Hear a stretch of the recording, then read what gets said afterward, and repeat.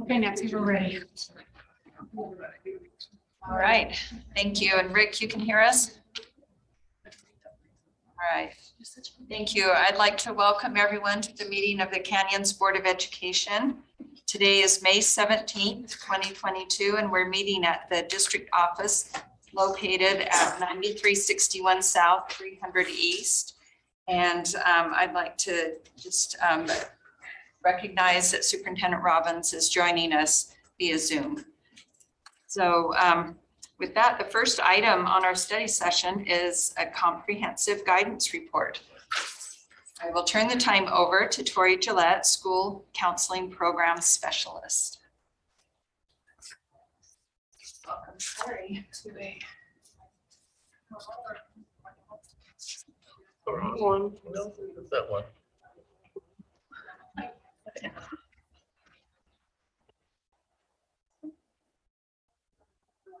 They look the same. They are the same. They're just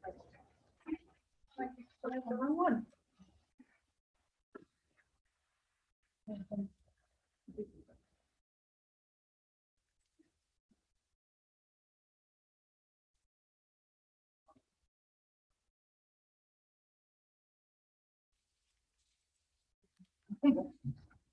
Thank you. Thank you, everyone. Good evening. I was just mentioning to most of that, it feels like we've gone through a lot this school year. It's been a long school year, and I can't believe that it's already almost over. Happy to be here and reporting to our annual report on the counseling program. So I want to go over with you. Brian and I met, and we wanted to talk a little bit about school counselor to student ratios. The school counseling program is in Utah code, and this is just a section of the code that talks about school counseling approved program. All of our secondary schools are.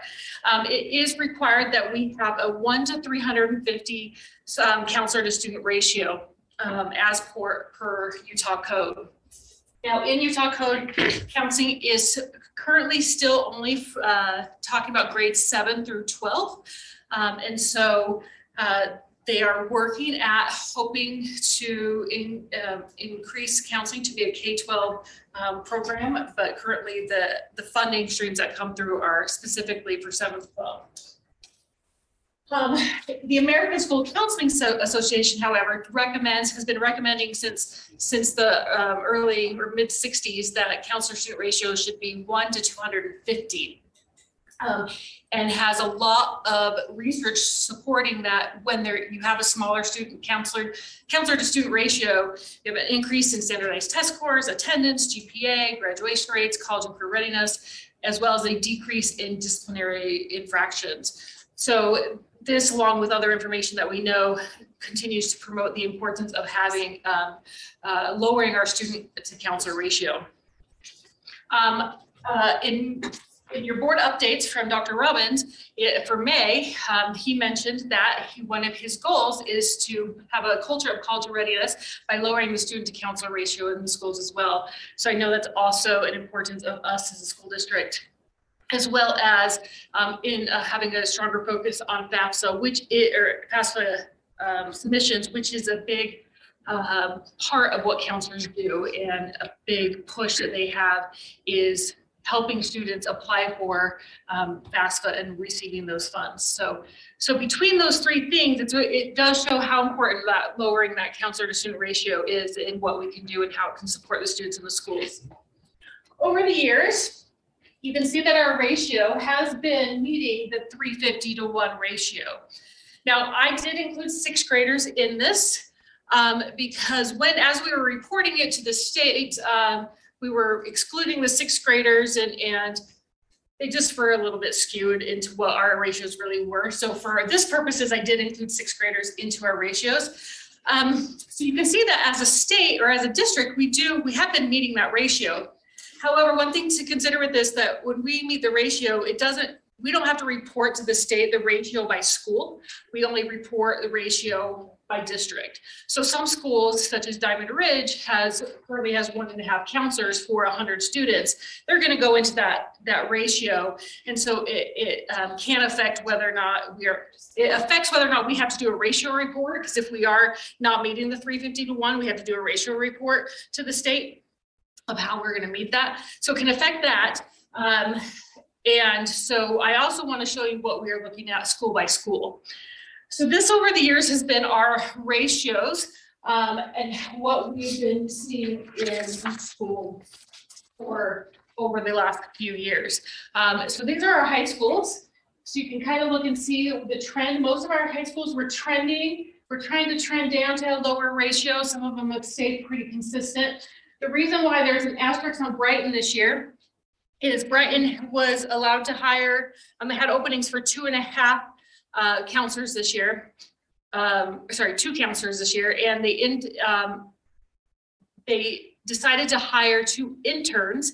So interns get paid half pay, but are there full time. So that improves their ratio to be a lower ratio, but there are interns that are going to be there as they're going to train them into hopefully hiring them for next year. As they interviewed, they felt like these 2 interns were their best candidates and who they wanted to train. So that's why that one's has that asterisk there for those. But the one that we've been working on over the last couple of years the most is our middle school ratios. So when we moved to 6-8, when we were 7-9, we moved to 6-8. That would have been before 2019. At the time, the WPU wasn't including the 6th graders into that ratio of how many counselors were assigned at every school. And so you guys so graciously, as well as superintendent and Leon, changed that formula so that we could include 6th graders into that ratio, so that we could have the 400-to-1, which is what WPU covers for our middle schools as well. And so that really helped, especially Draper Park at the time that was at 1,600 students and only having 3 counselors at the time. They were able to get that 4th counselor in 2021. So you're able to see a big decrease there.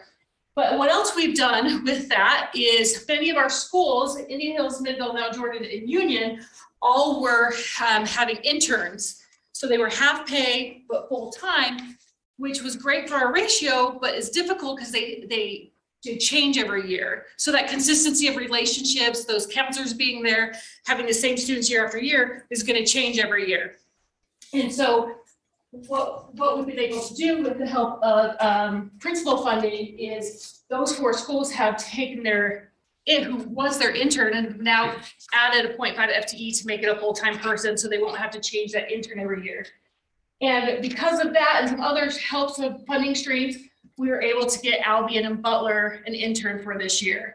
And so they were our last 2 schools that were at the really high ratio at those 450. Some years they've been super close, like 500-to-1. Next year they will both have interns that they work full hours for half pay. And so we're slowly but surely bringing these ratios down. The funding streams that we get the WPU, which is 400-to-1. That's what we get from state funding. And then we get school counseling program add-on funds that we get because we follow the state model. And every 6 years, our counselors have to go through a formal review process where they show evidence that they're following the state model. And because of that, we get extra funding from the state.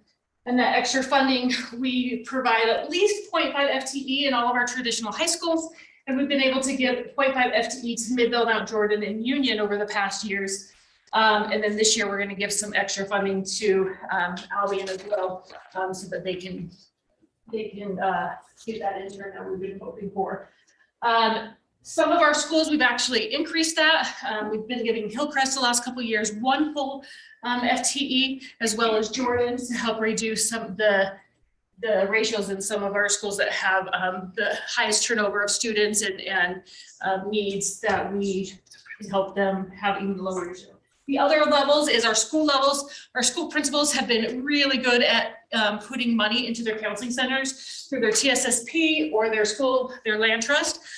Most of our high school principals are adding money into their school counseling program to increase supports there and reduce the ratio, as well as a lot of our middle school principals have done that as well. All of our schools have added that, and then we have grant funding for like Grow Your Own, which is a new grant that we have received over the last couple of years that we're going to continue to hopefully get, that helps out here or there a little bit. So that's where the funding streams are coming from. And we don't want to forget about our elementary schools, which 5 years ago we had no elementary counselors or social workers. Currently, all but 3 of our elementary schools will have a full-time counselor or social worker in their school next year, based on the FTE that we've given them, or the FTE plus principals adding into that money. So that's a huge support to have somebody there full-time. And the principals have been really grateful to have that staff. So we don't want to forget our elementary, even though they are not funded on the state level. We are doing our best to make sure that our elementaries have those same supports. So we're on a great trajectory. We want to keep going. Any questions about ratios, about funding streams? Yeah. Are the 6th graders part of the requirement for the 350 to 1? They're not. When I report. But the numbers you have in there included the 6th graders. Yes. If you took the 6th graders out, what would the ratios look like? They're fairly similar, because what I usually do when I report to the state, I take the 6th graders out, but I also take out a counselor or a third of their counseling team. So I take out a third of the students, I take out a third of their counseling. So if they have 3, I take out 1. The 6th graders consume as much counseling time as the other 2 grades. What they don't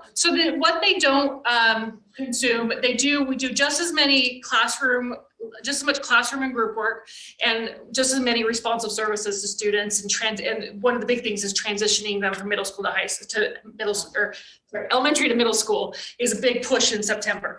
What they don't consume is they are not required to get a college and career readiness meeting, a plan for college and career readiness meeting. So whereas all the 7th graders and 8th graders, we take a lot of time doing that, the 6th graders don't. That's not a requirement. So, but still, we add a lot of transition time, which takes that time that we would normally do PCCR. So I would say it's equal, if not more, in some areas. Kind of Kentucky windy, John. Yeah. So, yeah. So with the federal funding stopping back, our thing is, how much is that going to affect in the next couple of years, within the 2 years when all the federal dollars start drying up? Personally, I'm not 100% sure. I don't know if Brian wants to speak to that. I know some schools have been using their TSSP and their land trust, so I don't know that part of it. I don't know. That's probably We're dry up. talking ESSER funding, which is Mostly. going away. And looking at our data right now in terms of who we've hired with that, we've got 5 nurses, 3 social workers, and 2 intervention mentors that are all being paid through that funding source right now. So it's not going to affect the counselors then. Not counselors per se, but my department, yes. And the social workers might be elementary social workers, which will affect the elementaries. Because in elementary, we do a counselor or a social worker, because both licenses can do the model that we're asking them to do. So it could affect our elementaries, definitely. Which is why I had a side conversation with Representative Eliason. What are we doing about this ESSER loss? All districts are being impacted by it. So it's high on his radar, but he's got to get others behind him too. So Sounds like you'd always just make them intern to give them half the amount of money. yeah, except I don't think that's going to work. consistency over time in the relationship realm, because you got people switching in and out. Kind of problems. Yeah. Then I want to add, any other questions? I just want to introduce Melissa. I think most of you probably know that I'm leaving. I've resigned my position, and I just took a job with Murray High School as an administrative intern.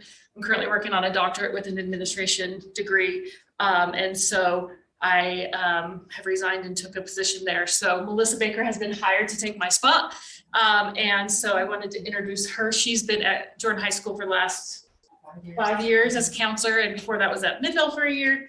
been out Jordan for three years, so has had that middle school and high school level, but I'm gonna put a face to the name and let her see all of you as she will be coming up to give you your annual reports every year. And So so excited. And amazingly beautiful big shoes to fill. So, Yeah, she's awesome. She's amazing. Yes. All right, thank you. Yeah. Thank you. Thanks for everything you've done.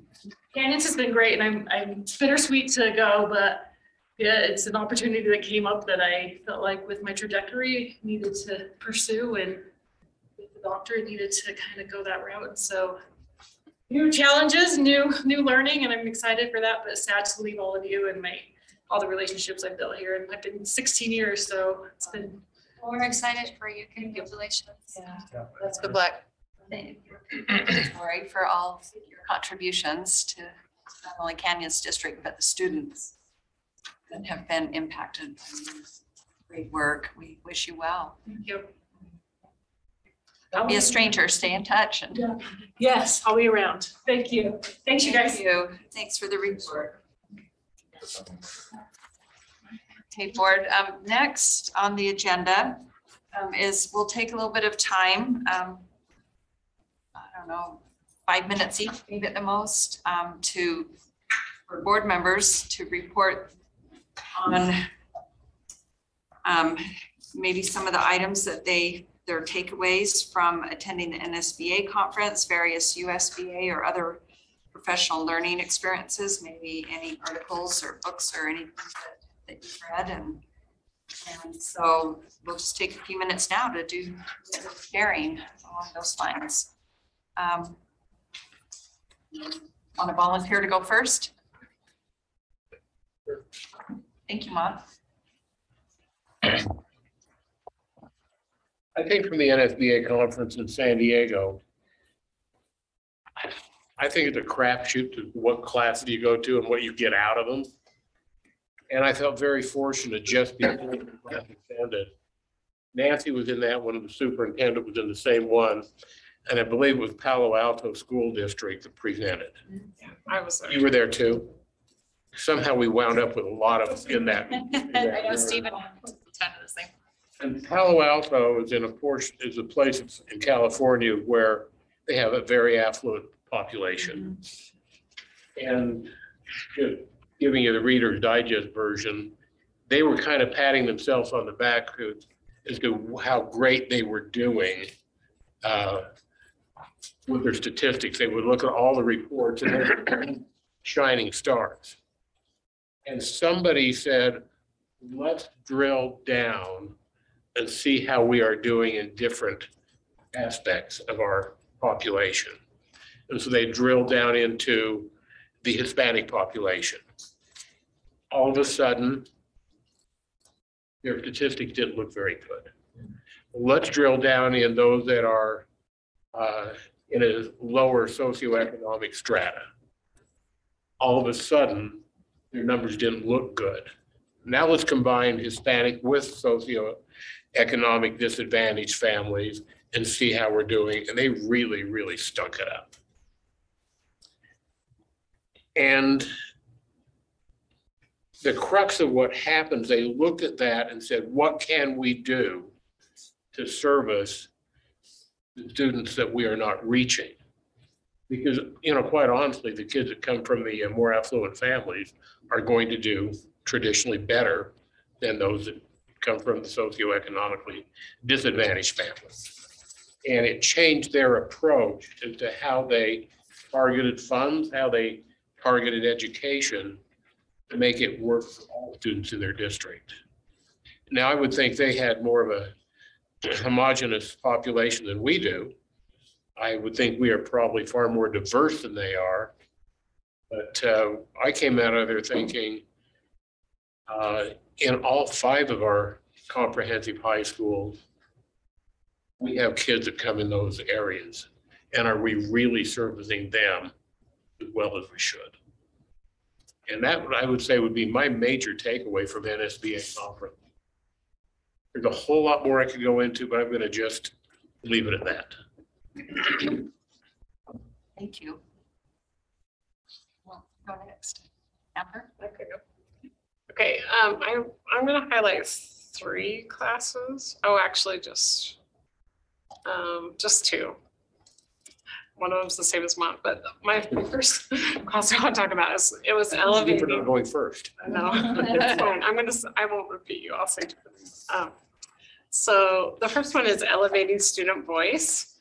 And this was put on by actual high school students from Washington State.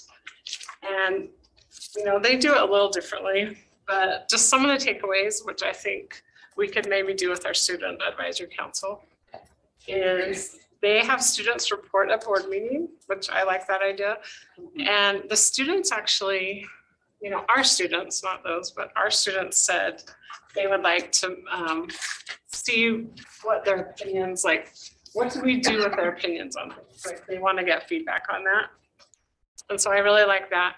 They also have their students, they have them involved in advocacy at the legislature, which I thought was really interesting. Like, they have create or expand opportunities for student representatives to advocate at the legislature. And I thought they seemed like they really enjoyed that. So I thought we could maybe talk about that. Another thing they said is mentoring students. So like assign a board member to students and for us to mentor them. I like that idea. Then another thing they did, because they're actually voted on district-wide. So district-wide, these students are voted on.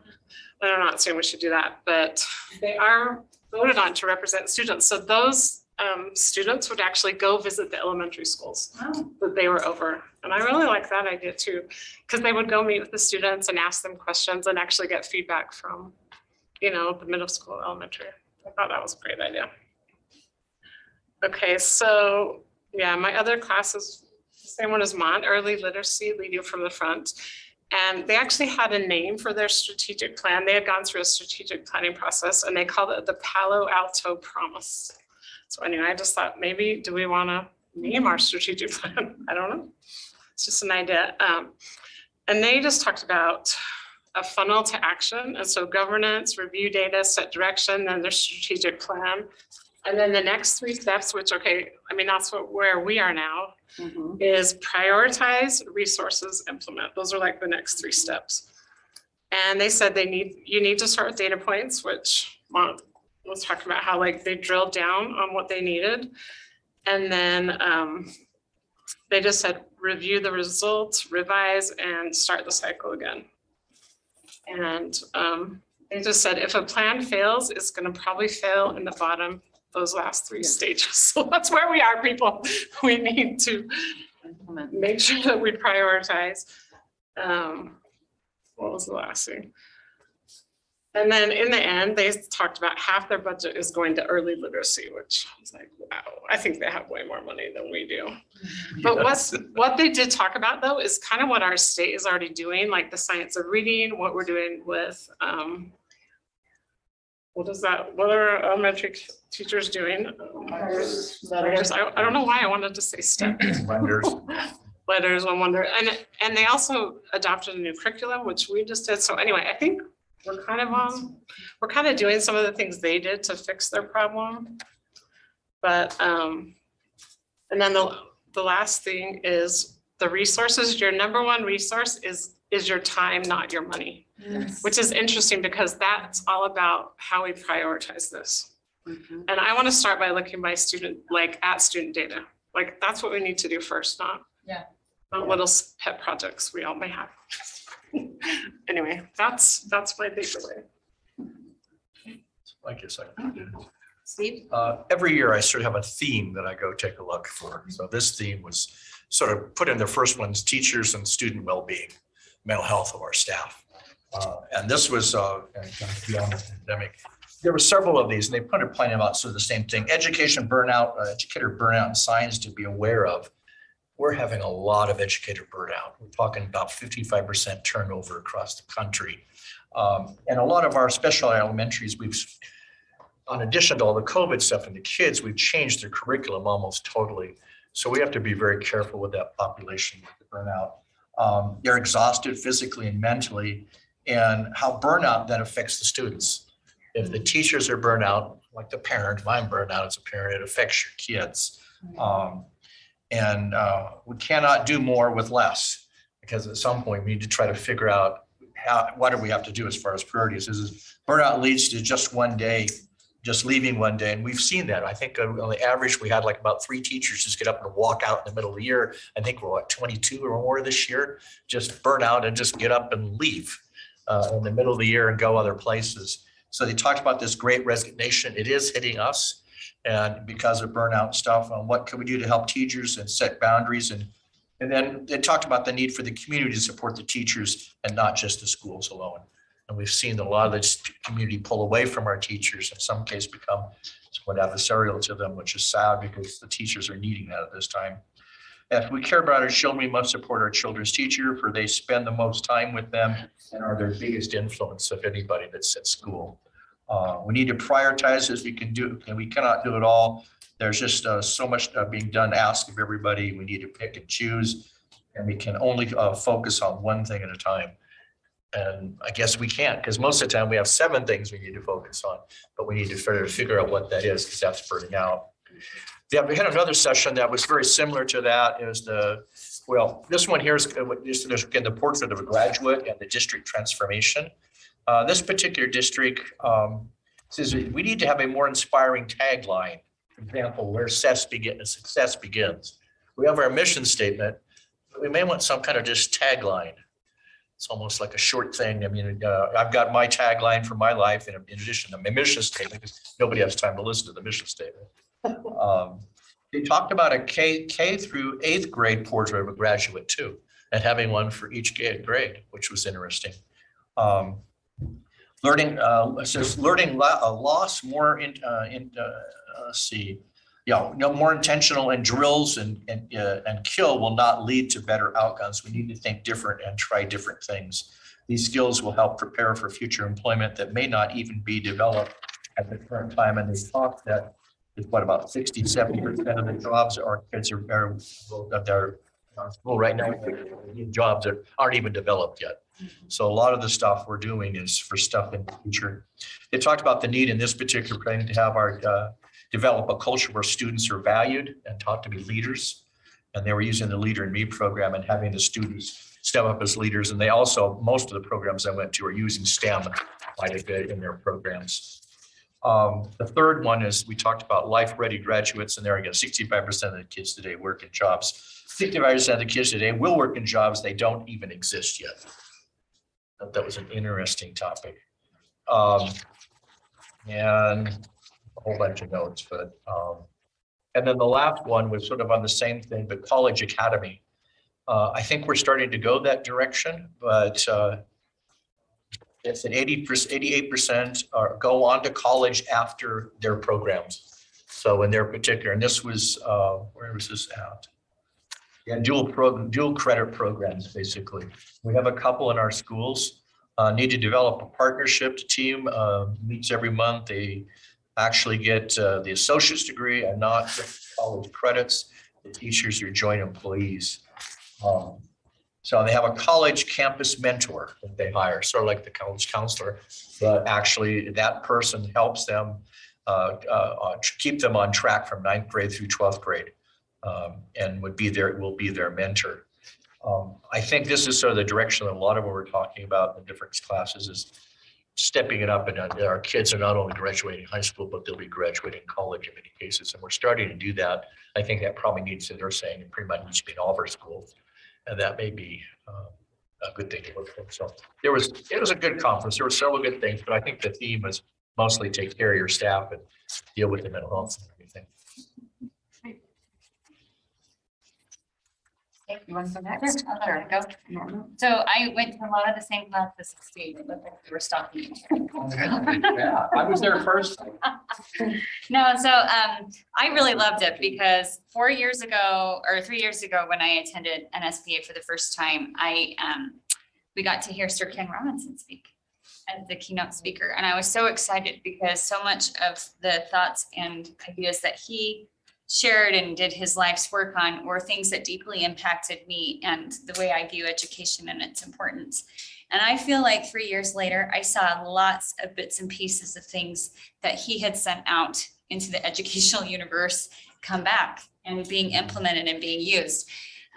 Namely, there was a lot of discussion about 21st century learning, whole learning, deeper learning, about developing skills and mindsets in children that, for just like what Steve was talking about, are going to take jobs that don't even currently exist, but that they know how to adapt and change to what's coming. One of the things they talked about, kind of like Steve mentioned, was drill and kill really doesn't work. That hands-on learning is very important, and that we allow our teachers to have a little bit of breathing room, and that really contributes to lessening the teacher burnout too, allowing them some breathing room in how they teach creatively. This district in particular that presented, they are strong believers in having hands-on STEM learning every single week, project-based learning every single week. And they said, you know, project-based learning is happening in pockets throughout your district, but is it consistent everywhere? And it needs to become systemic. And that really made an impact on me, because I have seen great project-based learning, STEM learning happening, like he said, in pockets. The goal is for it to really become consistent across the board. They actually had an outline for how they were going to accomplish STEAM learning at different levels. And the way that they did this, they did K through 2, that students will use engineering design. This is for their STEAM. They'll use engineering design principles to solve problems using introductory coding, math, science, and technology. And they gave specific mention of what tools they'll use: Lego, Sphero, Ozobots, block coding, iPads, and green screen. You know, then 3 through 5, they adapt it, 6 through 8, and 9 through 12. It was really specific and really awesome. And one of the things that they did in several of their schools is they took their computer labs, which, you know, in some ways are kind of outdated need. And they said, we're going to turn these into STEAM labs and actually have opportunities for them to use this. And some of the pictures that they had on the screen were amazing, where they were doing animation, robotics, all sorts of different things. And they would reach out to the local industry and say, what kind of things do you want these students to be learning? Some of them actually sponsored some of the STEM labs, and they were accomplishing some really cool things.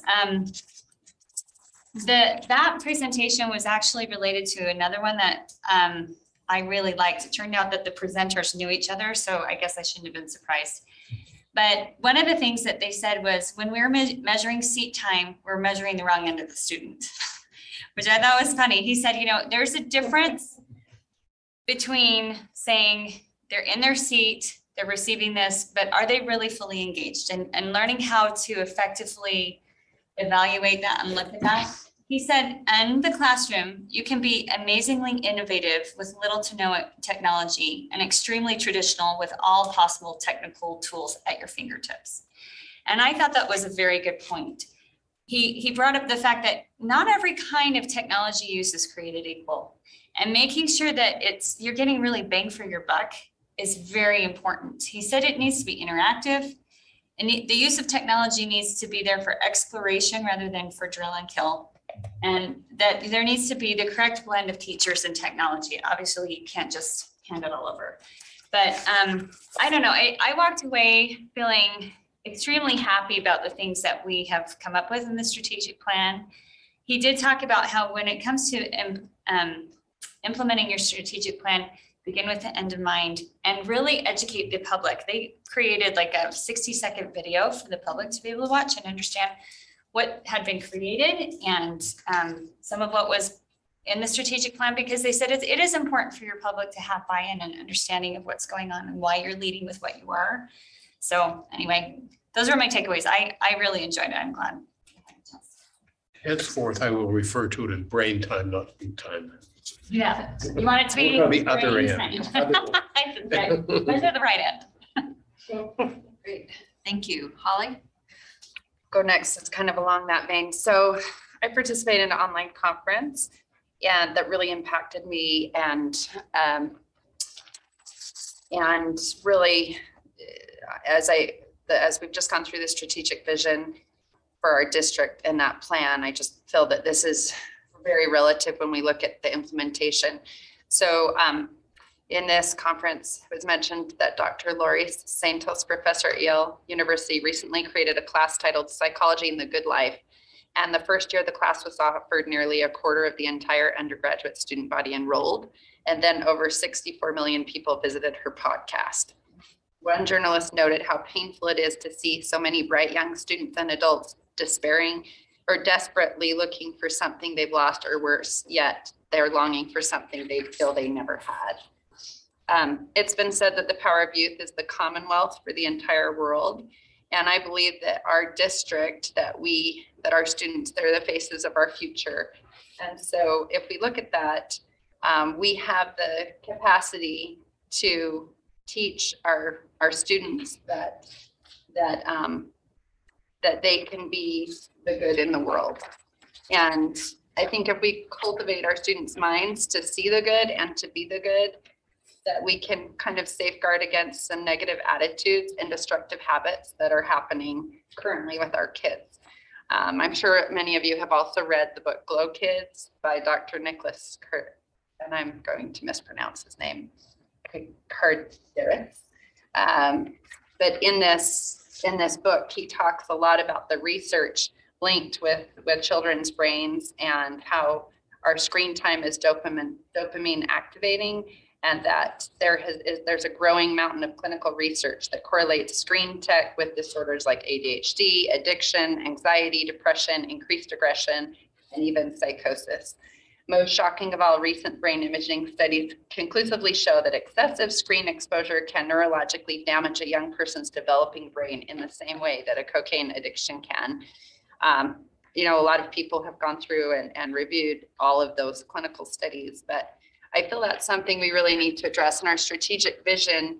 We talked a lot about access to high quality learning and how it is hands-on, that we're learning inside and outside, and that we're collaborative, and that we're cross curriculum, and we're integrating the arts, and that we're very interactive. I think that as a district, we need to, when we look at implementation, we need to be very judicious and selective about the screen time in our classrooms and how much we're assigning of it in homework. And I know the higher up our children are getting in their educational experience, middle and high, that's increasing. We've talked this year about our increased absences, and we know there's been the moratorium set by state legislators because of COVID, and that we've talked about there isn't teeth in our policies, but also we need to recognize that a large contributing factor to increased absences is actually the addition of Chromebooks, where students feel that they're going to have the same experience at home on their dining room table on their Chromebook than if they were in class.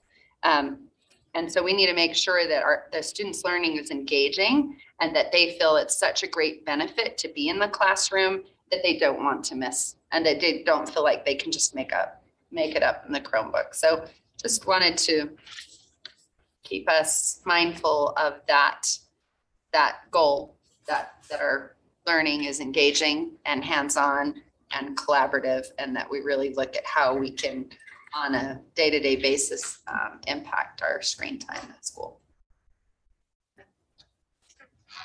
Let's see. Let me give Leon and Dan and Rick an opportunity if you have anything you'd like to share. Yeah, thank you. I always like going, the times I've been able to attend the NSBA conference, always like going, always like collaborating with each of you there. So enjoy our time there together. Couple of sessions I went to, I really liked one on legal and board meetings. And it's nice to go to these because you understand the issues sometimes we face here and locally or in the state, or not just us, it's nationally. And I've listened to other board members. I feel like our board meetings are really well run. Certainly respect our patrons attend and contribute and are very respectful as well. So I commend our board for the way they run their meetings, as I've heard from others, sometimes problematic in other parts of the country. Also attended a session on legal, some of the same issues we're facing, teacher burnout, special ed, the whole whole gamut of issues out there. So it's nice to know that we're not alone. I think the last thing, I don't know about you guys, but I really enjoyed the last speaker. It would have been Monday. Yes. The homeless to Harvard story was just amazing. And how so many people helped her with little things to get to where she is. I was just so inspired by that. So my wife, there's finally a Hallmark movie we're gonna watch together.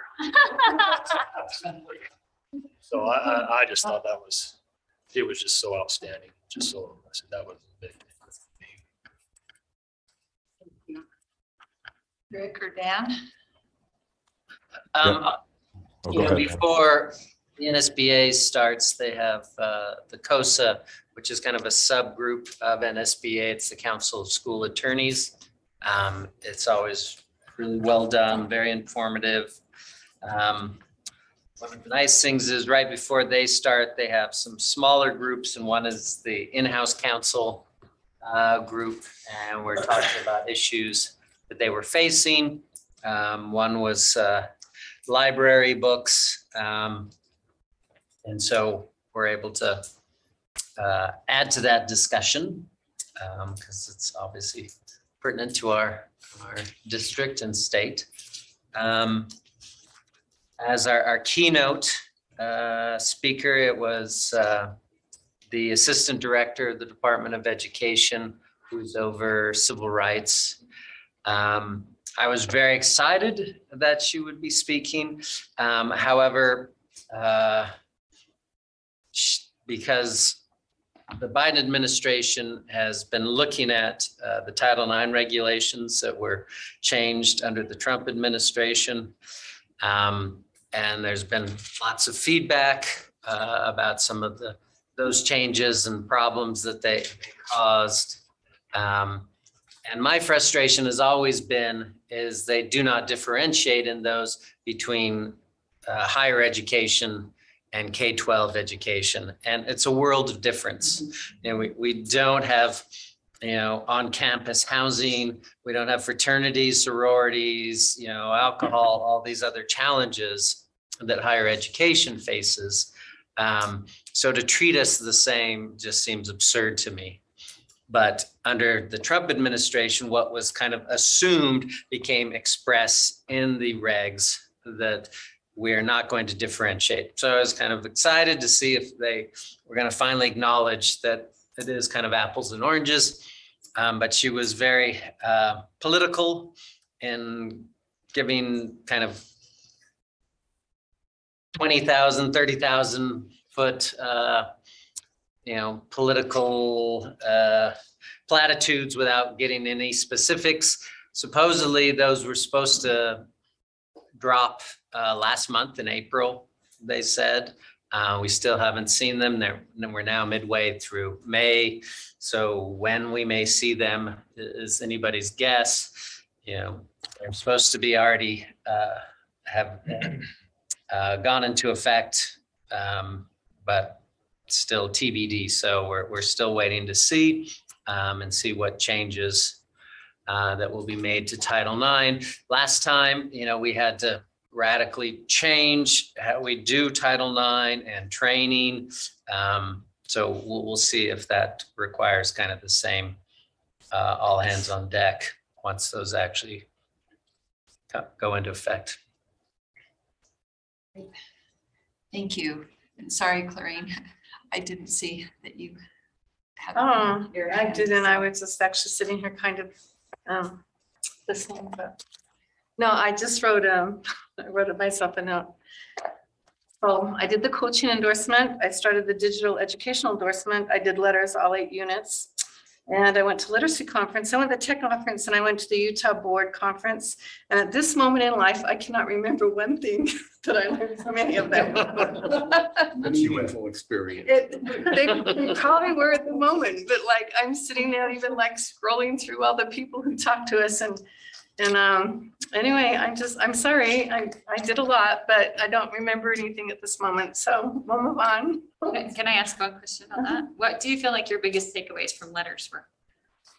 I hated 1 through 4 unit. I didn't feel like we are I don't feel like we're speech therapists and that teachers shouldn't be speech therapists. Although they're saying and promoting the fact that we need to know how students say the sounds and how they make the sounds so we can help them with the sounds. So I just didn't feel like, unless we want every elementary teacher to be a speech therapist, that's really pretty difficult, especially when you have 32 kids in your class. But units 5 through 8 were really, I could put them into work the minute that I read them. And so they were about the writing and the spelling and the comprehension, and they gave us really great hands-on-hands, one-on-one ideas for those students. And also the lady who's doing the presenting now is a much greater presenter when you do the all-day conference with them over Zoom. She's really has a lot of great background knowledge and has done letters. She started letters, I think she said 6 to 8 years ago in the universities. And so that's been helpful. So I just want to encourage teachers to keep trying, because 5 through 8 is really meaningful and helpful in the classroom. Thanks for the question. Thank you. Rick, did you have anything?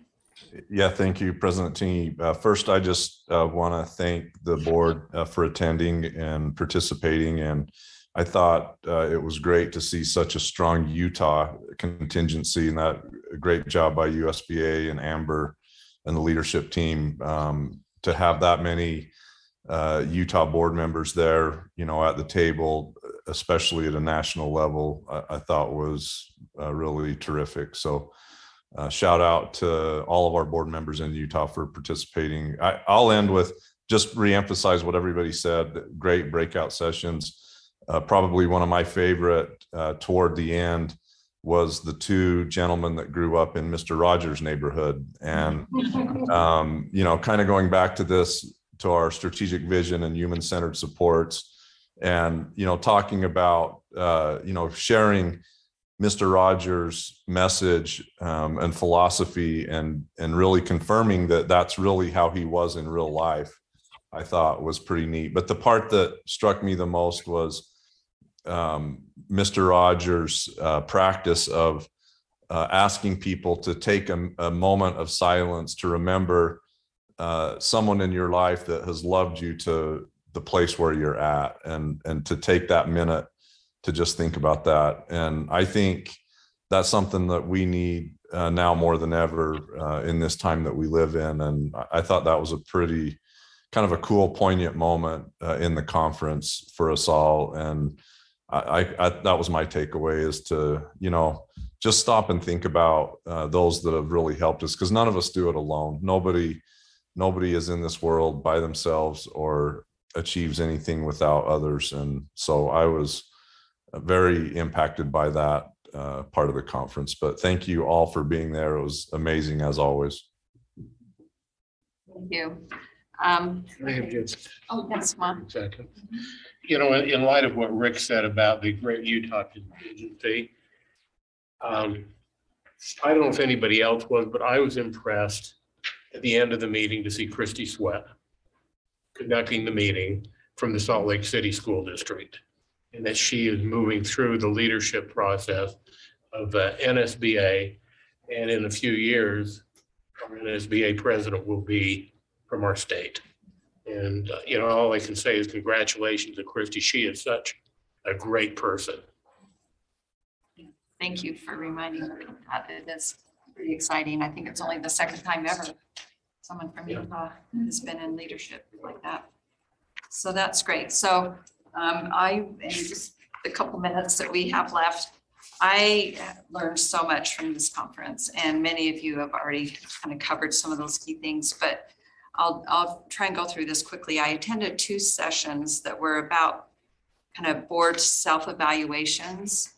And I know that's something that we've talked about doing off and on, and I'd really like to kind of pursue that idea a little bit. They gave some really good hints and helps about how to do that, even shared their self-evaluation tool. And I know USBA has one as well. If you need somebody to support you on that, to get it on the agenda, I'll do that. Well, I've seen heads nod, and I know we've all kind of at different times talked about it. So if you'd like, maybe we could spend some time at the roundtable discussing a process of what we think would work for that. But in that one, I wanted, there was something that they shared that really stood out to me, and that is a board is a group of people with good ideas. A governing mindset is less about being the one with the good idea and more about being willing to support the good idea. And I thought that was a good description of board work. And and then also another quote, leaders influence the group, but they also learn from it. Joint learning is what happens in effective change processes. And I appreciate this discussion because it just shows how all of us are seeking to learn as well as seeking and working on good ideas. Another class that I went to is called Insight into Career Immersion and Mentoring by Incubating Innovation. I mean, that's a mouthful, but it's a smaller district, 3,000 students in Pewaukee, Wisconsin, which is outside of Milwaukee. I'm sure there's history to those names somehow, but they didn't go into that. But it's a smaller district, but they started this program for all students, and it wasn't just, it's more than at CPE programs. Yes, that was part of it, but in the last 6 years, the program has grown from 1 course strand to 9, and from 13 business partners to 61. Wow. And from 27 mentors, so kind of that one-on-one mentor idea with students in the program, to 160 plus mentors. And all students in the program, as they exit the program, will receive a marketable certification. And they also have a scaffolded portrait of a graduate for each of the early elementary, later elementary, middle, and high school levels. And then, but they talked about a phrase that I hadn't heard. Really, maybe I've heard it, but it sunk in a little bit more, about student agency is at the center of a future ready student. And I thought, that's something that I think would be worth kind of contemplating and discussing. What does that mean and what would that look like? And then the other thing is every school has a maker space. So they just are really supporting and encouraging these innovative type things. Another one about self-evaluation on boards, about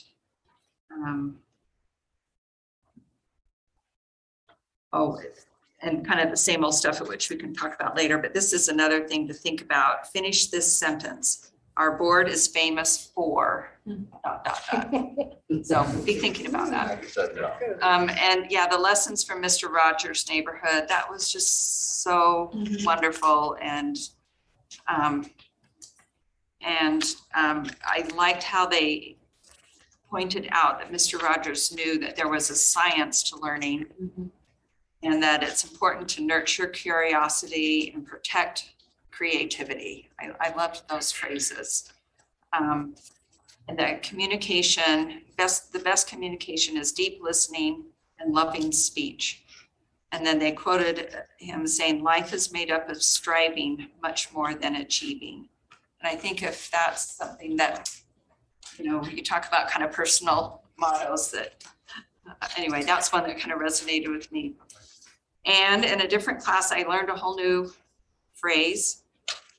I think you said pedagogy. So there's pedagogy, which is the teacher giving instruction, and pedagogy is along the lines of self-determined learning, and again, student agency type things. And I thought that's something maybe worth exploring. The school district of 36,000 students in Colorado, they talked about collaborating with the community and within the district and with staff and the board and all of this. And one of the things that stood out to me is they organized several years ago, and it's still going and as popular as ever, what they call a 5-star leadership academy. And they can have up to 60 parents that are part of the academy. The parents apply and are accepted each year.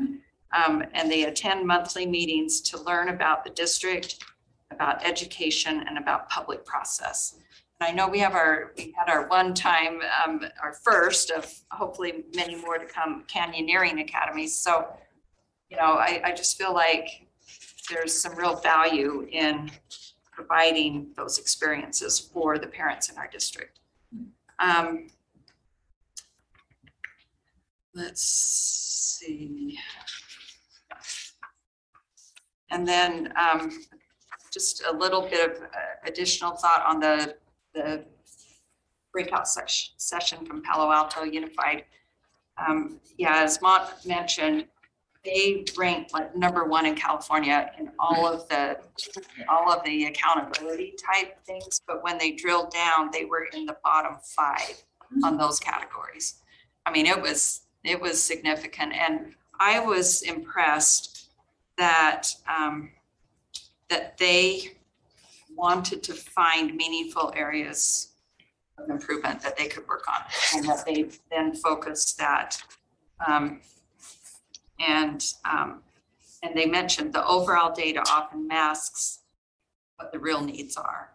And I feel like I like the way our school community councils, when they dive into data, I think they have that mindset that to not just look at the mask, but drill down a little bit.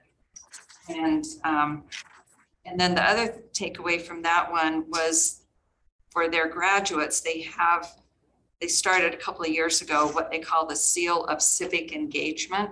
So it's kind of like the seal of biliteracy, only it's the seal of civic engagement. They didn't go into details exactly what you had to do to earn that, but I thought it was an interesting concept. So anyway, those are my takeaways. So any other questions or anyone have anything to add? Well, I just want to thank you all for the time and effort that you spend to be continually learning. It's really great. So that will conclude that item. Next item in our study session is updates for elective classes at Draper Park Middle School for the 22-23 year. And I believe Cindy Hansen is excused this evening, and Dr. Robert Dowdle will be presenting in her stead. So last Tuesday, I had the opportunity to be a substitute speaker for Dr. Robbins at the retirement banquet. What day was that? Thursday. About 20 years ago. It was Thursday. And today I'm a substitute presenter. I hope I didn't bungle the last one too bad. Sorry, Rick. I did do kind of an impression of you of sorts. You tried. You tried. That was actually really good. I'm sad I missed that. I was kind of feeling in a funk and I needed to do something to get the juices going, so I broke out of the mold. At 280 and 6'5", you're not. Back in high school? I knew where he was going as soon as he said blonde. I was like, I know what he's doing. Yeah. Well, and I'm a poor substitute for Cindy. If you remember Saturday Night Live from years ago, she's a much better kick and lunger than I will be. You know that skit, Tiny Hand Woman? She would rather be here than what she's dealing with tonight. She's home feeling rather down. She's sick. So the presentation today is about Draper Park Middle School and updates on the elective options, hopefully for next year. And the overview of this presentation she put together was to provide the overview of the elective choices from Draper Park Middle School teachers.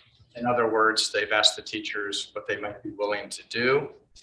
Secondly, to provide an overview of additional options for review beyond first bullet, and then to provide an overview of logistics. So when asking the teachers what they might be willing to do, I think the first thing we have to note is that they're a little bit hesitant to commit until they know the bell schedule. Because we're talking about potential before school options and after school options, and family considerations do come into play when they think about that. The robotics teacher, and I don't know these people well, so I don't know if she's, he's, so I'm trying to avoid those. The robotics teacher said that after school would work for a robotics program. The manufacturing and tech teacher said after school. The coding teacher said maybe. In other words, interested in doing it, but let's find out what the time schedule is before I commit. Same thing with the fax teacher. And in fax, if you remember in middle school, it's kind of a blended class where they do cooking in one semester and they do sewing in another along with other activities. So those kinds of classes would be considered. PE, possible. That would be let me see, it was a team sports and a conditioning type of course that that person is thinking of. I have a question for you. So in these electives that are supposed to be happening before school or after school, why can we not have some of the core classes before school and after school? So the answer is yes. So it's going to be a similar kind of question to which core teachers can and are willing to do it. But in that case, it could take on a couple of different looks. One would be staggering what the teacher did. In other words, teaches 0 through 5. They're on 6 period there, right? 0 through 5 or 1 through 7. Or do an extended 7th grade authorization where they teach the whole day and one on either end.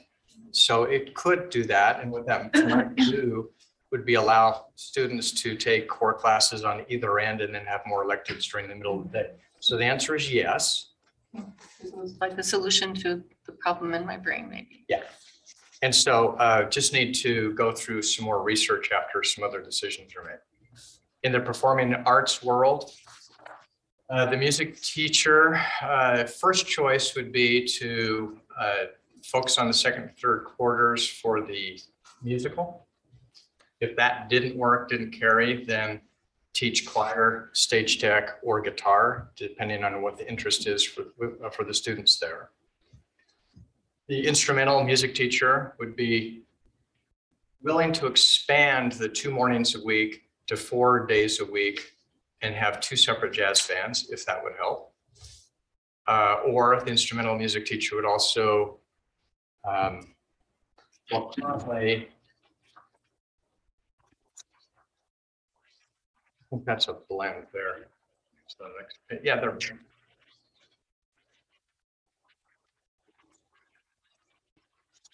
So there was some other courses in there that were, is it about guitar? It's on the second bullet. Oh, there it is. Okay, in guitar. I just didn't finish reading that, sorry.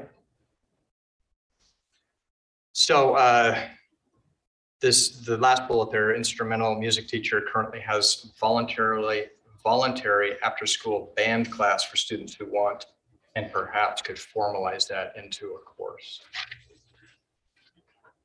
Additional options. So if the Draper Park middle school teachers declined or couldn't teach, then another possibility would be to extend the offer to other teachers in the nearby schools that would have the endorsements to do so, to maybe do some offerings as well. Or we could go a different, instead of courses, go to a different type of solution or part of the blend with enrichment extensions. And the second bullet talks about being held 2 or 3 times a week. The next bullet, 2 to 3 weeks long. There's all kinds of variations you could do with the enrichment extensions. The next bullet talks about the pay for teachers. It could be a stipend if you're doing enrichment extensions, and before, when we're talking about classes, it could be seventh period authorizations or staggering their courses during the day.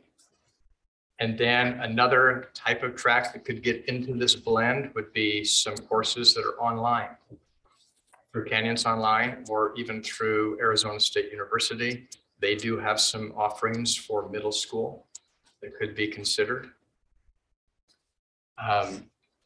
And they could be done potentially synchronously or asynchronously, depending on what course it is.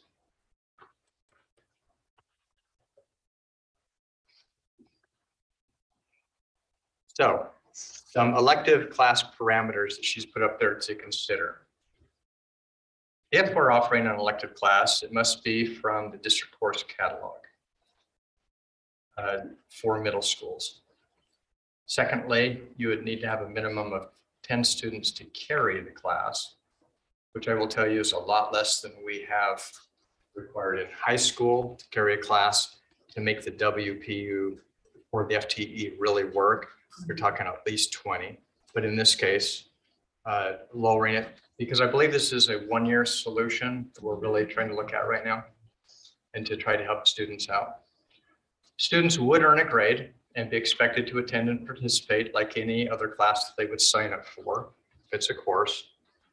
And substitutes would be a consideration. If the teacher for some reason can't be there, then we'd have to find subs, which I think is going to be, timing will matter if it's a 0 hour, right? When the substitute office know. And then transportation issues could come into play potentially. We then we look at some of the logistics. So funding is something that when I was speaking with Rick earlier, could be taken from ESSER money for this next year. But it potentially could be a substantial amount of money depending on how many courses carried. And then communication plan is going to be very important because the school, once the decision is made that we're going to do this and the time schedule, bell schedule is solidified, then they want to really jump on this to try to get the information out to parents and students and staff and try to put this all together. So timing matters and communication plan will be important. On the registration, the details of this process need to be determined and completed as soon as possible. And it's really based on the variables that I just talked about. Recruitment, I think there's recruitment on two ends here, the teaching staff and also students, hopefully to get them excited to take it because it is new and it does take them outside of the school day. Schedules, establish classroom locations and the hours of the class. Once again, we talked about substitutes and transportation. So this is where I'm probably a lot less adequate than I want to be, but I am very happy to answer what I can. And Rick is here to help me, right? Rick, your lifeline? You got it. Okay. Okay, it looks like we have a few questions. Let's do Amber, Lorraine, and then Molly.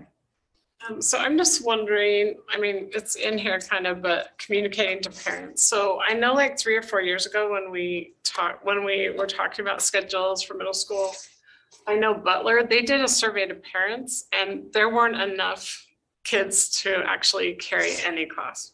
And I know it's different, but I just think it's really important we survey parents first because before we do all this other work, because we need to see what they want. So that's just my input, not really a question, just reminding of what happened a few years ago. So. Maybe next. Okay, so I have some statements to make and then some questions. Actually questions first, I guess. So is the registration already done for that school? Yes. And so this is having kids register for something before or after that we don't even know what they're going to be registering for. At this very minute, that is the answer is yes, but that should solidify fairly quickly. So If, is the FTE allocation for 6 periods more or less than the FTE allocation for 7 periods? I'm going somewhere with this, just so you know. So FTE allocation for 6 periods, how many teachers do we have, or how many FTEs do we have? So Leon may want to help me on this, but the allocation for FTE is based upon student count, not based upon periods in a day. Okay, so the FTE is going to be the same whether we have 6 periods or 7 periods. Okay, then, Roughly 60. okay, then the next question is, if you change the school from 6 periods to 7 periods, do you lose teachers? It shifts the composition of teachers. Are we shifting the composition of teachers if we're trying to put periods before and after school? No, because these are additional authorizations for borrowing from faculty from other schools that are nearby if they didn't want to. So it's an additional amount of money for additional teacher time. How much additional amount of money are we looking at giving them instead of making a vote to go to 7 periods and giving them the electives? So there's several parts to this answer. If you are staggering the school day with a teacher, there's no additional money for that teacher. And that is an option which I don't believe has been discussed, I think, with the teachers, but they still would need to know the times before they make a commitment.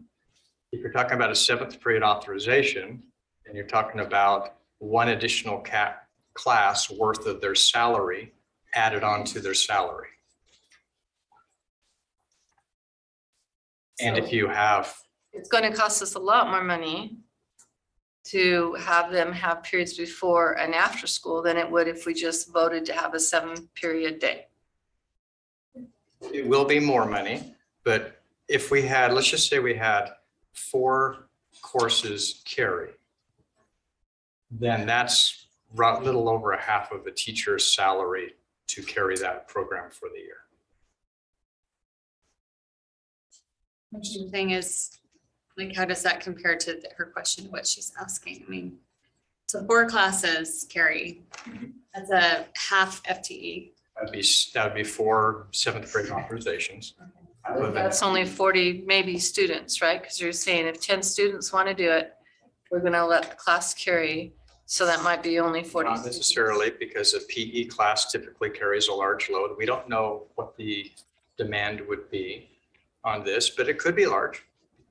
It could be full classes. We don't know at this point. So there's a lot of whole bunch of don't knows at this point for this whole There's a thing. whole lot of I don't knows. So Can is I there just more chime in? I knows if we voted to go 7 periods?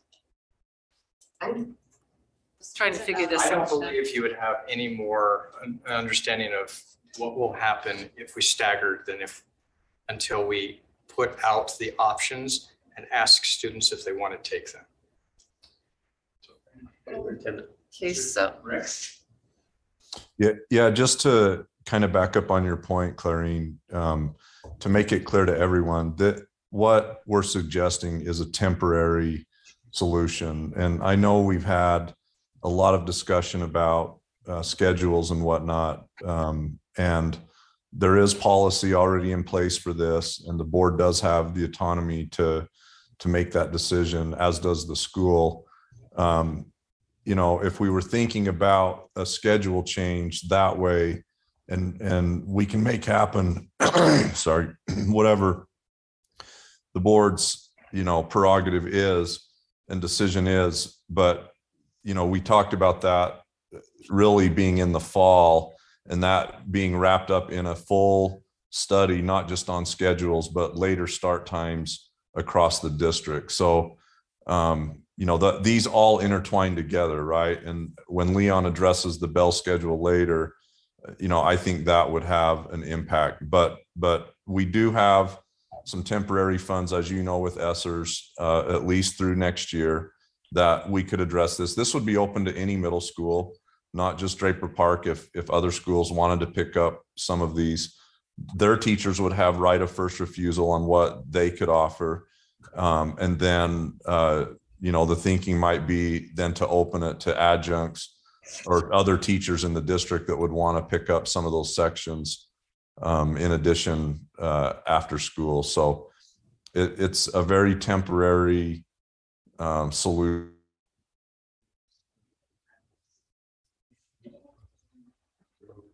Feels like a Temporary solution. Who was saying solution? I just kind of feel like it feels like a big Sorry, Band-Aid yeah, on a I'm moving. tourniquet. He's back. He's back. Okay, sorry. Anything else, Rick? Not on that point. Go ahead. Yeah.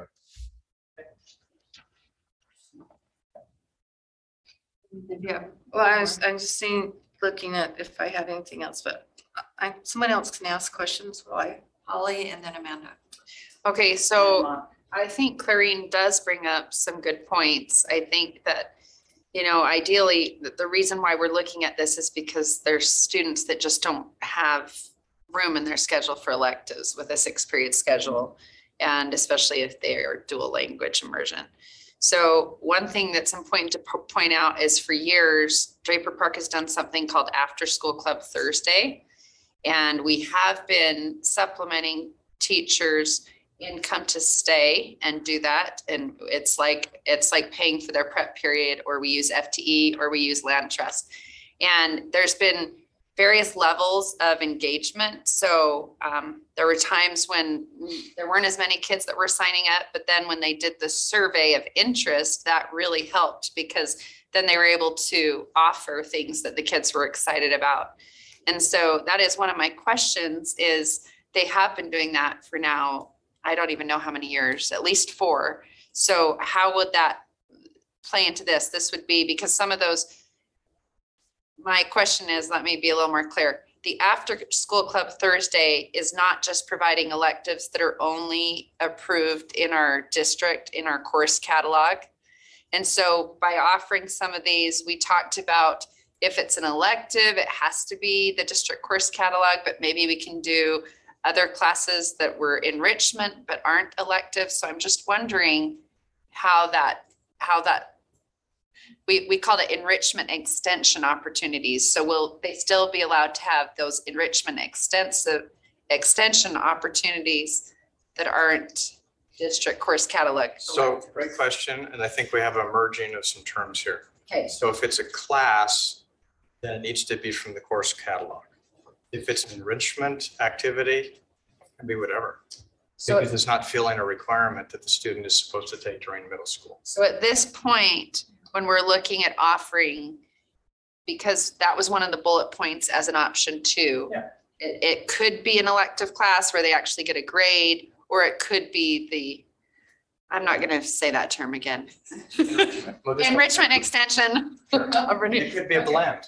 Can I just Okay. comment on that too, Holly, real quick? Yes. Just interject. Remember, to Bob's point, if we're offering courses, we may also be able to offer core courses. That's something that we've looked at as a possibility. But these would be courses that are graded. There's attendance, because it's filling a course requirement and compliance with state requirements. If we did that, and some of those could carry, obviously there could be transportation issues and other considerations. But if we were able to do that, potentially also with a staggered start and stop for teachers, then that may free up students' schedules during, the regular day for other electives. But I think, to his point, really separating out, we're talking about regular courses that carry credit, grades, attendance, expectations, versus enrichment that may be, to your point, 1 or 2 days a week or more supplementary.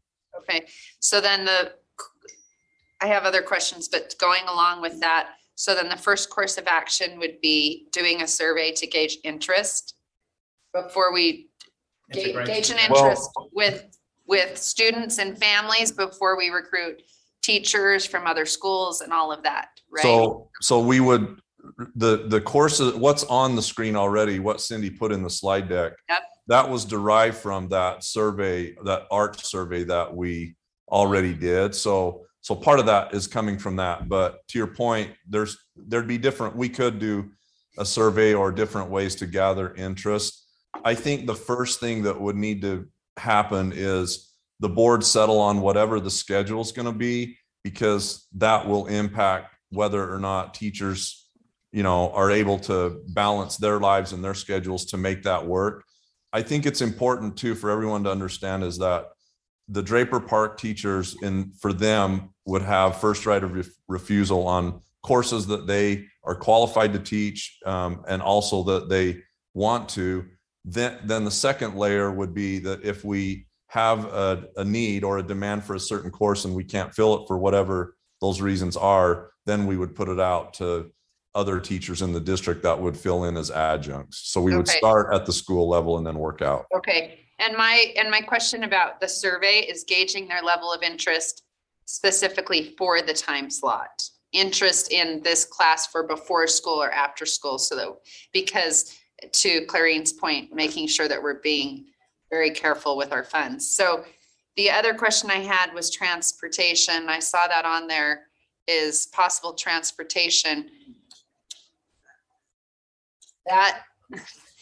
That when we're looking at trying to provide equitable access and transportation, what's that going to look like? Is that busing before and after? It's all the above. No question, that's a hurdle.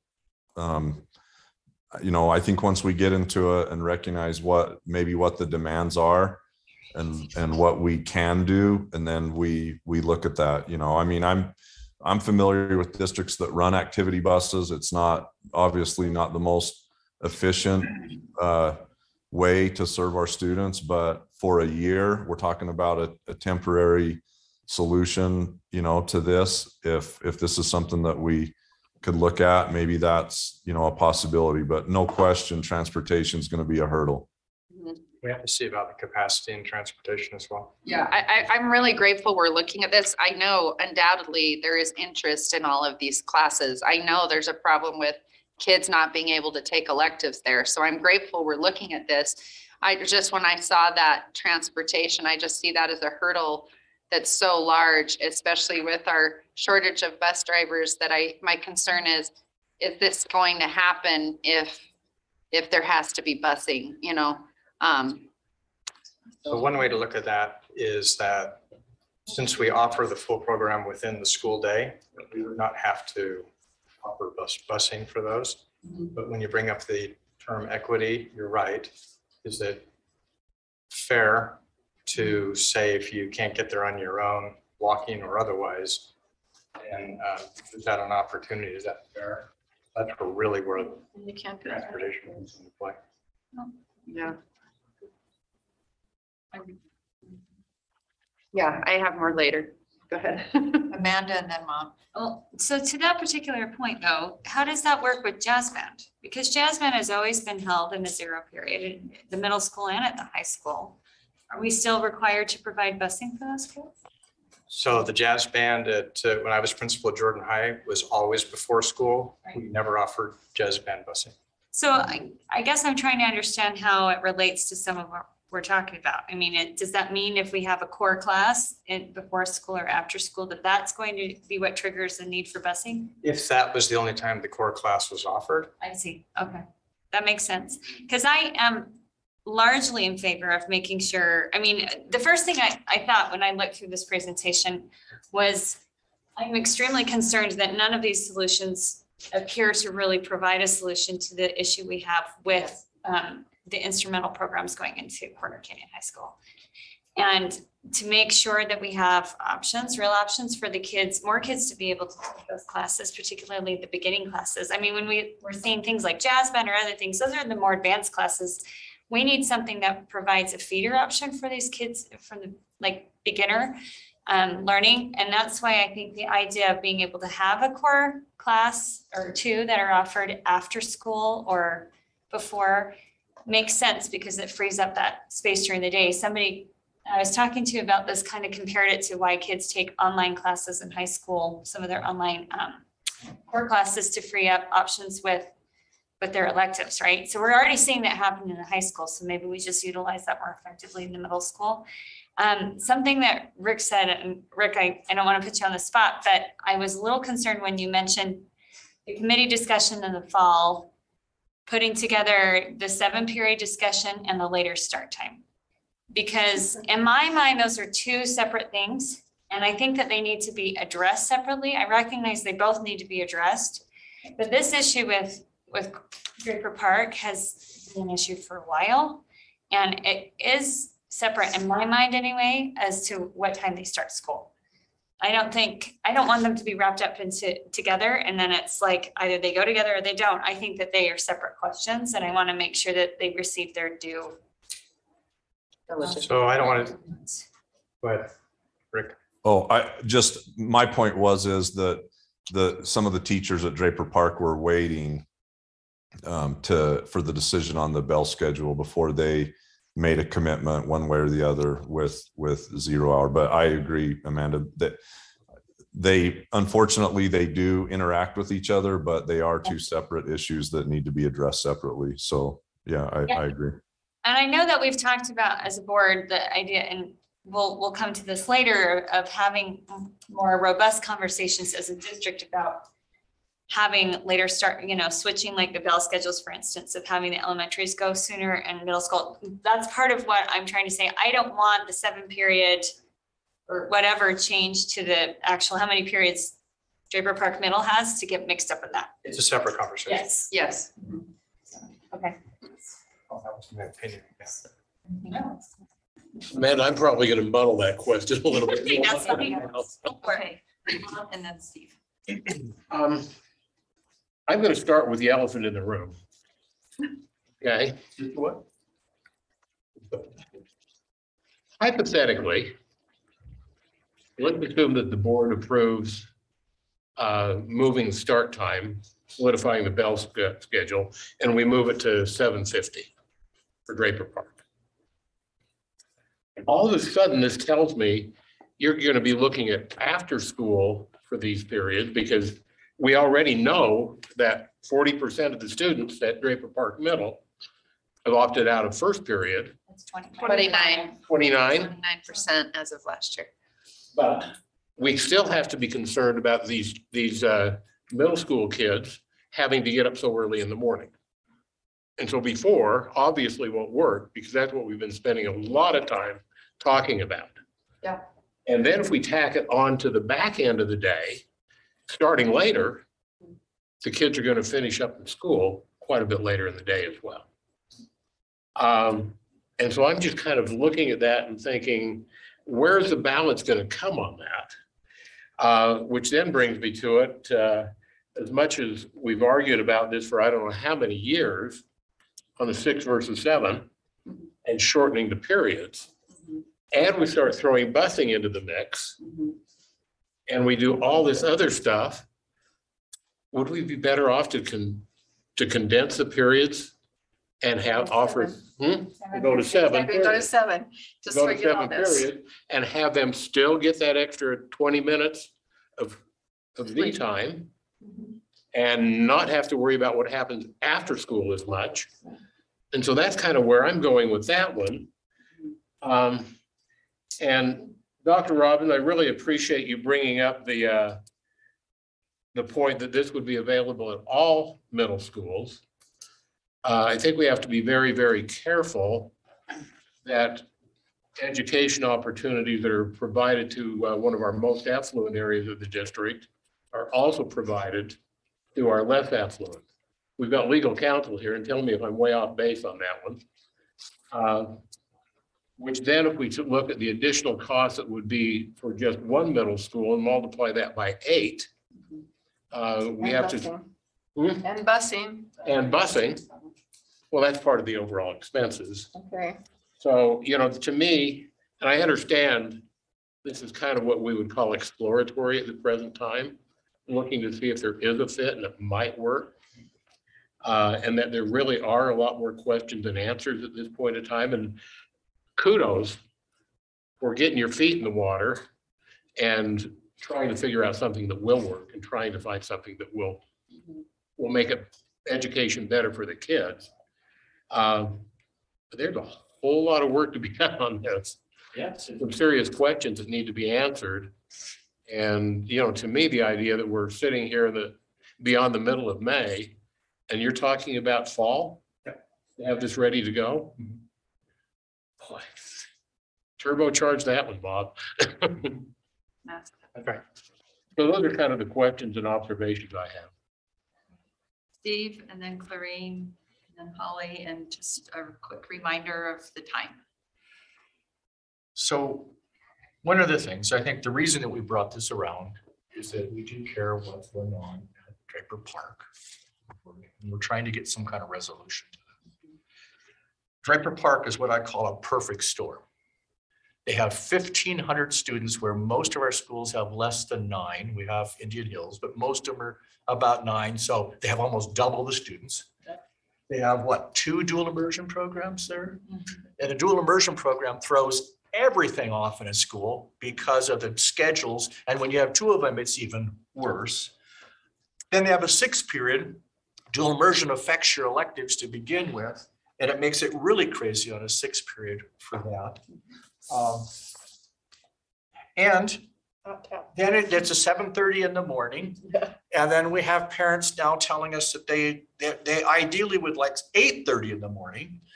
But we know as a board for next year, without doing an overall, the whole busing system and trying to figure out what's going on, 8:30 is just, we can't do it. It's just not feasible.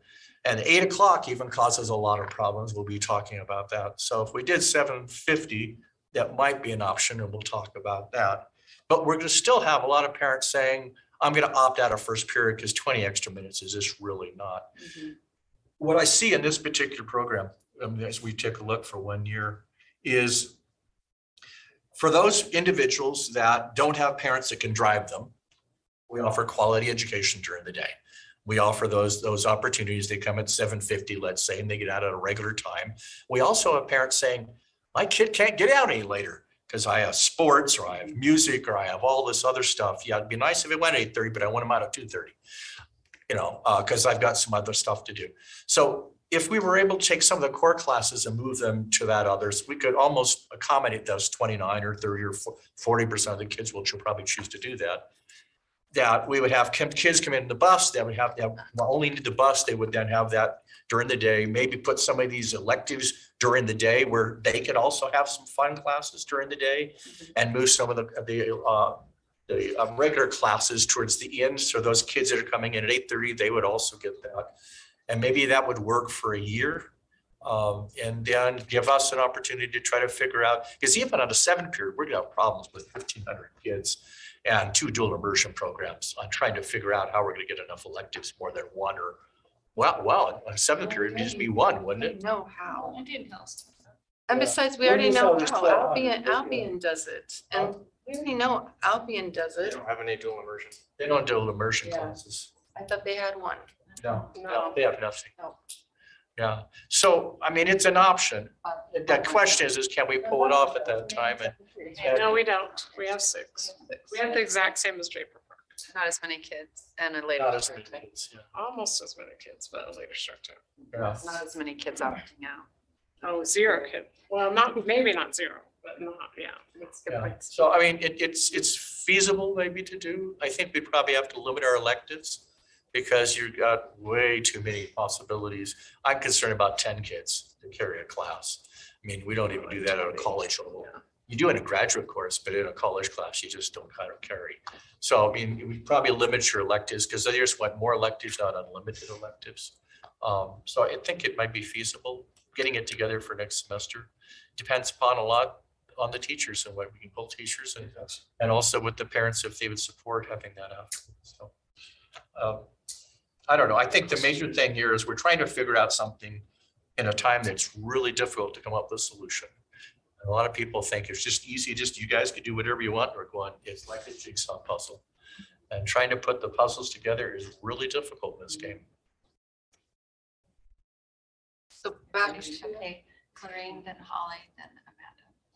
So back to, you told me the registration's already done, but then you said something about if you do this, then teachers will have to slot in, like decide if they're gonna do 1 through 7 or 0 through 6 or 2 through whatever.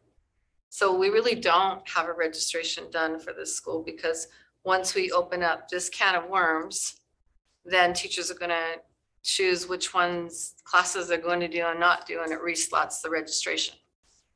Am I wrong? It will affect the board, but I don't think it will affect the majority of what the board's been built so far. I don't think there's going to be that many elected. Students already chose their classes? Oh, yeah, and they're already This is pretty- placed.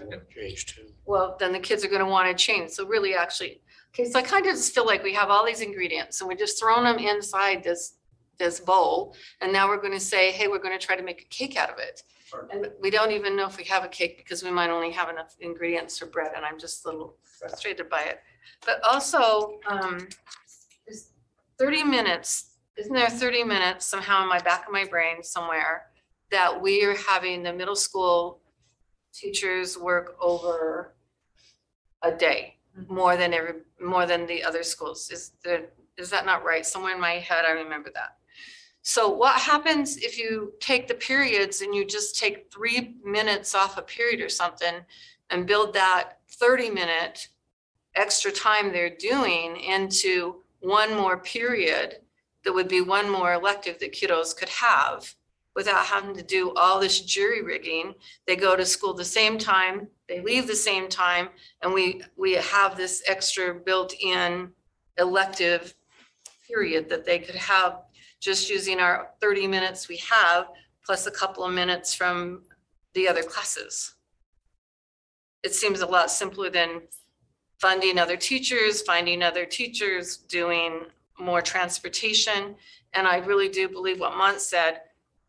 There's other schools who are going to go, hey, if they can do that, we want to do that. And this is not equitable. And this is about the same thing about time and having kids start school the same time in middle school. Now we're going to have this other big, huge explosion, I really do believe, of people coming and saying, you did that for them. And I don't want to do the them, but it's going to be them and not for any of us, you know? And so I don't even necessarily want to go down this road.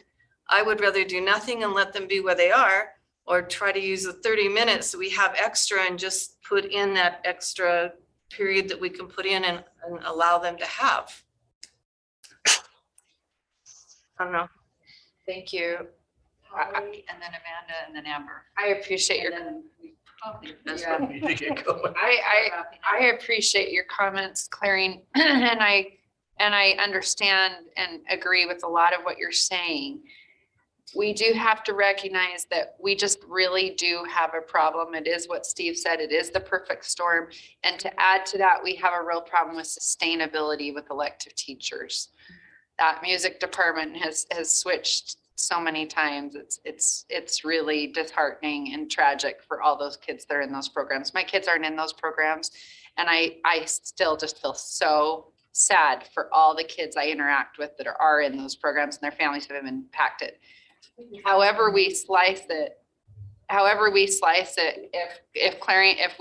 we say we're going to do 7 periods next year, you know what? We've just provided sustainability for our elective teacher. They're going to be paid for full time. They're not going to be looking for a job elsewhere. You know, the transportation issue, my concern with that is if we're going to do the before and after school, I'd rather say we're going to treat this like our before orchestra class. We're going to treat this like all the kids that participate in athletics, and they have to find their own way, because I think that's going to be a non-starter with the transportation, especially as we're offering that to every middle school in our district. So however the solution looks, I do definitely believe that we have to do something for this year, because we have too many kids. And the problem is we just took away Friday late start. And I do know the current is 29% as of second semester this school year. I believe next year, all the emails I'm getting, that's going to go up, because all these parents are telling me Friday was what helped my child get through, because they got to catch up on their sleep. So I believe it's going to go up even higher just based on my emails. So then we're going to have this problem where we don't have enough enrollment in electives. So whether it's 7 period or whether it's some modification of what's being proposed, I really believe we have to do something for this next year. Can we do something with the 30 minutes? And make it into an 30 extra. minutes wouldn't be a class, would be some kind of enrichment or I know, but can't you take a couple of minutes from the other classes and put it on the 30 minutes to make it We're for 7? 30 minutes. so the 30 minutes you're referring to, I believe, are the 30 minutes for engagement, which are put by policy before and after school, so the students can seek out teachers and get the support that they need. There may be some contract. Right, that's. Contract. If you took 3 minutes off of each class, that's 6 And minutes. what is it? So by contract, they're supposed to be there 30 minutes before the beginning of the school day and 30 minutes Oh, out. so I didn't really, I'm not talking about, she's not talking about elongating the school day for No, kids. there's something about, I don't remember, but there's something about that the middle school teachers all go 30 more minutes in a day than the elementary teachers and the high school teachers. And that if they're doing 30 minutes extra in a day at that school, then why can't we turn that 30 minutes extra in a day that you're making the teachers go 30 extra minutes into another period somehow? You're just saying borrow those minutes from all the other classes, but we're leaving not making the Right. day a half hour longer for kids. Yes. Just 7 period, a 7 period day instead of a It's not 30 minutes, but 7 period. it's 20 to 25. But can we borrow a couple of minutes from the other classes to make it into a class to make it have the extra electives that we're needing? So That would be changed, in my mind, you're just moving towards a 6 period to a 7 period. 7 period day. 10 minutes. Which Draper Park was 7 period when Draper Park opened. Which I think is what we're talking about, to start that process in the fall to find out what that turns out to be. It changed the year Draper Park. Went from But Crescent. it actually didn't, because it was actually called biking time and there was a 7th period and the kids had to sign up for it on the computer. My son was there and I was on the school community council, but it's not very different though, because that was the amount of minutes they had in class time. So it's the same as a 7 period, because the minutes, the seat time or head time they had in each core class and those were the same as a 7 period. Let's see where we're at, and clearly we need more discussion on this, but let's just I don't really think we have time is the problem. quickly, Amanda and then Amber, and then let's wrap it up for A couple now. things, when we're talking about this community, I know that there's reticence to add that much more money or output that way to Draper Park Middle, but I couldn't help but thinking through this whole discussion about what we've done at Midvale Middle. And that addressed a different kind of need. Draper Park has a need, right? And it is fairly acute, especially because of the loss of some of our teachers and some of how these programs are being impacted. A question that I've had burning in my mind, I just really, really want to know is how will FTE actually be impacted by a 7 period day? I don't feel like I've gotten a clear answer. So anyway, I really want to understand that. I feel like we are getting close to something that appears to be like a 7 period, unless I get a really clear understanding of why it's better for us not to just to go ahead with the 7 period instead of doing this kind of patchwork version. Like, it's hard for me to get behind it. I want to understand like where the administration's coming on that. We can explain that to you. Okay. There's the same FTE, it shifts in composition. Okay. We'll need to sit down with you to help you understand that. We'll lose teachers. We will lose. It shifts the composition, and that's exactly what I'm talking Yes. about. We'll lose. Yes, we will Change the lose core teacher. teachers. You You have to let core teachers go in order to do that. But if you do a 7 period day, you don't. Yes, no, you do. You do? Yes, Lose core. yes. It moves towards the electives, more FTE ends up in electives rather than the core. The core is But it's just complicated. That's, So is there a way to hold those teachers harmless for a year or two? Yes. I mean, you're talking about adding teachers to the front and the end. So why can't we hold those teachers harmless for 2 years or a year, whatever we want to do? And say, for this year, we are going to go to a 7 period, hold the teachers harmless and let them stay there, even if their classes are smaller. And then get the electives on board and then figure out next year how to pull off a Great. solution. Assess our funds that Does way. that mean those teachers And we're not talking about a will lot. have a I class? saw a chart years ago. I Class will think be 18? No, there would be those teachers there yes. and there would be less kids in their classrooms. And quite Because we honestly, hold them More harmless. classrooms. They don't in have order no to do that. classrooms. They're We are short on, 1,500 students. They have no classroom. but this is a great idea though, but even if core it's. teachers will always be needed in other, I mean, like even if they had to be absorbed into a different school. I But we mean, could hold them harmless for this year. and Right. let Hold them them- harmless, even if they become like a academic coach or something.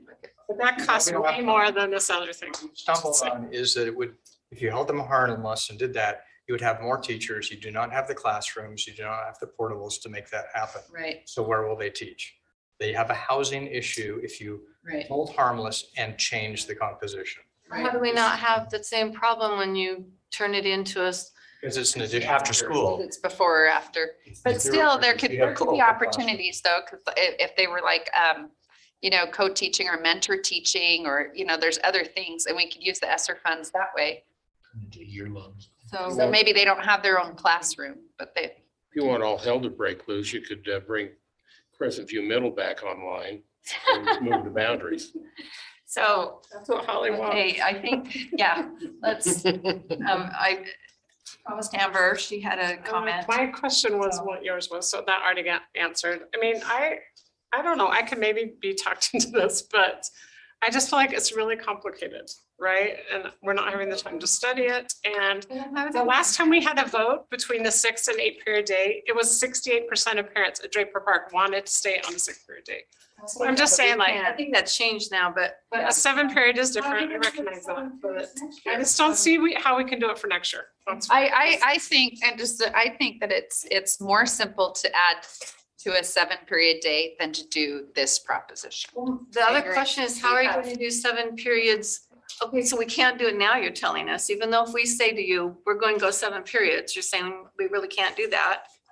How are you going to go to 7 periods next year? Because you'll have time to plan. They're already hiring teachers. They've already done the board. They've already. But if she does, if the holding teachers harmless. He's trying to talk. Yeah, sorry.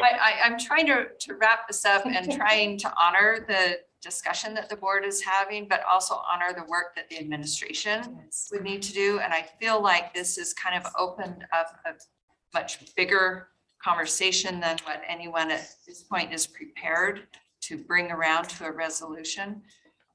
So board, I suggest that if we're seriously wanting to move in this direction, we may need to consider scheduling up a special meeting in the next.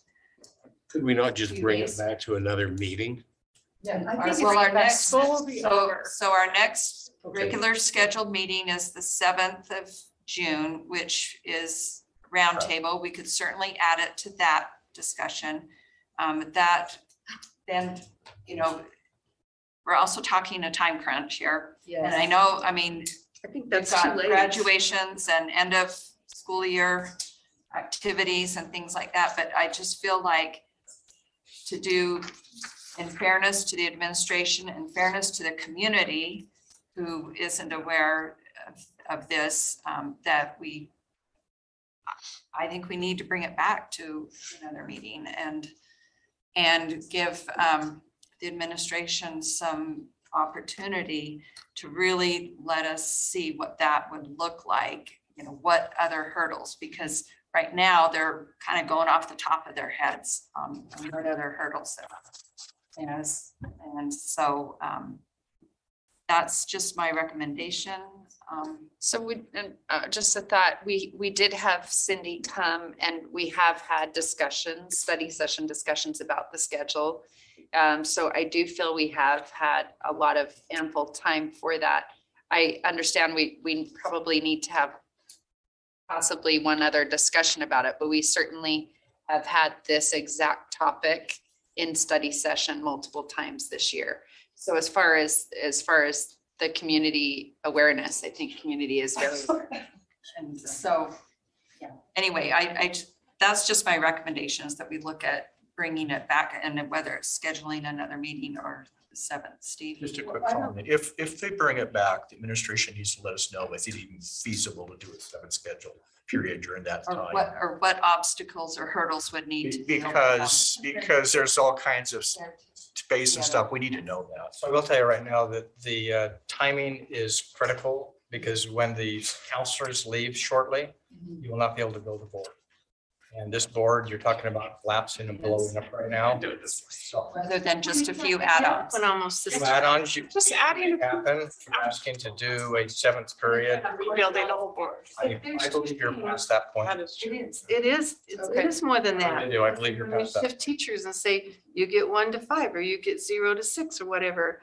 So it needs to be sooner than later, or not at all, because there's just no way to That's a good manage it all. But I think that right now, they're just saying it's an add-on, right? They're gonna Add-on. purchase extra That's what this time presentation is about, is an add-on. Vacant rooms. for that are very open. select things, not a school-wide. But there's still all these complications with funding and transportation and all those other questions that we still have not answered. Yeah. So I think if you're gonna do anything, it needs to be sooner than later, because I just don't. And a concern I have, to be perfectly honest too, is the amount of expense for how many kids will take advantage of it before or after school. Whereas if we go to 7 period, I know we're going to be benefiting 100% of the student. Well, and if you're doing a period after a period of 7 periods still, I'm sorry, That's right. still playing a 7 period game. That's right. If we're gonna play the 7 period game, then It's a little different. Because it doesn't have the classroom problem. You have available classrooms. and they're open So as well. board, are, We also have no guarantee. you want to look at scheduling another meeting then? Yes. One another, really. We probably can't do next week at all, considering graduations are going on. There's, the graduation's on next Tuesday. Tuesday evening next week. Diamond Ridge. Is that the one I'm I have- talking at? Yes, I have a What time? conflict. It's at 6:30. Diamond is, I'm supposed to be there at 6:30 at where? Maybe do 4 o'clock on the 20th. Midvale Middle. I have to be gone by. It's 2. 196. Realistically, we cannot do this to our community, to our teachers, to our principals. Then We you can't do cannot. anything. You have to leave it the way it is, because there's no time to do anything. We cannot change the schedule. We cannot I change the think schedule. what Clarine's saying though is, through the eyes of a teacher, is very relevant. And she's saying the teachers are going to be drastically affected. They're just volunteering if they want to teach an extra class. That's all it is. Okay, I'm sorry. I'm getting frustrated. Well, I don't. It is, it's more than that, because they already said they're slipping it, they're sliding it 0 to 6 or 1 Yeah. to 7. So it's going to change what time they get to school. Well, every after day. we decide what we're doing today, We obviously need another meeting. I think we need another meeting. Please, let's look at our calendars and see what some options would be. I'm out of town that night. When is it? You're suggesting the afternoon of the 24th at 4 o'clock. It's okay, Mont, you can just relate to your undying support for whatever I'm saying. That's fine. I'm just wondering if that's an option. I'm just throwing out some options. I am seriously out of town the 12th. The the 23rd. 24th. What about the 24th at 4 o'clock? That 24th. was mentioned. I just have to talk at Diamond Ridge graduation at 6:30. It's located where's, Midvale Middle. I have to be gone by 5. Yeah, I'm- 5 o'clock. So we do 4 to 5? 3:30. I could do 3:30. I could do 3:30. Lorraine, could you do? I will ask my principal if he'll let me go at 3:30 and try to make it my time for him. I will miss. You could do 6 o'clock in the morning. FCC. It's open. No, by That was swim conflict. at 6, and I don't give up my swim time. He will not give up his exercise time. It's 3:30 on the 24th. What's better for you? 3:30 or 4? You want to put a time limit on that? At 3:30, I have a 3:30 hard to stop at 5. 5 I o'clock. think we need to make a resolution on this within an hour and a half. This is only topic. I agree. Well, and the administration can get us information ahead of time, What so is we're it? better prepared. 7 period day. What are we asking for them? What are we asking? Well, we need both. Um, So hey, did can I we just lose weigh in? Rick? Yeah, sorry.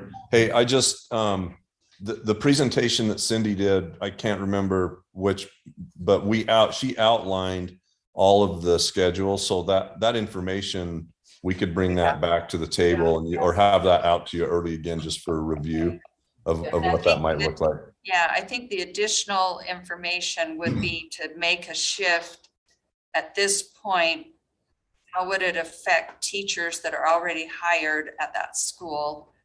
And, Can we hold them harmless? and Yes. that idea that Clarine said about holding harmless, and then Space. the Use the ESSER funds space. to supplement. Space would be, actual physical classroom space is another question. Or how it would look to And- have core classes before or after to free up And the. so another option Amanda just brought up would be really to offer a few core classes at the 0 hour, whether it's before or after school. And what that looks like. Or kind of an interim one, if we feel like making the entire shift in this short notice is not as feasible as maybe it might appear. So, and then identifying any other obstacles or barriers as you kind of look through. And then I guess, the transportation question as well. And I think with the 7-period schedule, if we're holding the teachers harmless, just brainstorming ideas for them, because we know that we don't have classrooms, but whether they become an academic coach or mentor teacher or co-teach, but those different ideas. So just a couple of things too. If the board were to choose not to go with a full-on 7-period day, my recommendation would be what we brought forward. We would move forward with an approach or an attempt to offer both elective and potentially core classes in 0 hour. Just like we're saying, that would be our plan going forward if the board chose not to go with the 7-period day. We would go with what we've outlined tonight. And I know there's still some questions there, but that would be my recommendation. But certainly in that meeting, if you chose to go to a full 7-period schedule, then we can pull that together too. Cost of it too. Yeah, costs. Cost comparison between the 7-period day and the 6. Yeah, that was and nice. the, yeah. 7 and 6 and transportation. And the pros and cons, but I think that's Well, already in we our. kind of already Yeah, we've already looked done at that a little bit. I really feel like right now we need to know what the more immediate barriers and concerns and costs Yes. are, not the long-term. Yeah, you're right. Yes. Yes, right. Yes. Not the long-term, but the more immediate. Short term. Yes. Thank you. Okay, Amanda, did you have No, one more that was thing? my question. We got it. We had 3:30 that day. So are we set then for 3:30 on the 24th? Yes. Okay. And I will work with Rick and Cindy to get that noticed up, and we'll, I'm set for 3:30 if you're set for 5. Yes. on the other end of it, yes. I have a hard stop. Yeah, 3:30 to 5. Set a time. And then, okay, any other things that we need the administration to work on? Okay. All right, thank you. That concludes our items for study session. We will now convene in the boardroom for a business meeting. I'll give the board 2.5 minutes. Good luck on that one. Do it. Extra 30 seconds will be helpful. Half minutes. All right. Pass me down.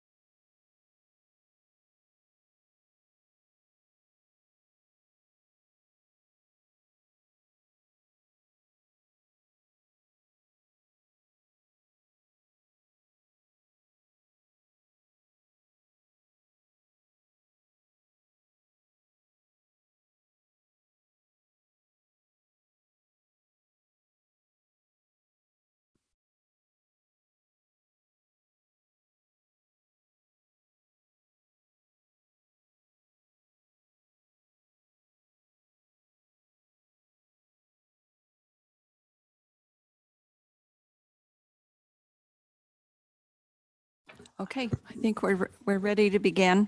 I will start by welcoming everyone to the meeting of the Canyons Board of Education. Today is May 17th, 2022. We are meeting at the district offices located at 9361 South, 300 East in Sandy, Utah. I'd like to recognize and acknowledge that Superintendent Robbins is joining us remotely. Can you hear us, Superintendent? Yes, thank you. Okay, thanks. And we can hear you. So I want to express my, the board's appreciation for your patience as we are late beginning this meeting. And so with that, the first order of business is to approve the agenda for tonight's meeting. I will ask for a motion on that. I'll make a motion to approve the agenda for tonight, May 17th, 2022. Thank you. Is there a second to this motion? I'll second it. Thank you. There's a motion and a second. Any discussion to the motion? Seeing none, I'll call for a vote. All in favor, say aye. Aye. Any opposed? That motion passes. Thank you. We will next be led in the Pledge of Allegiance by Ridgecrest Elementary Principal Sarah Allen. And then Principal Allen will share with us some school highlights from Ridgecrest.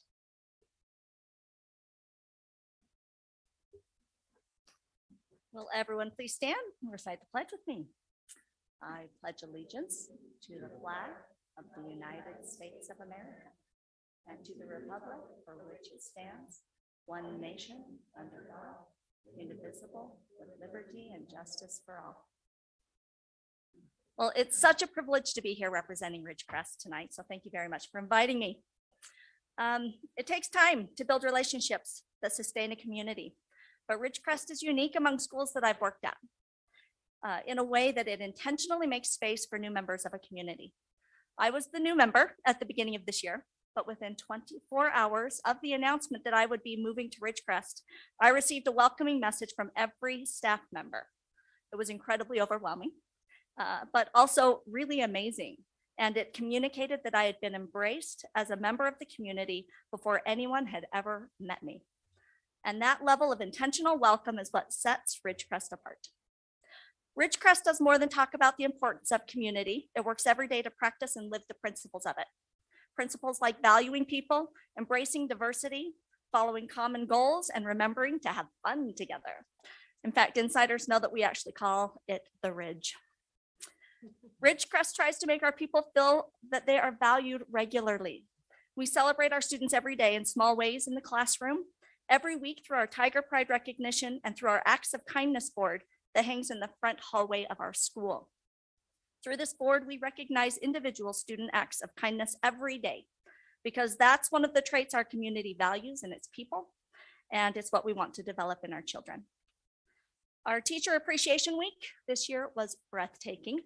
Our PTA transformed our school, and the detail invested in this week made clear how much our teachers are valued and supported beyond the walls of our school. And our Ridgecrest teachers are definitely worth the effort. I am privileged to work with a strong, resilient group of individuals. We're all very aware of how difficult the past 2 years have been, but the Ridgecrest faculty has not been broken by it. We may pause and lick our wounds now and then, but when the next challenge comes, staff stands up and says, yes, we can do that. And then they actually go and do it. Ridgecrest is more diverse than many people usually realize, and we embrace that. Our Chinese dual language program is very strong, and it helps to highlight that we do not all come from the same place or have the same history, and we do not see the world through the same lens, and we're okay with that. Ridgecrest also has a growing percentage of multilingual students and families, and we have experienced an increase in hardship for many of our families. However, with the help of the Canyons Education Foundation this year, we received a donation of weekend food bags to meet that need, and the donation came from an extended member of our community. Ridgecrest works to create common goals with the larger community and then works to achieve them. The most obvious of these is the goal to provide the best education we can for our students. To this end, our SCC works together. We do ask the hard questions, but we come to consensus, and I'm incredibly grateful to those individuals. But the most visible actions toward our common goals during this past school year have been in the way parents and community members have assisted us through the substitute shortage. We have a list of dedicated emergency substitutes who were really like extended faculty for us. Our classrooms were covered almost every time we needed it. Our community knows that we need caring adults in the classroom to meet the basic educational needs of our children. So when asked, they came every time. Ridgecrest takes care of Ridgecrest. The past year has been challenging, to say the least, but education has never been easy. This is why the community matters. Robert F. Kennedy said, "It's not more bigness that should be our goal. We must attempt rather to bring people back to the warmth of community, to the worth of individual effort and responsibility, and of individuals working together as a community to better their lives and their children's future." And it sounds to me like he was describing Ridgecrest. Thanks so much for your time. Thank you. We appreciate all that you and the team there at Ridgecrest do for the students and for that community. So we'll call it the Ridge. Yeah. Will you please extend our appreciation to them? All right, thank you. Okay, next we will hear from Jeff Haney and Kirsten Stewart from the Communications Department with some recognitions for us.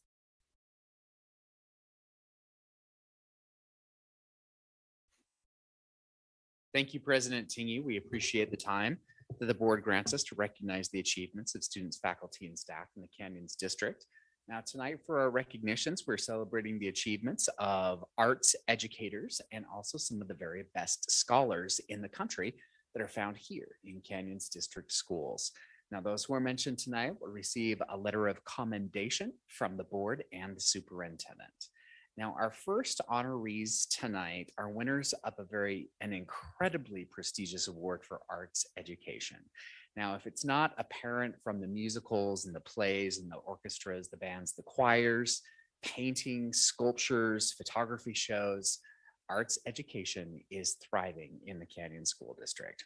High quality arts instruction is brought to life by amazing teachers, and 3 Canyons teachers were honored on May 5th with the prestigious Sorensen Legacy Awards for Excellence in Arts Education. You'll see the photos of Marie Smith, who teaches at Crescent and Oakdale Elementary Schools, Melinda Vandergraff from Willow Springs, and Brian Cox at Indian Hills Middle School. They were presented with these awards and these accolades at a banquet that was held by the Utah State Board of Education. The awards recognize distinguished educators who embrace the arts with excellence in their practice at Utah's public schools. So congratulations to Ms. Smith, Ms. Vandergraff, and Mr. Cox for their work in arts education and in Canyons District schools. Our next honorees are students from Hillcrest and Corner Canyon High Schools who have received one of the most prestigious academic scholarships in the country. You can see here the names of the 4 Canyon students who are National Merit Scholars. The list of winners was released this week, and the Huskies and the Chargers are on the list. The Canyon students who earned the National Merit Scholarship this year are Ryan Chen from Hillcrest, Creed Gardner from Corner Canyon, Allison Oler from Corner Canyon, and Danju Zo Lu from Hillcrest. Now, the 2,500 National Merit Scholar designees were chosen from a pool of more than 15,000 finalists in this scholarship cycle. Now, we also they went through the process to be National Merit Scholars, and this process is really quite arduous.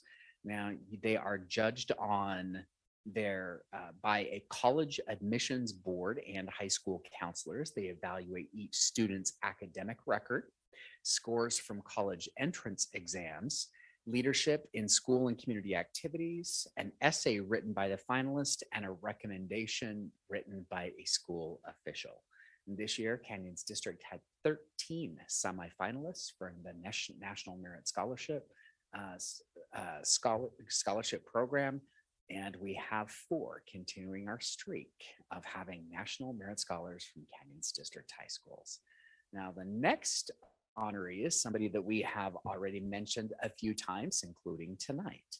Congratulations to Donju. We mentioned her as a National Merit Scholar.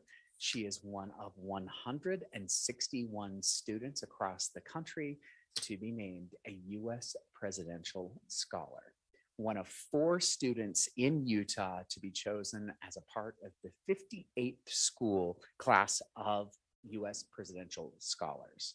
Now, the news was unveiled by U.S. Secretary of Education Miguel Cardona, and the title recognizes high school seniors for their accomplishments in academics, the arts, and career and technical education fields. The White House Commission on Presidential Scholars selects these scholars each year, and candidates are evaluated on their academic record, as well as the essays they've submitted and a commitment to community service and leadership. Now, each scholar who is a U.S. Presidential Scholar is able to name an influential teacher. And Donju selected for the 2022 U.S. Presidential Scholar Program's Distinguished Teacher List is Hillcrest Theater Joshua Long. So congratulations to Donju and to Mr. Long for both being named to the U.S. Presidential Scholar List and the U.S. Presidential Scholar Program's Distinguished Teacher List. And our next honorees are no strangers to Bikini Bottom, the under the sea home of SpongeBob SquarePants. Theater students at Alta High School brought SpongeBob the musical to life in the fall. And now the technical crew of that show is being honored for their work. At the recent Tony Awards for Utah School Musical Theater, which are called the Utah High School Musical Theater Awards, the technical crew of Alta High's SpongeBob won the award for Best Technical Crew. They were the only Canyon students to win an award this year, although we had several nominations. Alta's orchestra was nominated for Best Orchestra. An Alta student was nominated for Best Cameo, and Hillcrest's 2 leads in Holiday Inn were nominated for acting awards. Congratulations to the winners from Alta High School for Best Technical Crew and to the other Canyons District theater students who were nominated in this year's Utah High School Musical Theater Awards. Now, a big thanks to all those who came to Canyons District Appreciation Night with Real Salt Lake at Rio Tinto on Saturday. Teachers of the Year from the schools and programs in Canyons District were welcome onto the field at halftime. They were cheered by the thousands, near sold out crowd at Rio Tinto Stadium. The night was a celebration of the end of the school year, which is quickly coming to an end. Now, it's hard to believe that the graduation day is just 8 days away. We are celebrating the class of 2022. This is the first class to go all the way from kindergarten through 12th grade in Canyons District schools. Now, way back then, we started our kindergarten college ready day, and our this year seniors were the very first to receive those little blue wristbands that said that they will be college ready. They were the very first to put their painted little hands on that little banner that's hung in their kindergarten classroom that says, "I will be college and career ready." And we've invited the community throughout the year to send us photographs of their seniors this year and then juxtapose it with what their little kiddos looked like when they were headed to kindergarten. And take a look at our Facebook, Twitter, and Instagram pages for all of those photographs of our seniors. So you can take a look at them as they were kindergartners and see them as they're headed out into the world after 12 years of schooling. And tomorrow at Oak Hollow, we'll be recreating some of the photos we took at the very first kindergarten college ready day. So if you'd like to join us there, we'd love to have you. Also, we celebrated the careers of the men and women who retired after hundreds or maybe even thousands of collective years. I think that Mont challenged me to bring out my 10 key and calculate just how many years of service our retirees gave to us. And I gave up after about 40 retirees. The number was just too high. But countless are their contributions to the students in the Canyon School District. The room at the retirees banquet was packed as we celebrated the teachers and the principals, the district office personnel, bus drivers, hall monitors, administrative assistants, nutrition service workers, and you name it. We celebrated them all for their careers in working for public education. We thank them for all that they have done for Canyons District, and we have no doubt that they will enjoy the next adventure in their lives. We also, this week, opened up nominations for the Apex Awards. There are 8 categories that we take nominations in. From the public in the fall, we present the Apex Awards. They're the highest awards presented by the Board of Education and the administration. If you see the website, canyonsdistrict.org, you'll see more about every one of the categories. And there's an online nomination tool. We typically receive hundreds of nominations. We'd love to receive even more to celebrate the achievements and accomplishments of the people who work for Canyon School District and support Canyon School District. President Tingy, thank you for this time to recognize the achievements of Canyons District, and we turn the time back to you. Thank you, Jeff. It really is wonderful to hear all those great things and achievements and celebrations that are happening. Thank you for sharing that with us. Okay, we have now come to the patron comment portion of the meeting. While not required by law, the board often designates time in meetings to listen to the patrons of the district.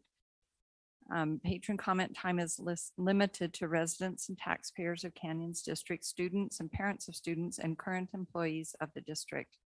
Patrons may provide board members with written documents. These documents must be submitted to the board secretary, Cindy over here, at the meeting, or emailed to the Office of Public Communications by noon of the day following the board meeting. Time allotted for public comment this evening is will be up to 45 minutes, and individuals will be given 3 minutes. Those representing groups will be given 4 minutes. Comments made during patron comment are part of the public record. It is the board's practice to listen and take notes during patron comments. The Board of Education does not discuss matters that are not on the meeting's agenda, nor engage in public comment on individual students to protect their privacy or employee issues. If a patron wants to comment on a district employee's character, professional competence, or mental or physical health, the board requests that these comments be submitted to the board in writing. However, if the patron determines to verbally comment on those personnel issues, the comments need to be civil and refrain from personal attacks, insults, defamatory or slanderous comments about an individual. The Board of Education would like to make it clear that critical race theory is not part of the curriculum used in Canyons District. There are no plans to incorporate it into the curriculum or instruction in Canyon schools. The Board of Education values input on all sides of issues. To maintain decorum and respect, we ask that those in attendance refrain from applause or other types of demonstrations during the public patron comment time, as well as throughout the meeting. So this evening, we have had one patron sign up to address the board, Erin Seibel. And as Erin is coming forward, she will be given 3 minutes. So welcome, Erin. Thank you so much, members of the board. My name is Erin Seibel, and I am the Draper Park Middle School PTSA president for the 22-23 school year, although I am representing myself tonight. I appreciate the time you take to listen to public comment and the fact that as a parent, I have a voice for my child's education. We love Draper Park. We love the teachers. We love the principal. It is a privilege for my child to go to school there. I was worried about middle school because middle school was horrible for me. It has not been the case for him, except for the fact that he's tired. I'm asking you once again to change the time for Draper Park Middle School. I realize this is complicated. Apparently it is not an easy task. But now that we don't have late start Fridays, it's like another dagger for Draper Park parents. I'm not sure how we can coordinate and get all on the same schedule for early out, but we can't change the time for one school. It seems like we're kind of missing the boat there. It's disappointing to hear that the board is not willing to make a change for just one school. Aren't we a community? Aren't we a district? Can't we give a little bit so that our amazing junior high kids can have a little more sleep? I'm sure that you heard from a lot of parents and teachers this week via email or phone call. I appreciate the members of the board who responded back to me personally. I just want to share quickly some things I've heard from parents. My kids have all done late start. It's too early. We have to prioritize sleep over an extra elective. Almost 400 kids do late start at Draper Park. That's a third of the school. That's a third of the kids that are willing to forgo an elective.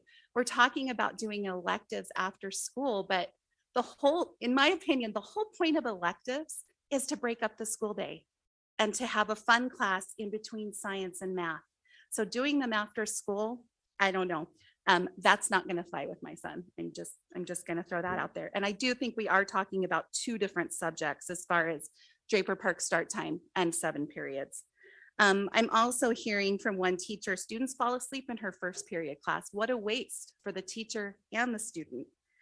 Why do I have to send my 11-year-old out in the dark in the morning? What's the difference between sending my 11-year-old out in the dark versus an elementary school student coming home in the dark? I understand this is complicated. We've been asking for change for years. We don't want to wait for another transportation study to be done. I know the elementary schools don't want to change spots. They have the sweet spot, as I call it. Why would they want to change? If you asked me if I would want to change from that time, I wouldn't. But I think as a district, as a community, we have to give a little bit to help our middle school friends. So I just ask you to do the right thing this year for Draper Park Middle School. Thank you. Thank you. Okay, that concludes the patron comments portion of the meeting. The next item is consent agenda. And I will ask for a motion for the consent agenda. And in making that motion, please read each of the items listed.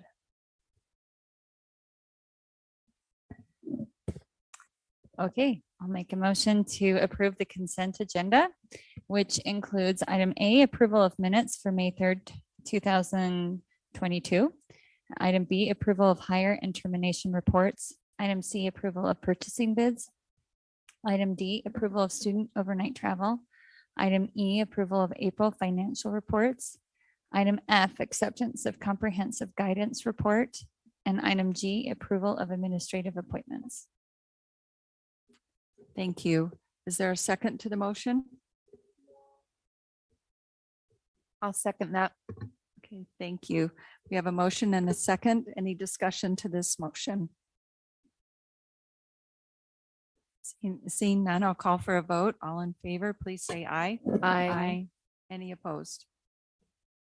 That motion passes. Thank you.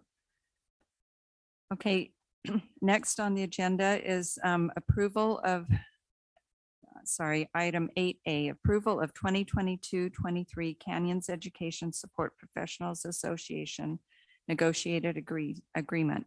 This is action requested, and I will turn time over to Mr. Leon Wilcox, Business Administrator. Thank you, President Tingy, members of the board.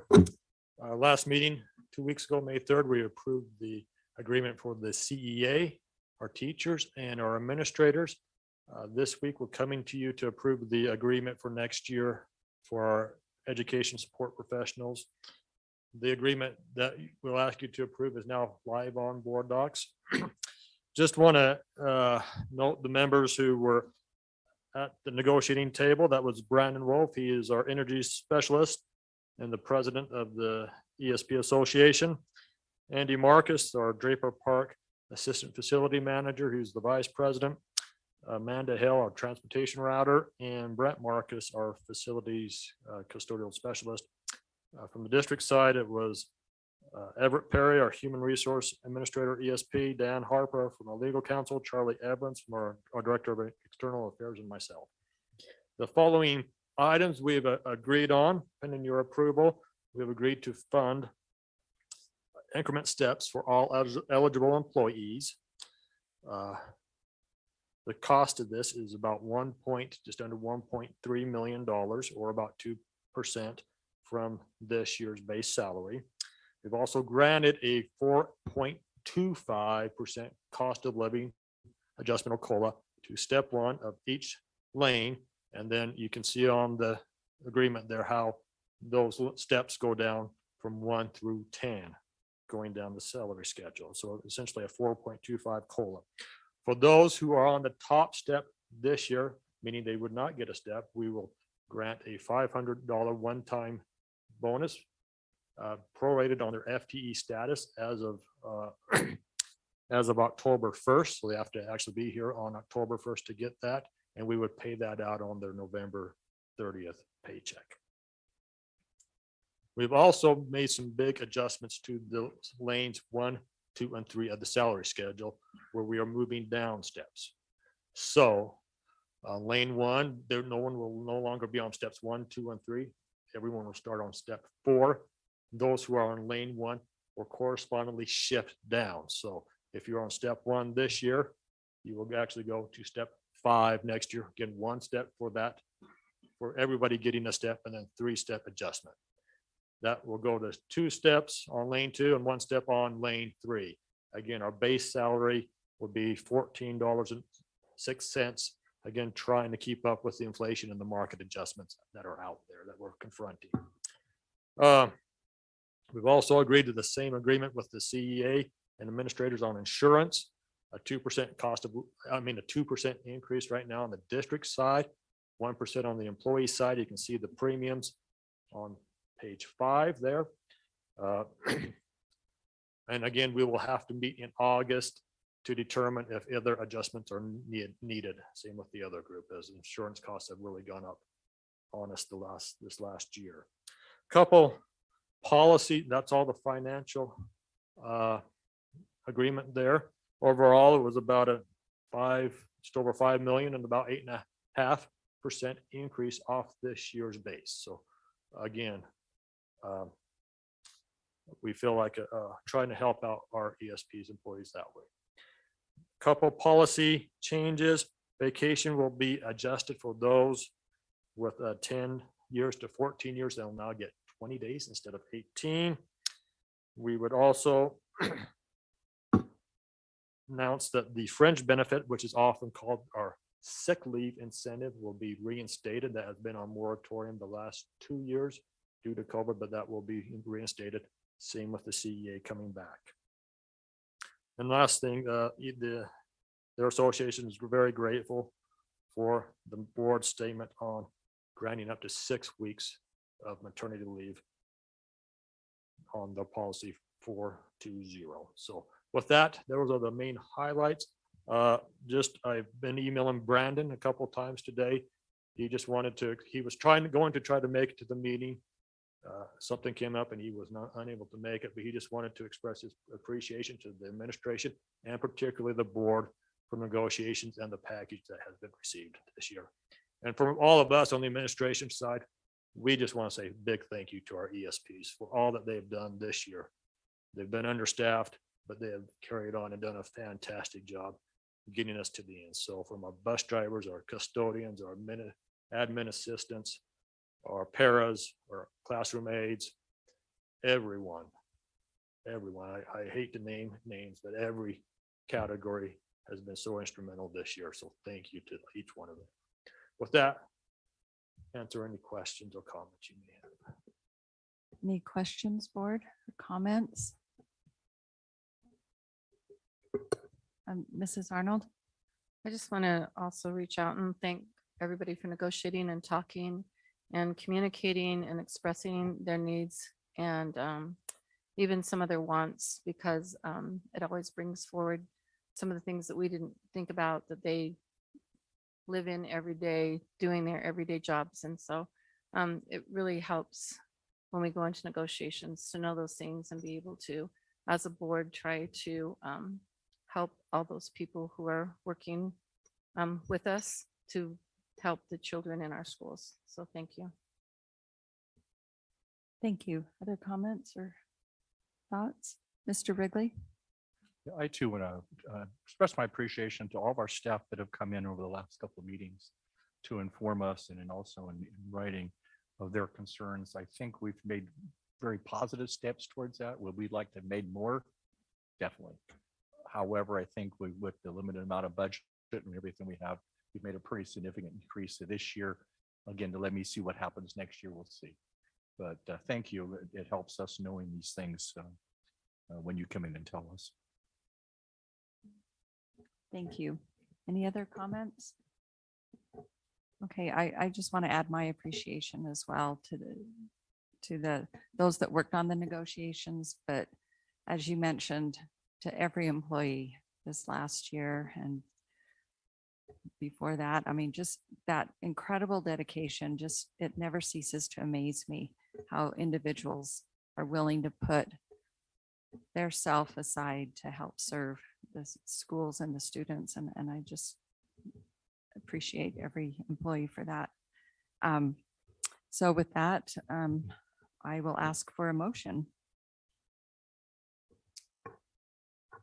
I will make a motion to approve the 2022-2023 Canyons Education Support Professionals Association negotiated agreement as presented by Mr. Leon Wilcox. Thank you. Is there a second to the motion? I'll second that.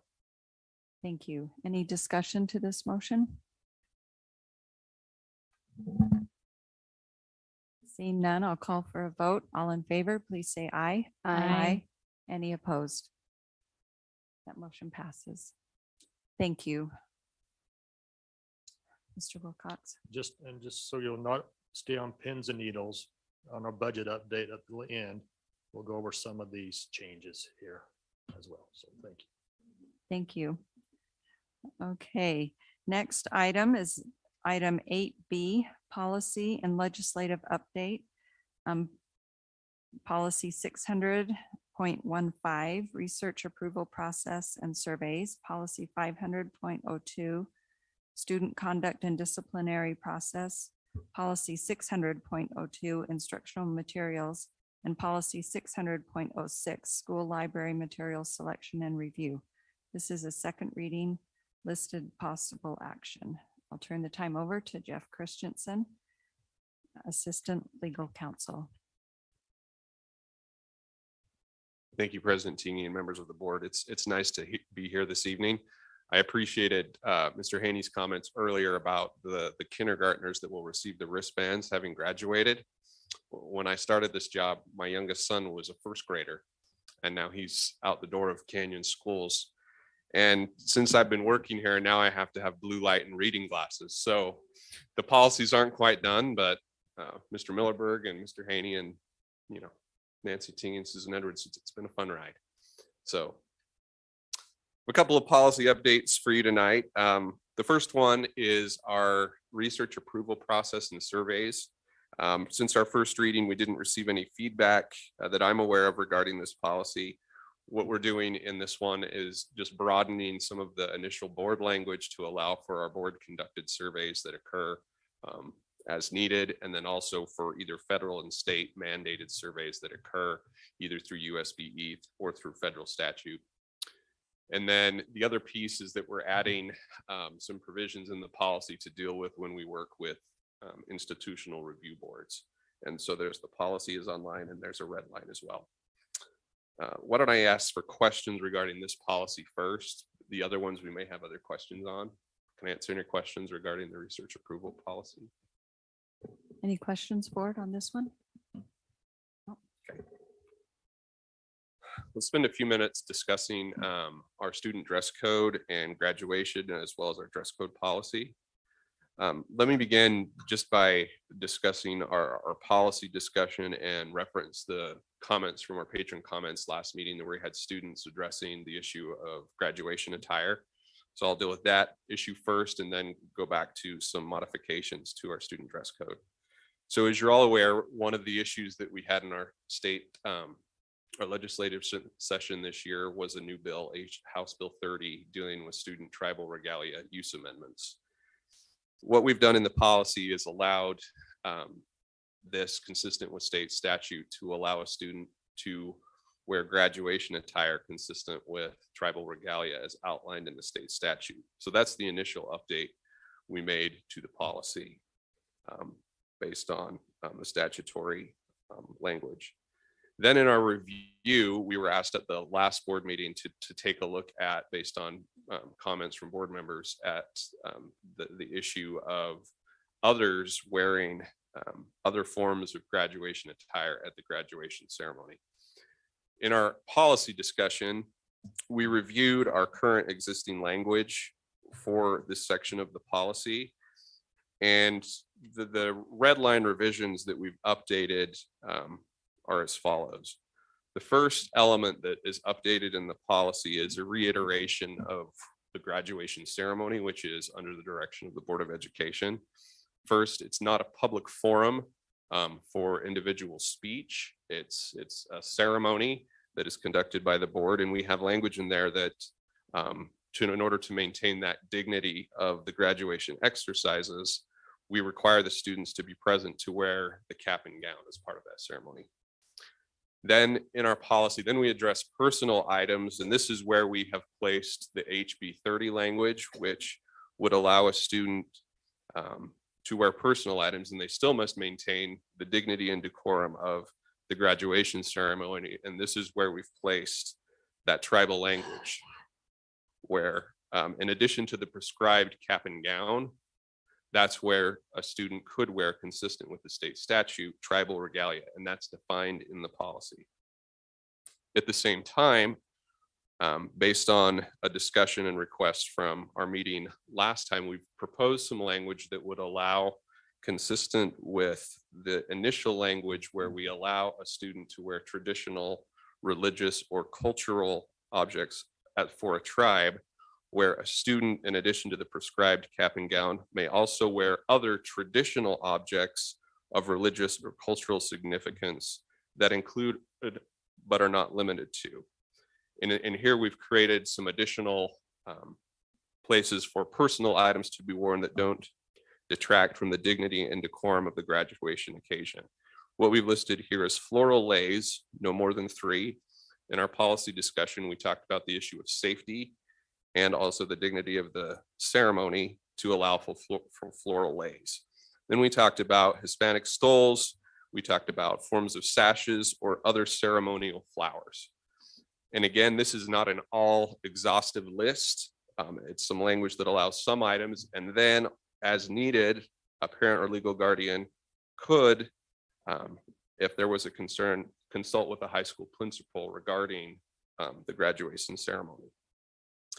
And then lastly, on an annual basis, each individual high school would then provide guidelines regarding issues to graduation and dress at the venue. And that changes subject to the individual location of graduation. For instance, as I mentioned in our last meeting, the University of Utah has since allowed leis to be worn, but there is a fee for that, for cleanup and other issues. And then lastly, because we have at graduation mantles, cords, insignias, or other medals that are worn for achievement of the school, those would also be allowed. I can answer questions regarding the proposal for graduation and student dress code. Questions, Mrs. Schill? Okay, I have a couple questions. So what about, I mean, do you feel like our policy would cover, what if someone says their culture is, let's just say football, and they want to wear football jersey? You know what I'm saying? Like, I mean, that's just an example. It could be really anything. But do you feel like our policy covers that? Is it tight enough? Or should we add that word ancestral possibly in there, in the list of religious, ancestral, or cultural significance possibly? I don't know. I'm just wondering what the board thinks and what your opinion is. That's one question. I have one more after that. So as drafted, it's been drafted to mirror the language from the state statute for tribal regalia using the same language. I think we would have the ability to limit what would be worn, provided it's a traditional object. This isn't a sports event. I think we could have those discussions that isn't a cultural or religious symbol. Not that we don't pay homage at times to our sports teams, but that's not the purpose of the graduation ceremony. There are other events where that could be worn. I think it mirrors what we've had in our state statute. And Okay, so you know, you I think what it's we're covered. doing is opening it up, and I think this opening up for some of the concerns raised at our previous meeting, Yeah. we can move forward and see where we land, Could see how if it you goes will, with this our year. graduation ceremony, and if it isn't effective, you know, the board could review it and bring it back for a reversal if that was appropriate. That's my take on it at this point. Okay, so just to see if I understand correctly, your concern was maybe, are we opening it up too far? And, Yes. okay. So, but you're thinking there's still latitude for, at the school to kind of make sure things like, I think as we've mirrored it Well, to mirror the statute for the tribal regalia, it does say traditional objects. It states religious, cultural review. I think we have sufficient adjectives there to address the concern. Plus, we also have the dignity and the language for the dignity and decorum of the occasion. Okay, sorry, I I'm just fine wanted with to that. I clarify just that. wanted to kind of bring it up. Does the board have any other thoughts on this question of Amber's? Before we move on to another question or thought. Sorry. Yeah, it's fine. Did you have, okay, Steve and then Amanda and then Clarine. I- And it's all to this question, right? Yeah, it's, Okay. well, and with respect to what Amber was saying, I think part of the problem is the word cultural has a lot of open meanings, right? So I wonder whether or not we should replace that word perhaps with ancestral. I don't know if there's a better word. Culture can mean a lot to a lot of different people. And it can mean a lot more than just your ancestral culture that you come to this world with. So I think maybe taking a look at that particular term might be helpful. Can I say something? Or we define culture pretty narrowly. That's another idea. Okay, let's see, Steve and then Clarine. Yeah, that's sort of the question I have in regards to that also. I've been to several college graduations. So I've had 2 kids graduate. My daughter wore a floral lei at BYU because her husband gave her a floral lei. According to our policy, that would not be accepted because it's not our culture to wear a floral lei. Are we going to be policing individuals? It makes it really easy if they're working an aqua colored coral lei to find them in the mass of students, and that's why they did it mostly. How are we going to deal with that just on the oversight? I mean, it will allow that specifically, but it has to be related to a culture or religious. So as thing, the and policy just is my daughter drafted, wanting to wear something. as the policy is drafted, this whole section dealing with additional items is under the personal items section, where we do have language that indicates that personal items, clothing, accessory, jewelry that may draw undue attention shall not be allowed. However, we have exceptions. And we're not requiring any application for this. If a student were wearing a lei and we've allowed it by our language, I don't think we would be limiting that for that particular individual. We've set up a lei, a sash, ceremonial flowers. I think that would be in For conformity with the anybody, so dignity. we're not going to have an of the- argument with somebody if it's not their traditional culture to wear a lei, but they choose to wear one. We'd probably. I mean, I think the honor that. standard again here is the dignity of the occasion and allow the administrator at the event to address those issues as appropriate. If it's allowed under the language, I think we would move forward in their instance. I apologize. I think I've lost track. I think if both Mrs. Oakes and Mrs. Arnold. Oh, sorry. Mrs. Arnold. Okay, so along that same line, cultural by definition in here is relating to the ideas, customs, and social behavior of a society. That leaves us pretty wide open for anything and everything that could happen that we may or may not want to have happen. Anyway, so just along that piece, but I was going to also look up tribal regalia because, and I might get the I'm trying to figure out how to say this.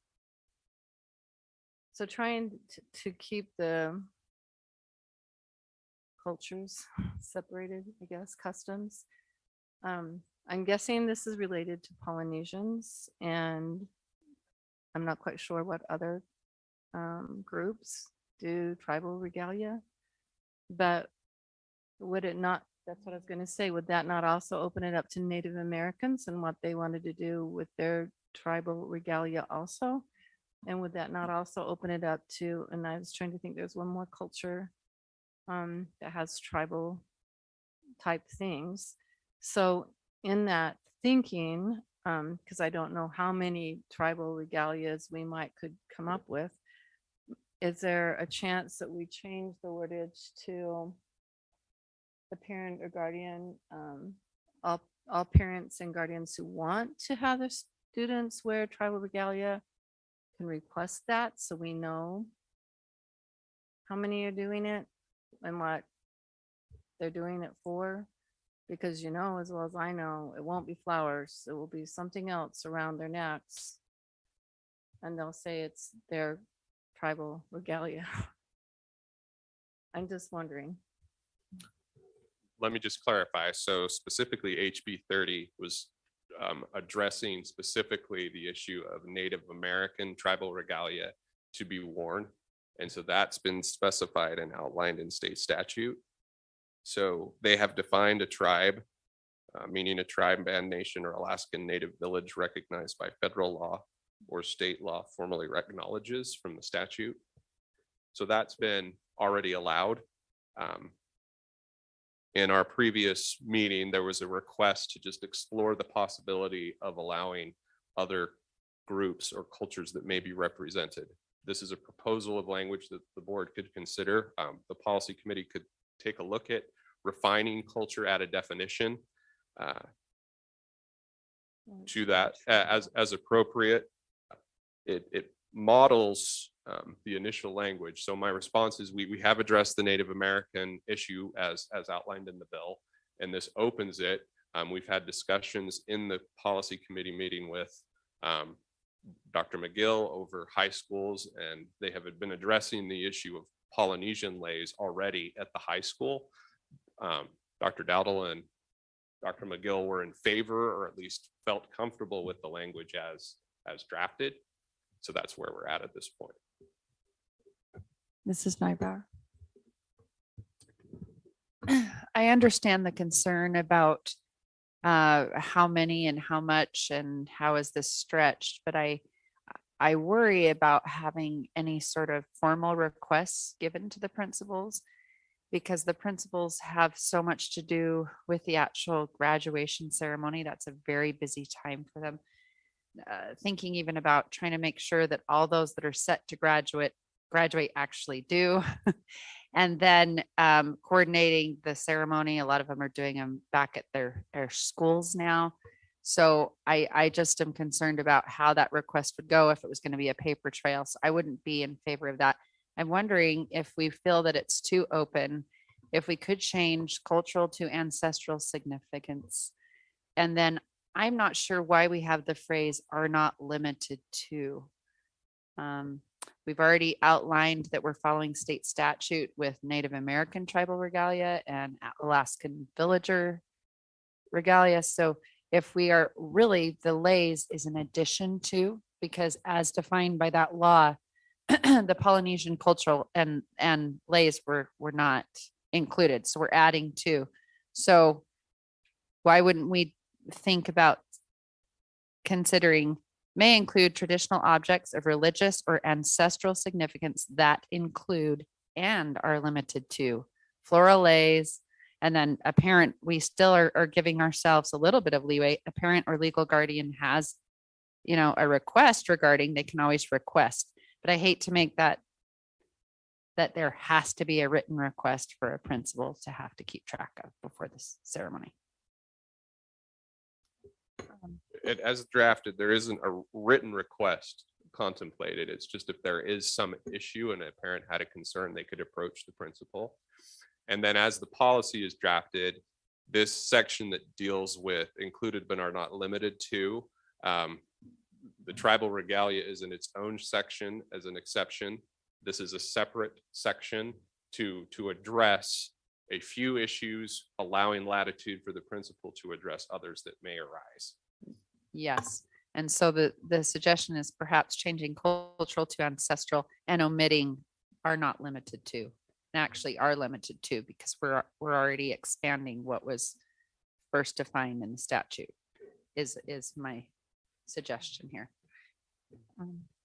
I'll just put my 2 bits worth. I'm not sure ancestral is the right word to use. I think that just kind of opens up someone needing to kind of verify for some reason, rather than the idea is to allow items that are of significance to be significance to that student. I'm fine keeping cultural, but I'm wondering if we just want to add something in here about, because it says that personal clothing that draw undue attention or detract from the excuse me, the dignity and decorum of the occasion shall not be allowed, but something to just reaffirm that part so that the administrators or the principals can have the authority to say, wait a minute, this is distracting. This doesn't promote the decorum here. Just to kind of reiterate that piece. If that would just kind of create a little bit of a backstop. And then, like you said, see where it goes. I know I don't need to remind the board, but a week from tomorrow is graduation. And I think there's probably about 2,500 students that might be interested in this conversation. So, and a whole bunch of administrators and teachers as well. So, that's just my thoughts. Okay. Sorry, Mr. Wrigley, and then, well, I was trying to think, and then Mrs. Arnold, and then Mrs. Nybauer. I like the word cultural significance because as the Samoans or the Polynesians or the Allen Islanders come in, that seems to be something as a culture that they do within their own culture. Ancestral, I have a tartan, so I guess I could wear my tartan over the top of this because that's ancestral. I mean, I have those, so I don't know. Maybe cultural is, you could go back and say, does that part of your cultural celebration to wear versus ancestry? I've got all kinds of things you can wear from based upon your answers. I don't know. At this point, I think it's, as Nancy says, we just need to probably move forward, see what happens, and if we have any major issues, come back and change it because we have that option anytime. Rather than trying to wordsmith everything, let's see what happens when we move this forward. Hey, Mrs. Arnold, did you have one? And then Mrs. Nybauer. Oops, sorry. I learned from my youngest daughter that whenever there's a decision or a question with her teenagers, she goes, Siri, please tell me whatever cultural means. So please tell me what, tribal regalia looks like. And I'm wondering about our definition, but like you said, next week it happens. So maybe next week we live through it and then come back to it. But like it has burial apparel, and you should see, it's great picture of people in their burial apparel. And that is a cultural regalia or tribal regalia. There's lots of interesting pictures on here that I'm not quite sure we really want to have happen, but hopefully people will stick to the sashes and the flowers because we gave them those 3, and the souls, we gave them those 3 choices to try to stick to. And that they can talk to the principal other than those 3. So it just really opens up a door I didn't know it would open up. This is Nybauer. I liked President Tingy's suggestion and feel that perhaps the best way to do this would be are limited to, and then include the phrasing from the beginning of the policy about that it won't detract from the ceremony, so that we are giving ourselves a limitation. I think I think Amber and Amanda and Clarine, some of the initial concern when this was first read is because it feels open when we say are not limited to. So if we say are limited to, you know, and you can repeat the phrase, Nancy, but I think that gives us some limitations, which that's what we need, right? We don't want administrators to feel like they have to police so many more things at this point during graduation. So with that suggestion, the line would say, in addition to the prescribed cap and gown, graduation attire may include traditional objects of religious or cultural significance.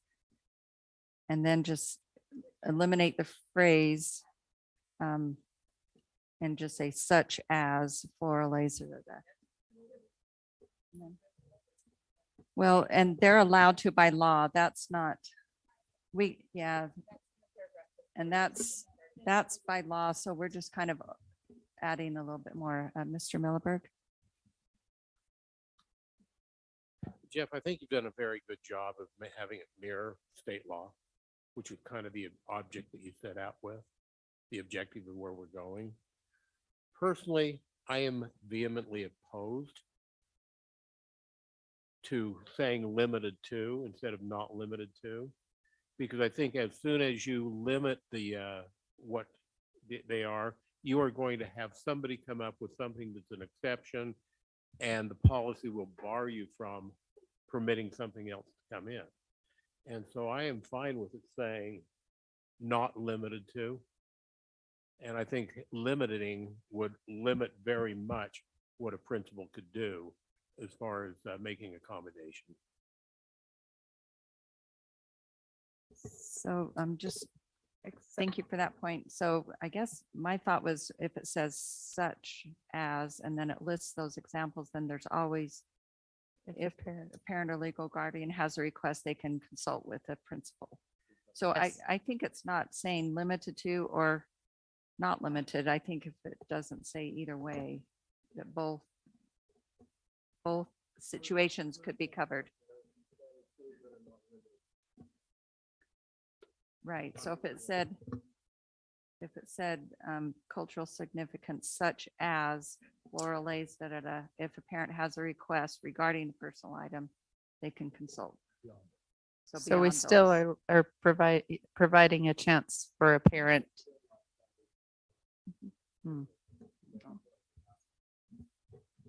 And I personally am fine either way at this point. I think we need to, like I said, well, we need to let our schools know. And any other thoughts on this particular phrasing? No? Mrs. Arnold? Is there any principals who have input? Brian, come on. Venga aquí. Por favor. Oh, and yeah. And Wendy. Wendy, venga aquí, por favor. You're the ones who did graduate. Yeah, as I'm sitting here listening to this, ultimately graduation is a very symbolic thing for our students, right? And so we got to think through their lens and their perspective, what matters to them, what's important to them. This day has extreme significance to them. Having been a high school principal for 10 years in 2 different schools, honestly, I had less than a handful of these situations arise. And as I, sat back and parents came to me or kids came to me and said, hey, can I wear this sash that represents my cultural heritage from this country? Because I'm a first generation, high school graduate. Absolutely. I'm not going to let that stand in the way of that student. But we're having this conversation, and I mean, outside lays for our Polynesian families and the tribal regalia, literally you're talking less than a handful of situations that I would have dealt with as a principal each year, again, over the 10 years that I served. So does that help a little bit?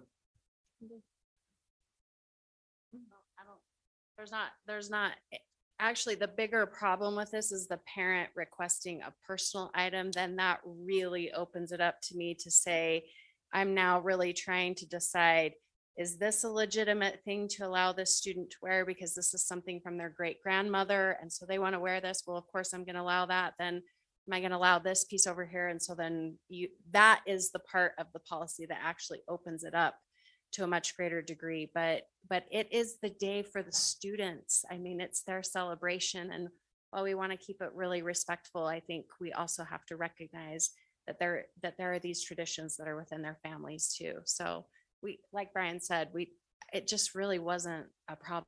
Kids will do what you ask them to do. They're really great that way. So. Thank you for your thoughts on that. Okay, Mrs. Schill. So I just want to thank the board for this discussion. I'm sorry you guys made the meeting longer, but I think this was really good just to discuss it. And I'm fine with leaving it or changing it a little, whatever Nancy's suggestion, or leaving it like Mont said. I'm fine with either one because I just think we need to decide something. And if a problem arises, we can change it for next year. So thank you, everyone. Okay, just a thought on that, just from a few years ago in the high schools when a great amount of effort was made to help establish decorum and respect during our graduation ceremonies. And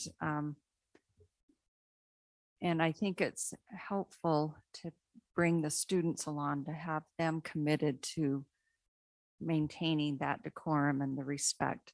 And that really is where the ultimate success of any of this is going to happen, is if the students understand and respect and are, want it to be that way. And I'm at the risk of just taking a little bit more time. There was a day when beach balls were a big part of graduation. And that's schools worked really, really hard with their students to help eliminate that type of a distracting activity during the speeches and stuff.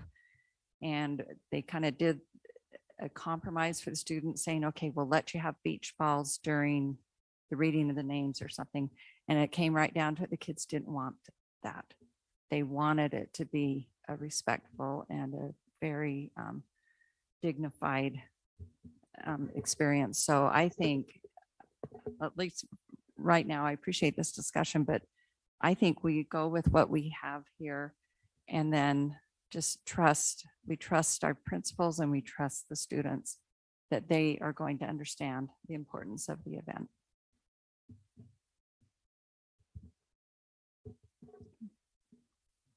Sorry, anything else on this one? Okay. The other modification to the dress code is that we have added some clarification regarding student clothing, and there was an exhibit and added to address the student dress code standards. Then the other two policies that are part of this update is the instructional materials policy for HB 374, sensitive materials. And specifically, this legislation requires the district to include parents reflective of the school's community when determining whether or not an instructional material is sensitive. HB 374 means an instructional material that a sensitive material is one that is pornographic or indecent material, as that term is defined in section of the Utah Code 7610-1235. As a bit of explanation, if you go to the Utah Code and click on that statute, it subdivides into 3 separate statutes. It's complex, and the State Attorney General's office has issued a memo regarding these issues, and they will have additional training coming forth. What we've done in the policy thus far is we've added the statutory definitions that are required for sensitive material. And then we've also added a new administrative regulation, since it was approved by the board, addressing a review process that establishes a committee for review of sensitive materials that would include parents reflective of the school community. In selecting those parents, we would mirror what we've done in our library policy, which would be either members of the PTA, the school community council, or others that are volunteering at the school. Also, in addition, in the instructional materials policy, because the instructional materials as defined in state statute is broader than just instructional materials, that includes school assemblies, guest lectures, and other live presentations. There will be an additional committee to review those issues when they arise. And those guidelines will be developed, and that's our external relations department that's working on those guidelines. And then student-led, teacher-led, and principal-led assemblies will adhere to our adopted instructional materials criteria. And then the last policy in this update is the school library material selection. And what we've done again in this policy is added the statutory definitions from the sensitive materials in school legislation, and then also added sensitive materials to the deselection criteria for library materials. A few other minor adjustments were made in our calendaring of reviews to address situations where staff may not be at the school during the summer period. We had listed it initially as calendar days, but it makes more sense to have it as school calendar days for those timelines and periods. I can answer questions regarding the instructional materials of the library materials policy and the updates as Any questions? Mrs. Arnold? So, you know, when I read the school conduct and student dress codes before, I was concerned for principals and for teachers who would have to say to a student, you know, your dress is pretty, we'll just use the word lewd here, or vulgar. And then how that student comes back to the teacher about how they feel about how the teacher feels. I don't know how to explain this even better. I can. So if I'm a female teacher and I say to a guy, you know, that's really tight and it's pretty vulgar what you're wearing, then they can say, well, that's because you have a dirty mind, or you're just, you know, thinking badly as a teacher.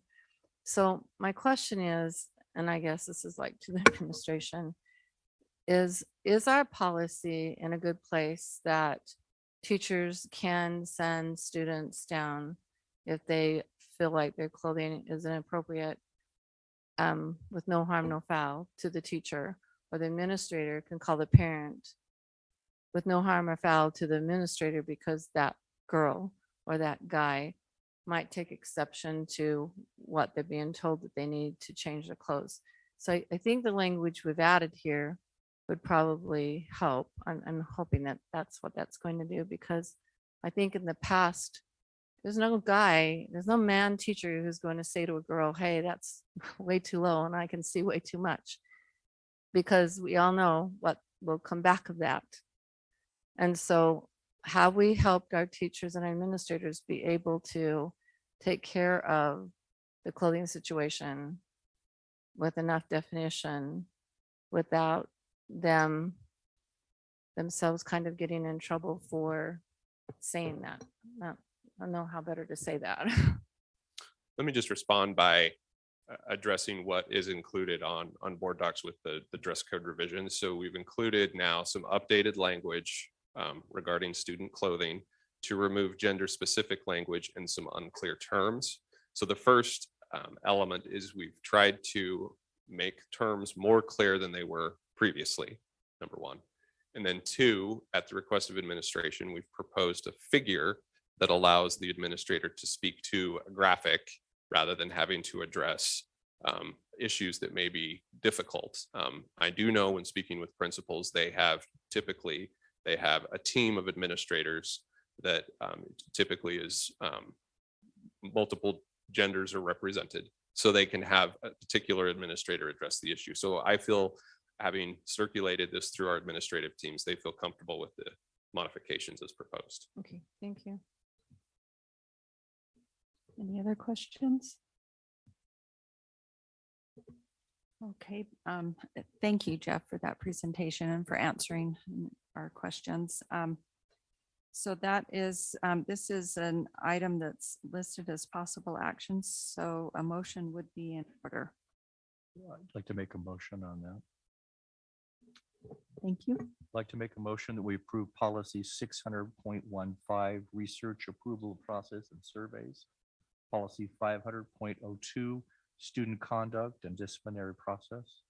Policy 600.02, instructional materials, and policy 600.06, student library material selections and review. Thank you. Is there a second to the motion? I'll second that. Thank you. Any discussion to the motion? Seeing none, I'll call for a vote. All in favor, please say aye. Aye. Any opposed? That motion passes. Thank you. Thank you, members of the board. Thank you, Jeff.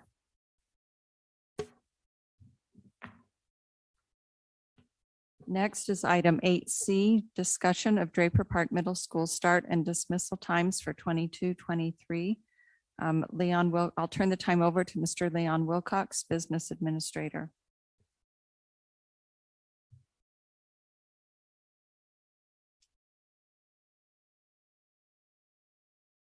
Thank you, President Tingy.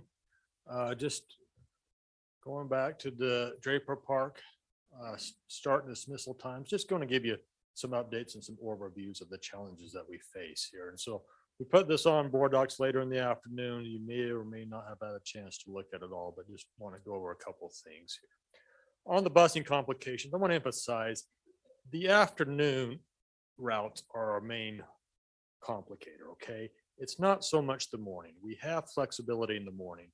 We don't have it in the afternoons. And the reason being, and I think this was brought up, maybe this is what Clarine was bringing up in our study session, is on our bell schedule, if you look at that, our middle schools are in session basically 7 hours. There's a couple that are in there 6 hours, 55 minutes, bell to bell, okay? Whereas our elementaries from bell to bell are in for 6 hours and 35 minutes. So that's gets to be, so you start doing the math, that gets to be the complicating factor, that 25 minutes in the afternoon, okay? When the elementaries and middle school start compressing against each other. So if you look, and I've kind of centered out Draper Park and Draper L, Elementary and Lone Peak, because they're the main two, but so as we go through here, but if you look at Draper Park's ends at 2:30 right now, and those two elementaries ends at 3:20. And also, a couple things we want to go over, that by USBU board rule, buses have to remain in the parking lot for 7 minutes before exiting, okay? Now that makes some sense, right? Because you got to go to your locker, get your coat, get on the bus, and then leave. We don't want our buses waiting 2 minutes after the bell and taking off and leaving the kids. They have to wait 7 minutes before they can leave. That's a statewide rule. And also at the end, once the last drop off, the buses have to pull over and find a place to pull over. They cannot pull over the last stop because of blocking traffic, so they either go to a church or a supermarket or a place where there's a wide shoulder and pull over, and they actually have to walk the bus and make sure there's no students on the bus. We have had instances years ago where students got brought back to a sleeping kindergartner, first grader was brought back to the transportation yard, and wow, that's scary, right? They also have to pick up any leftover items. And there was always those, because you don't want the next group coming on and taking them. And they also have to pick up any trash that can get there. So depending on the driver, that's another 2 to 5 minutes of time in the afternoon that adds to the route there. So I just wanted to go over that complicating factor, and we'll go hit a couple more here. And we also want to show you the pickup times for Draper Park. So Draper Park has 11 regular ed buses servicing that school every day. And then there's 2 special ed buses. So a lot of buses.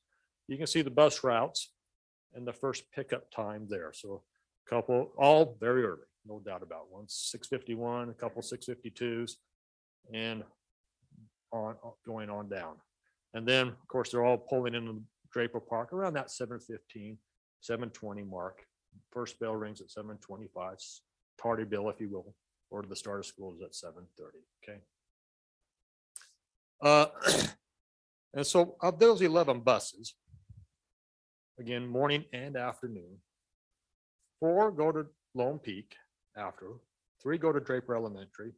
Then I didn't put schedule on here, but 2 go to Oak Hollow, 1 to Crescent, 1 to Willow Springs. Okay. So all 11 have a route after Draper Park. So again, I just focused on Draper Park and Lone Peak and the challenges we have. So again, we're focusing on the afternoon because that's our problem area. So after Draper Park, there are 4 buses that go to Lone Peak. You can see their final drop off times. One's at 2:55, but you can see they're dropping off up on South Mountain, Vestry and Traverse Ridge areas. One at the Adagio Apartments, that's kind of by Harmon's. So then they all have to get up 2:55 again. They have to pull over, walk the bus, pick up the trash. Then they have to dart up to Lone Peak. Then the last one is actually closest to Lone Peak, but its last drop off is 3:04. And so you also got to remember that's the scheduled drop off. Now you can always have extenuating circumstances, traffic, bad weather, road construction, things like that, that can change that schedule time by 2 or 3 minutes, either earlier or often later. And when it gets later, that becomes the problem is that, but that's the scheduled park pickup time. Then if you look at Draper, again, there's 3 buses going there. One bus drops off at 3:07. It's 126th and just 90th West. Another one about 145th and 5th East. Those 2 are 3:05-ish range, and then have to get to Draper Elementary by the 3:20 bell time. Then there's one has a little bit more leeway. You can see where it's dropping off on east on Pioneer Road. Again, they got to pull over, walk the bus, and clean up the trash. Okay. So that's the gist of it. I didn't put down the 3 other Oak Hollow, Willow Springs, or Crescent, but they'd have the same type issue. They're the 4 buses that come out of Draper Park in the afternoon. Here's some other information. Again, here's the enrollments. They're coming out of our budget book. You can see those. Draper Park, is going down in enrollment, is kind of aging out there, some of the areas. And Draper Elementary and Lone Peak, again, 2 of our bigger elementary schools. It should also be noted, we do, if you look on the bell schedule, the next item, we do have 6 elementary schools. You can see those 6 there who have a 9 o'clock start time to 3:35. Okay. These last slides we've shown you. Again, if you want to push Draper Park back to 7:50, you can see the elementaries have to go back based on the afternoon pickup times. If you wanted to go back 10 minutes to 8, those would have to go back 30 minutes, again, Lone Peak and Draper, and then you pull in Willow Springs, Oak Hollow, and Crescent, again, because we have 4 buses servicing those schools. Jeff went over the survey results with you last time. Okay, so I don't want to necessarily rehash all those, but you can see Draper Park, and I just put on the Guardian. I didn't put on the employees results, just summarized in one sheet here. We had 53% Guardians completed. Obviously there are some who agree with the current schedule, right? And but the majority do not. And opposite the other time as well. And then there's also some there in the middle. Those would add up to 100% going across there. And you can see the 3 times there. Draper Elementary, again, strongly agree to stay at their preference to stay at their current time. There is a chunk there that, neither disagree or disagree. And if the second question should be added, if you changed, would you prefer the 20 minutes or 30 minutes later? Obviously the 20 minutes far ways more. Lone Peak, more strongly wanting the current schedule and more strongly the 20-minute later start. They don't have as many, you can see Draper had nearly 20%. We're okay with how things are. I mean, we're okay with changing, and had more that work just in the middle there than Lone Peak. Far more vocal on the staying the course there. We won't really spend, again, Crescent, you can see Crescent, Willow, and Oak Hollow. It was arranged differently because they would be affected 10 minutes. I don't want to say only, but again, the preference to stay where they're at didn't have quite the participation from these back. And again, Willow Springs had a higher rate of 46 return, but you can see Crescent was about 29% and Oak Hollow about 40%. So with that, again, it was more of a discussion item, so I'll leave it at that. I will put out one proposal that we have talked about here. And I don't see any tomatoes up there, so don't pick up any now. If you do, hit Brian. Aim high. We have looked at a couple options. Again, it's the afternoon route, okay? So one of the things that we talked about is what if, and this all depends on the Draper Park schedule, okay? What if we looked at the day time there at Draper Park and looked at moving the start time back to 7:50, okay, 20 minutes later. Now, instead of getting out at 2:50, we're looking at a proposal of getting out at 2:40. So shorten the school day by 10 minutes, okay? Doing so would, we would roughly be in schedule 1,008 hours. Again, the 990 hours, so we'd meet that. You do lose over 10 minutes over 180 days, though, is 30 hours of instruction, okay? So that's a lot. So that needs to be noted. However, if you did that, you would only have to move back Draper and Lone Peak 10 minutes instead of the 20. Maybe a little bit of a compromise there, maybe not. But then you'll have to shorten the periods. Again, I'm using the 6-period day. It'd have to be shortened by, roughly a minute and a half, or you could go 4, it could go 2 minutes in one, and then 2 others would be 1 minute. The school administration should make that choice, not us, if we did that. And, the lunches would still be 30 minutes as they are now and whatnot. So there is, something that you could consider for a year if you wanted to. Maybe try and get something there in the middle. Again, Lone Peak and Draper would still be 5 minutes, start 5 minutes ahead of 6 other schools. But that is just something that we've been looking at the last couple of days, and Floyd and I sat down with the numbers and make sure we get over that 909 hours. So with that, questions? Thank you, Leon. So yeah. Discussion. Mrs. Oakes and then Mrs. Nypower, Mrs. Arnold, Mr. Wrigley.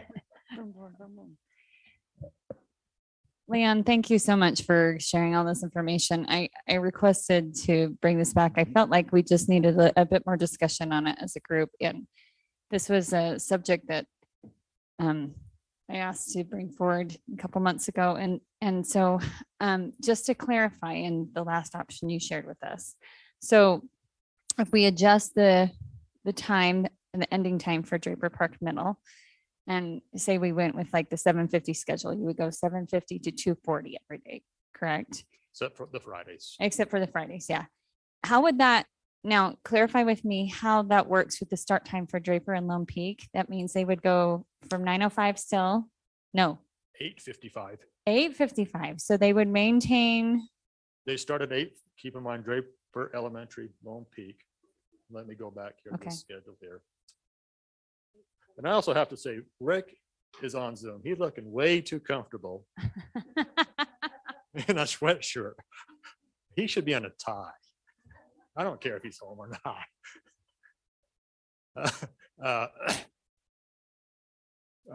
You can see the current time there, okay? That would change 10 minutes both ends. So it'd be 8:55 to 3:30. 8:55 to 3:30. Okay, so then it would only be a 10-minute difference for them at that point. Okay. That's trying to compromise a little bit. Right. No, and I appreciate you looking at that even today. That's very, very helpful. I will say from my perspective as a member of that community, and especially with what I've heard from people, that I know that with the discussion that we had about early out, late start, one of the big drivers with that decision of why we chose a universal early out early out rather than a late start is in part because of the elementary schools and the needs associated with children that age, the safety issue and those questions there. I know that the elementary schools are distressed about the idea of pushing their time, but I also know that we did reach their direction on that. I think it would have been significantly more distressing for them to have a late start rather than the early out, like what we've aligned. Yeah, late start would never. It would have been very, very difficult. So, and meanwhile, this community, Draper Park Middle, they really have been asking for a very long time to adjust the start time. The SEC as a group has sent us emails, and I do feel like even if we look at the enrollment numbers alone, I mean, you combine Draper Elementary and Lone Peak together, it still doesn't make up as much student body as what we have currently at Draper Park Middle. So I personally, especially in light of the fact that the Draper Park Middle students have just lost the only late start day that they had. And I have heard from a lot of parents on that about what a loss that is for them, that it was something that kind of helped them motivate their kid to get through the week. I'm looking at these bus pickup times, and when you have a child that's leaving at 6:51 a.m. in the morning, you have to have them there at 6:45 to make sure they make it on time.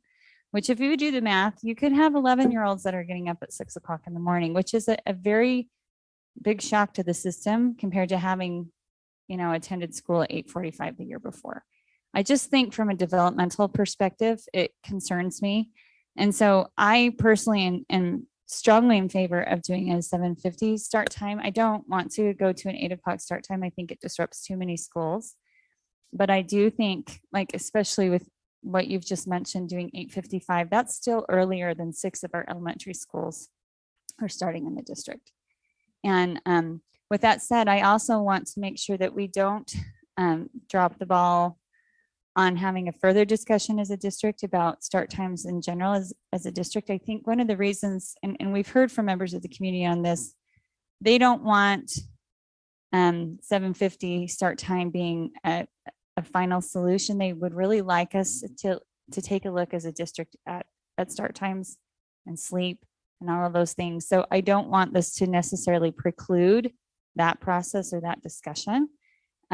But I don't think that the perfect needs to be the enemy of the good here. We need to reach the direction of these parents since they've just lost their late start. I mean, it's funny. I was even discussing this in the car one day over the phone, and my daughter, who's at Draper Park Middle, when she heard me mention that her late start was going away, she about freaked out. So I think most of the community is not fully awakened to that yet, but if we can reach their direction, I think this will help. So I'd like those are my comments, and I'd like to reserve the right to make a motion following the rest of the discussion. Okay, let's see, Mrs. Nybauer and then Mr. Wrigley. As all of you know, I may have tired you from discussing how important I believe sleep is for our adolescent children. This has been one of my top priorities since I was sworn in, and I've been talking about it in closing comments in every meeting I can in the last nearly 2 years. But I have a question for my fellow board members. My concern is that if we make the motion to move to the 7:50 start time, my concern is that we may lose our fervor for doing an overall study to include more efficient bus routes and also get an 8 or later start time for our secondary schools, which would be most beneficial. 29% of Draper Park Middle School currently opts out of first period. Those children arrive at Draper Park at 8:20, and the bell rings at 8:30. And so we already know that 29% of the school that goes at 8:30, 7:50 may not be a large enough change for that to change. And the idea behind a later bell schedule is also to provide more access for our kids to go to school the full day and to help us retain and attract teachers such as elective teachers, because our students are giving up an elective class. And so then it makes it difficult for us to attract and retain talented elective teachers because they aren't paid for full-time hours because of not having a large enough enrollment. So my question for my fellow board members, I absolutely want to give Draper Park the 7:50 start time. They did just lose the Friday late start after a lot of appeals to us in the last several years. I know when I first was elected onto the school community council, it was the year Draper Park opened, which was 2012. And the start time was an issue then. And that was something we got emails about all the time then. So if we vote for the 7:50, are my fellow board members committed to looking at moving it again to after 8 o'clock after a study? I just want to hear what your thoughts are on that. If you can educate me so I can make. Okay, thank you. Let's see, Mr. Wrigley, Mrs. Arnold, and then Mr. Millerberg. Okay, so I guess I'll answer that question first on the late start.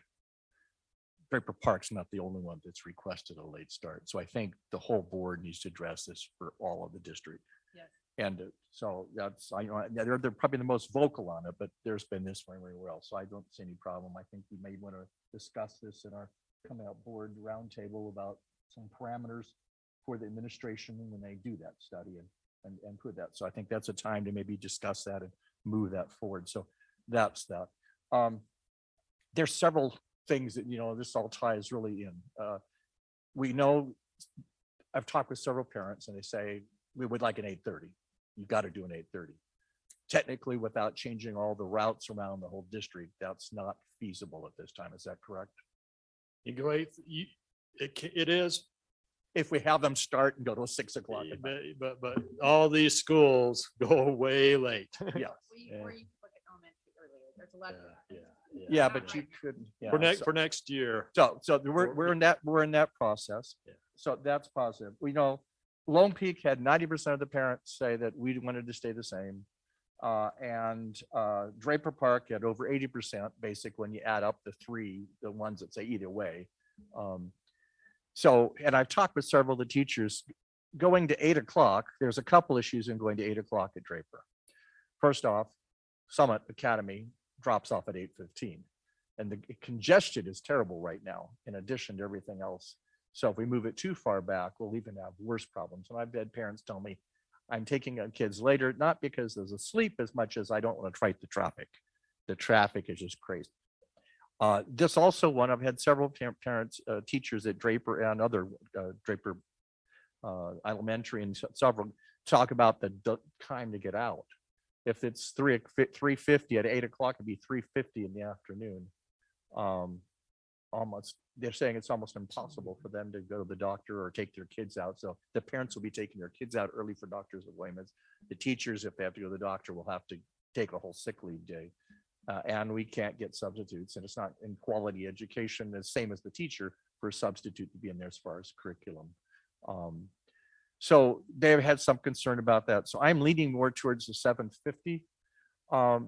But I also like your idea of taking 10 minutes off of Draper Park so that we have 10 minutes left on the middle school teachers. I mean, the elementary teachers. The elementary teachers are gone crazy this year with curriculum changes and everything else.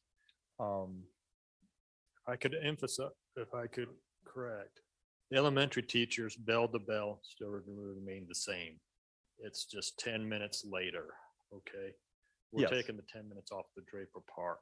That was just this proposal. The elementary, if I understand, the elementary would go 10, rather than 20 minutes, would be 10 minutes later. Yeah. So But this we still would go from bell to bell, 6 hours and 35 yeah, minutes. it's the same amount of time on the elementaries. Like that was, maybe I didn't say it clear enough. Yeah, okay, We would yeah, cut just- some off the minutes. Draper Park. Draper Park, because they're on the 6 period, is already having more hours seat time than they would in the 7 period. So if you take 2 minutes off, there's still more seat time than they would in the 7 period. And then we'd all, rather than have 20-minute delay at the elementary schools, we'd only have 2 elementary schools, and we'd only have a 10-minute delay. So we're cutting that in half. And it's sort of a compromise on both. The elementary, if we're moving that direction, we're sort of compromising and we're getting the early start. But also, if we have a 10-minute early and we do go to a 0 period or a 7th period, whatever after, it puts them getting out 10 minutes earlier from that class too. So Yeah, if we do, I think the 0 period almost has to be after school. I don't see yeah, it so but working after before school, if they get but out if we 10 do that minutes, after, 10 minutes it would be earlier, 10 minutes then they earlier. would get out Yeah. 10 minutes earlier from the after school program too, Correct, yeah. which is a plus because a lot of parents are telling me I've got recitals, I've got music lessons, I've got games and everything else, and it's a tight squeeze. So that gives them 10 minutes. So it may be sort of a win-win for all of them. I don't know. Thank you.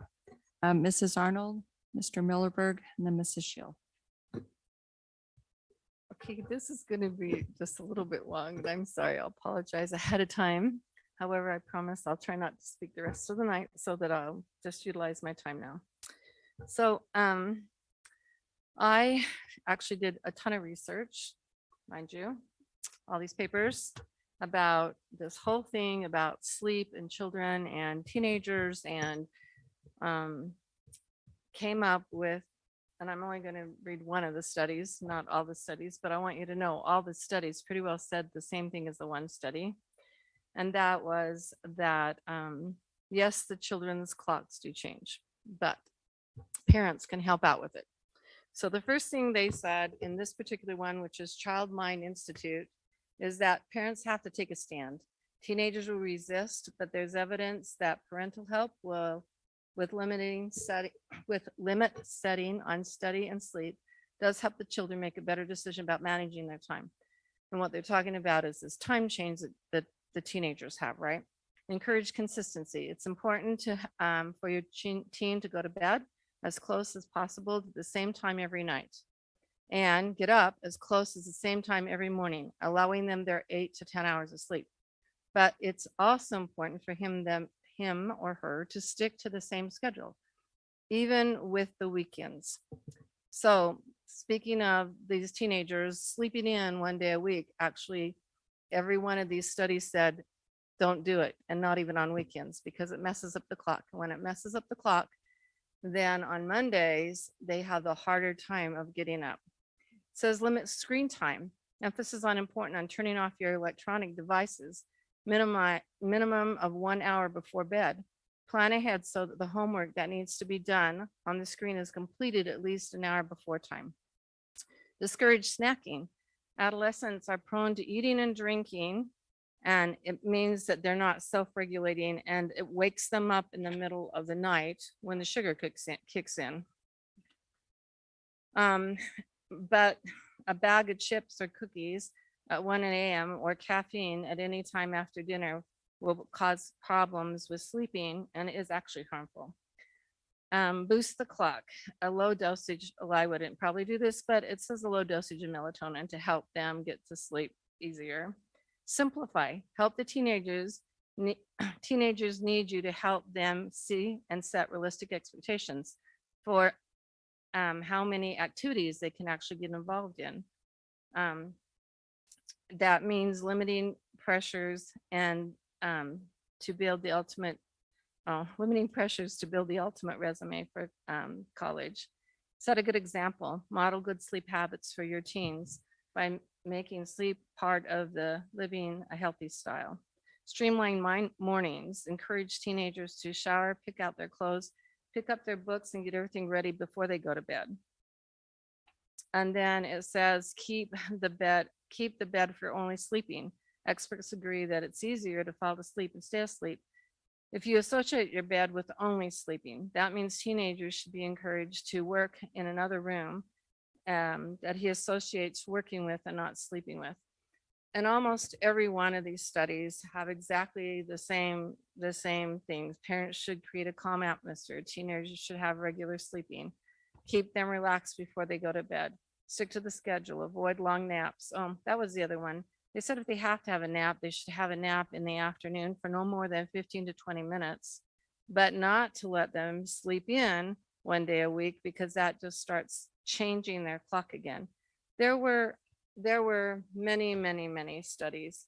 So I have to kind of weigh between the middle school kiddos and the elementary school kiddos, because there's also elementary school kiddos problems. Like the later the afternoon we keep them, the harder it is for them to learn. Like when you get about 2 o'clock, all of a sudden those little elementary kiddos start losing it. And if teachers aren't really, really active and the teachers aren't really animated, and if they're not engaged in activities, they don't learn too much of anything after 2 o'clock. Whereas, I mean, like you're going to weigh the two issues, right? Whereas you're telling me, well, the middle school kids are missing their first period. Well, the elementary kids are missing an hour and a half, up to 2 hours if we keep them until 4 o'clock of being able to learn and sustain their ability to learn. So if I have to weigh between having an elementary kid, which we're not doing that right now, so I'll skip that part, being out on the street at 7 o'clock in the morning, actually, according to this study, 6:51 in the dark, a kindergartner, then, or have an 11-year-old. Yeah, rather than have a middle schooler. I'll go for the middle schooler being out at 6:51 versus that kindergartner out there at 6:51.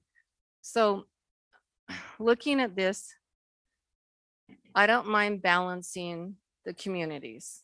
And that's the other thing I wanted to say. So there was some people who did write me about this discussion, and I'm going to get personal here, and I'm sorry, you can correct me, about Amanda not being here 2 weeks ago. And I want you to know that she just works her butt off for her community, and I'm being serious here. She does all this study, she does all this reading, she goes to all these parent meetings, she does everything and anything for her constituents and her people. And for people to say things like, well, you weren't there, you should have been there, you weren't there.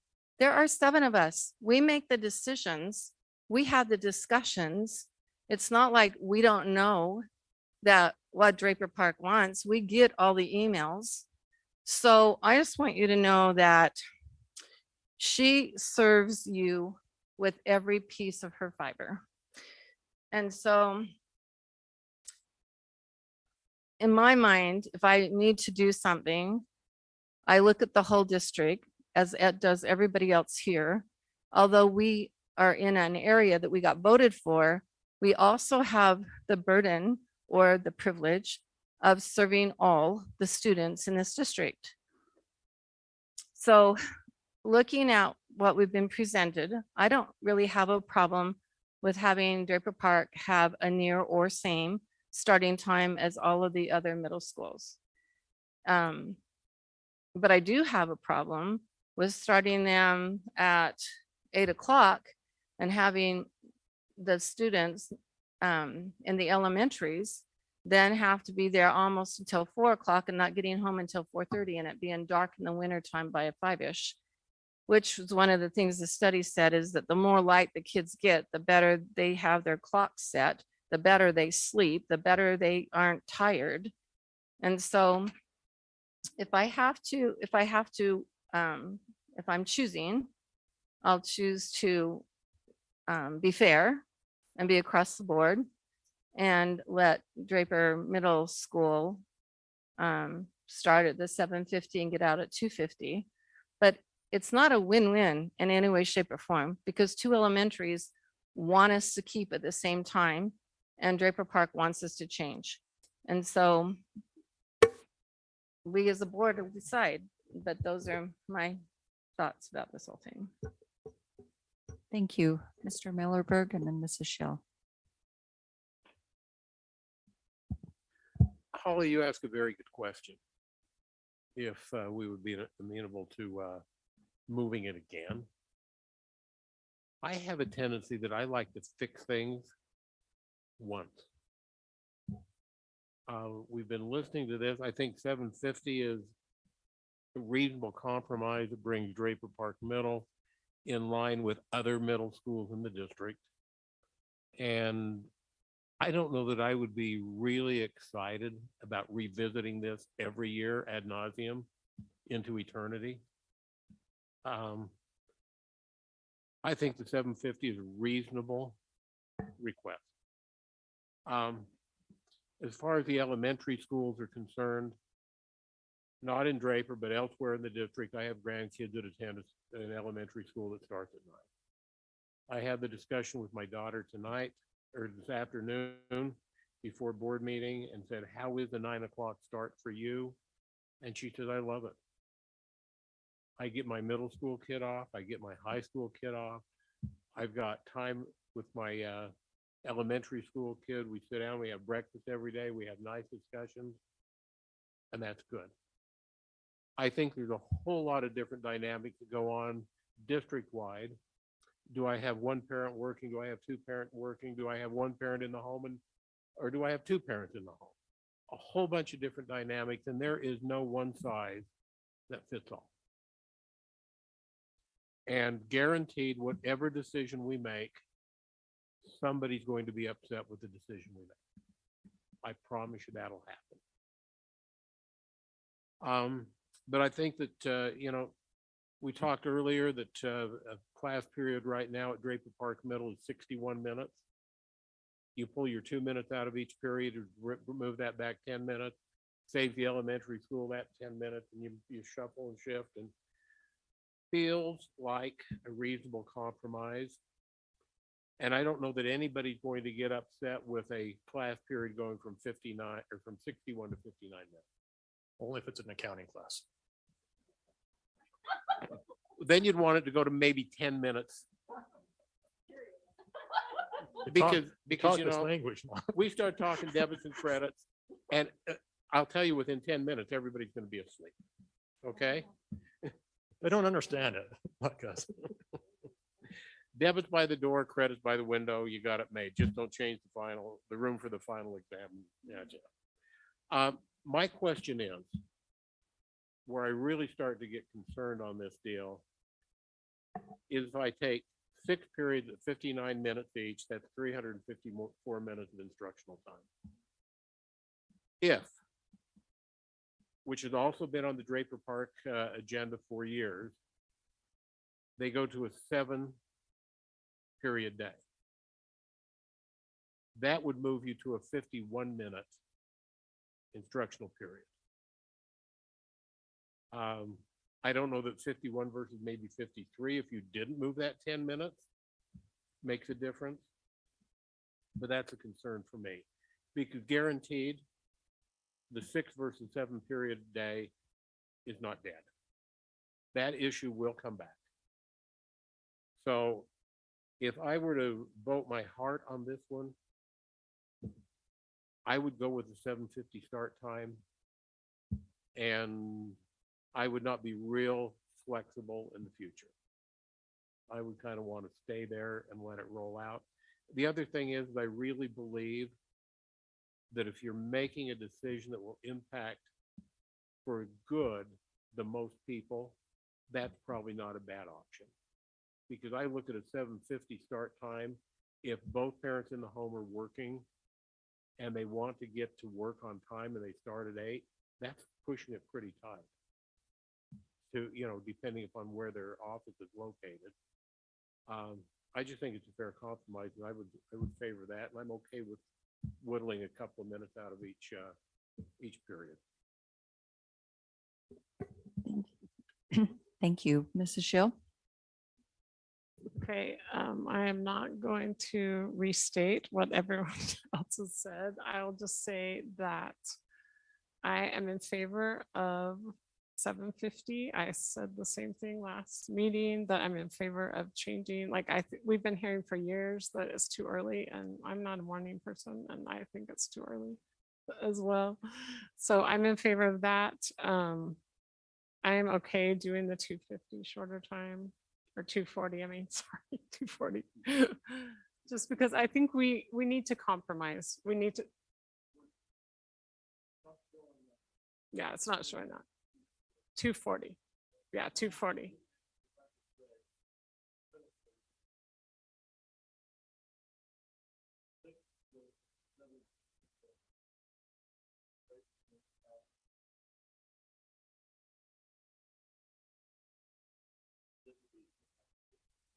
So 5 minutes.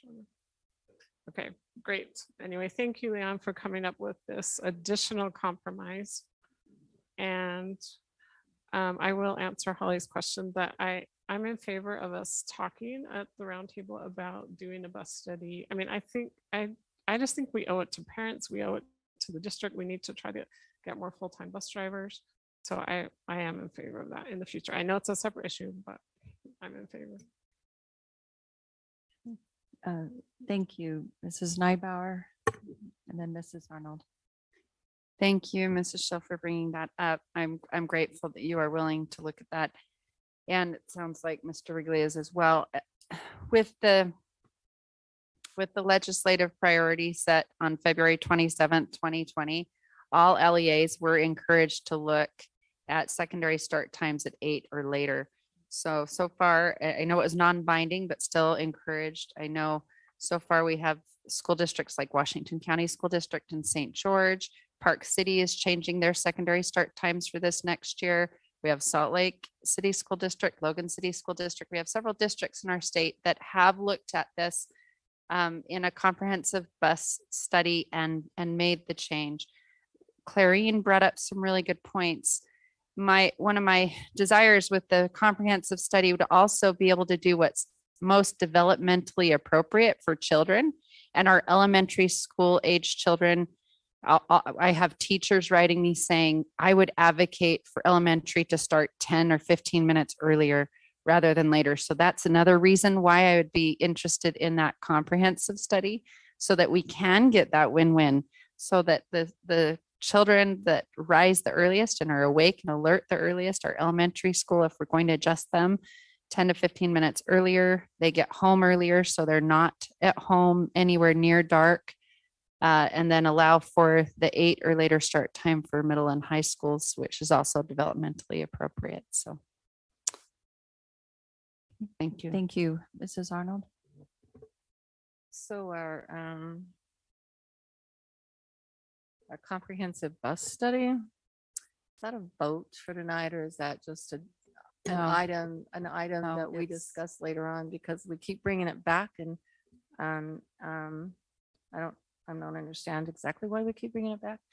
But as Mr. Wrigley said, he wants it, and as Michelle said, she wants it. I don't want it. So I think this is a discussion for another time, another place. Thanks. Yeah, and just to clarify, it's been talked about as an item to bring up and discuss further through the roundtable discussion. Mrs. Nybauer. And on Leon Wilcox's slides, last presentation, it was in there that a comprehensive study would also have the side benefit of a more efficient route, that's something we need to look at anyways because of our bus driver shortage. And we've ordered buses and they haven't come. So it was actually one of the bullets on our slides here during the first reading with Mr. Wilcox. It's actually on the next bail stuff. It's And on the it's bell- on the- it's yeah. part of the bell schedule one. Yeah, and it was so- last 2 meetings. Right, okay. All right, it looks like, oh, sorry, did you have another comment? I was gonna say, it looks like that concludes our discussion of this item. So we will now move to the next item, which is the 2022-2023 bell schedule. This is the third reading with action requested. And I just kind of a reminder, Mrs. Oaks had reserved the right to make a motion, but however, that previous item was for discussion only. So, Mr. Wilcox. Thank you, President Tingy. I feel like I'm letting you down because I have no dad jokes tonight. I apologize. I do better. Anybody? No one's back. They're willing to. pinch Someone can hit. maybe help you out for a dad joke to start off the budget one. Okay. Yeah. Here's our again, third reading on the bell schedule, okay? So the bell schedule, found, the main document that we'll ask you to approve is found on board docs with all the start and end times for all the schools. Again, always the challenge of finding bus drivers. You know, we've had actually a couple quit recently, just not going to finish the year because of just family or life events. So that's always a challenge, trying to stack these runs on the route. We've talked about the Draper, those 11 buses that go into Draper Park, go somewhere else right after that. And we need that at all levels to try to maintain that efficiency. But we do, that brings the challenges that we do have this compressed bell time. We also should say that, you know, part of the issues are, you know, we have, each of our high schools has a C-Tech shuttle. We have a Diamond Red shuttle. We have SALTA pickups. We have all kinds of transportation challenges out there. We have, of course, field trips, which are been a big, we've really had a lot of field trips, and then, you know, extracurricular activities. And if you just can't wait for enough next Tuesday, it looks like we're going to have a board meeting, but you're going to miss out on Lagoon Day, as we have 60 buses going, taking middle school or 8th graders to Lagoon. So, but those are the challenges that we face. So here's just the proposed changes. Again, you on board docs, you approved the early dismissal on Friday. So those times are shown. Elementaries didn't change, but you know, the secondary times are shown there. Again, we want to emphasize Glacier Hills is going to, we're recommending go to the Bellevue time of 9 o'clock to 3. Actually, that should be 3:35, not 3:30. The reason being is we have 3 buses in the Bellevue area. The one that has its last drop at 3:15, one at 3:29, and 3:21. Again, making that final drop off, doing the walk, then getting over the Glacier Hill. So that, again, that's the reason why we really need to go there. And then also, these will no longer have the midday runs, the kindergarten ones that we'll talk about in the budget that you guys know about, the full day kindergarten, Alta View, Altera, Crescent, East Sandy, Oakdale, Ridgecrest, and also needs to be added as with a late add is Silver Mesa. It's on the list that you'll approve. So they will no longer have these midday runs. Also, Glacier Hills will have full day kindergarten as well as Bellevue does now. So, and then if you ever wanted to look at a Bell study, we'd ask for you to give us the optimum, what you'd like to look at. We're always going to have constraints, no matter what we do. So you'd really need to give us how you'd want to do it. We'd always want to do a 3-tiered, you know, a high school, middle school, and an elementary run the best we can to make the most efficiency out of it. So with that, that's all I have on that. Yes, are there any, let's just ask for any clarifying questions on this. Okay, Mrs. Oaks. Okay, I would like to finally make a motion on Draper Park middle start time. So I'd like to make a motion that Draper Park middle start time be moved to 7:50 a.m. with an adjustment for the start times of the elementaries. For Draper Elementary and Lone Peak Elementary to begin at 8:55 a.m. Am I on the right track there? You'd also need to make that motion that Draper Park ends at 2:40 if you do that. Okay, got it. Okay, so let me try this again. So I'd like to make a motion that Draper Park start time be moved to 7:50 a.m. and end at 2:40 p.m. With Draper Elementary and Lone Peak Elementary thereby starting at 8:55 and ending at 3:30 p.m. I'll second your motion. Okay, sorry, I was writing that down. Else on the Bell schedule as we. And I think we could do, sorry. we could do Separate two it. separate, let's do two separate, Two separate ones. just to keep it Yeah. clear. Yeah, we. And I'll second that addition to your motion too. Okay, wait, was there an addition? I just wrote down Draper Park start at 7:50, dismissal at 2:40. Draper Elementary and Lone Peak Elementary start at 8:55 a.m. and dismiss at 3:30 p.m. Yes, and that is for the 2022 and to 2023 school year. Only or just Oh, beginning? beginning in beginning in 2022, that. 2023. Sorry, thank you for the help with the motion, everyone. Okay, so we have a motion and a second. And now discussion to this motion. Mrs. Nybauer. Can I make an amendment to that motion for the 2022-2023 school year only? I think she's wanting it for 1 year only. So there's, so that we can stay committed to a discussion for the future. I think that that's committing. And that's committing us to something that we don't know what the discussion is going to be moving forward. And so I would like to just say that that's where it's starting. And we can talk further about that once we get into our roundtable discussion. So, okay, let me just think for a minute. Procedurally, it would be appropriate to make us not amend the motion, but to make a substitute motion. And if you want to do that procedurally, that is appropriate to make a substitute motion. Well, I will make a substitute motion, even though it may not get seconded or voted, just because I know I've heard from so many in my community about the first priority to look for the future.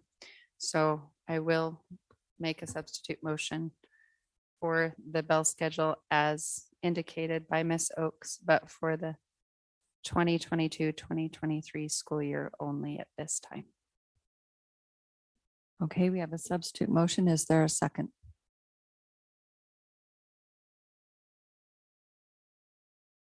Okay, that motion won't move forward for lack of a second. So we'll go back to the main motion, which again is, do we repeat it again or do we all know what it is? We all know it is. We know what Okay. it is. All right. So, and that motion has been made and seconded. So now any discussion to this motion? But one question, Yes, Mr. Milleberg. with moving Draper Park Middle to the 7:50 start time, that leaves us with Mount Jordan only at 7:30. Are we leaving it where it is based upon what the survey came back that we discussed at our last meeting? Or do we need to give more attention to Mount Jordan Middle? I would like to speak to Mrs. that. Arnold? So we are leaving Mount Jordan where they are, based on the discussion from last board meeting and from my visiting with Mount Jordan. They've got their schedule set, their board set. It's taken them 3 months and we're not messing with their board. We're not messing with their schedule, and we will come back to it if we need to, but Mount Jordan is off the table. Thank you. I would have hoped that what it was. I just felt like Mount Jordan needed to be mentioned because they are the only ones left at that time. I'm not opposed to it at all. Okay, further discussion to the motion, Mr. Wrigley? One of the major issues with Mount Jordan was the pushing back of Diamond Ridge, and that caused a major problem with Diamond Ridge. So that was the big issue there. Further discussion to the motion? I'd like to just say that I support the motion. I think it's a good compromise for this particular situation. And to Mrs. Nybauer, I am supportive of having a discussion of a district-wide study that is not only focused on looking at start times, and that's what the legislative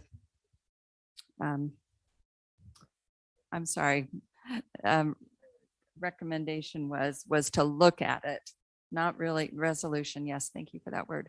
Was to look at it. And if also in looking at it, we can create a more efficient transportation system, then I think it is worth spending some time on that. So, but that being said, I am supportive of this, making this decision for ongoing, just kind of recognizing that there will be further district-wide type discussion, possibly if that's the direction the board wants to go when we talk about it in the roundtable. So any further discussion to this motion? Okay, seeing none, I will ask for a vote. All in favor, please say aye. Aye. Any opposed? That motion passes. Let's see. Sorry, Cindy, did you have a question? Okay. All right, thank you. We will now move to I the think next, we need oh, to take I'm a sorry, vote. yeah, the next part of this one is, so now with that decision made regarding those 3 schools, we need to look at the district-wide, all of the schools' bell schedules. So let's, Leon, do you have any additional information for that for the board to consider? We've gone over that. No, a motion I think would be in order, just to clarify that would, as found on board docs with the exception of those 3 schools just mentioned. Okay, and then just to also remind the board that as outlined on board docs includes the new early out times on Friday Correct. Yeah. for each school in the district. And okay, so are there any further questions on this piece of the bell schedules? Okay. This is, again, it's a 3rd reading action requested. I will ask for a motion. And in making that motion, please reiterate the change that was just made by the board.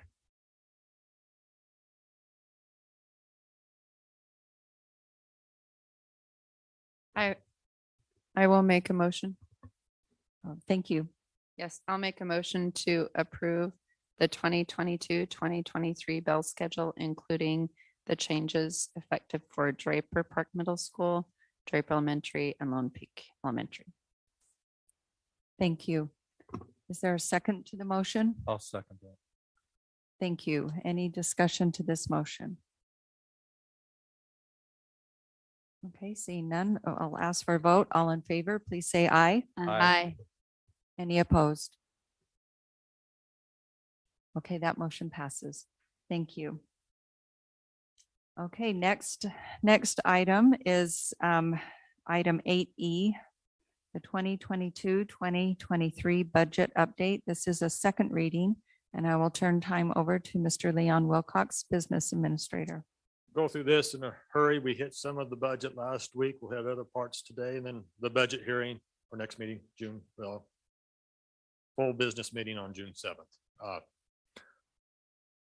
Want to just hit, and also since you approved the ESP negotiated agreement, there's been a couple of slides added to this presentation. Just want to hit our enrollment. This is the big concern to me, right? As our neighborhoods start aging out, our housing prices are escalating, making it more challenging for kids, young families to move into our communities. Our birth rate, we know as a state, is dropping, all those things. And so you can see our projected enrollment continues to decrease somewhat over the next few years. You know, once you get out, it's hard enough to project 1 year in advance, but when you get out 5 years, it's really hard. So, you know, that 26, 27 years, we're still, that's a ways away, but next couple of years, we just see that enrollment figures going down. If you look, also, I should say, there's our draft financial statements out there on board docs. You look at page 64, you can see our enrollment by school out there. You can see how each school's, most starting to do that trend downward. And that's a big concern to us funding wise moving forward. Some good news, though. We let you know last week that we received a $1.2 million grant to expand full day kindergarten. This was part of the legislative priorities from the JLC. I think this is a huge win for us. I think we were the biggest winner of all districts. It's about $12 million and we got about 10% of it.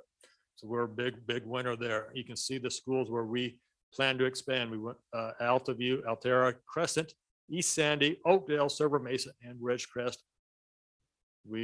ISD and Amber's team selected these schools. We're recommending these schools based on student achievement, demographics, mobility, and homelessness in services in those schools. So should be said, those schools will no longer have the supplemental program because it's full day, we're getting funded for it.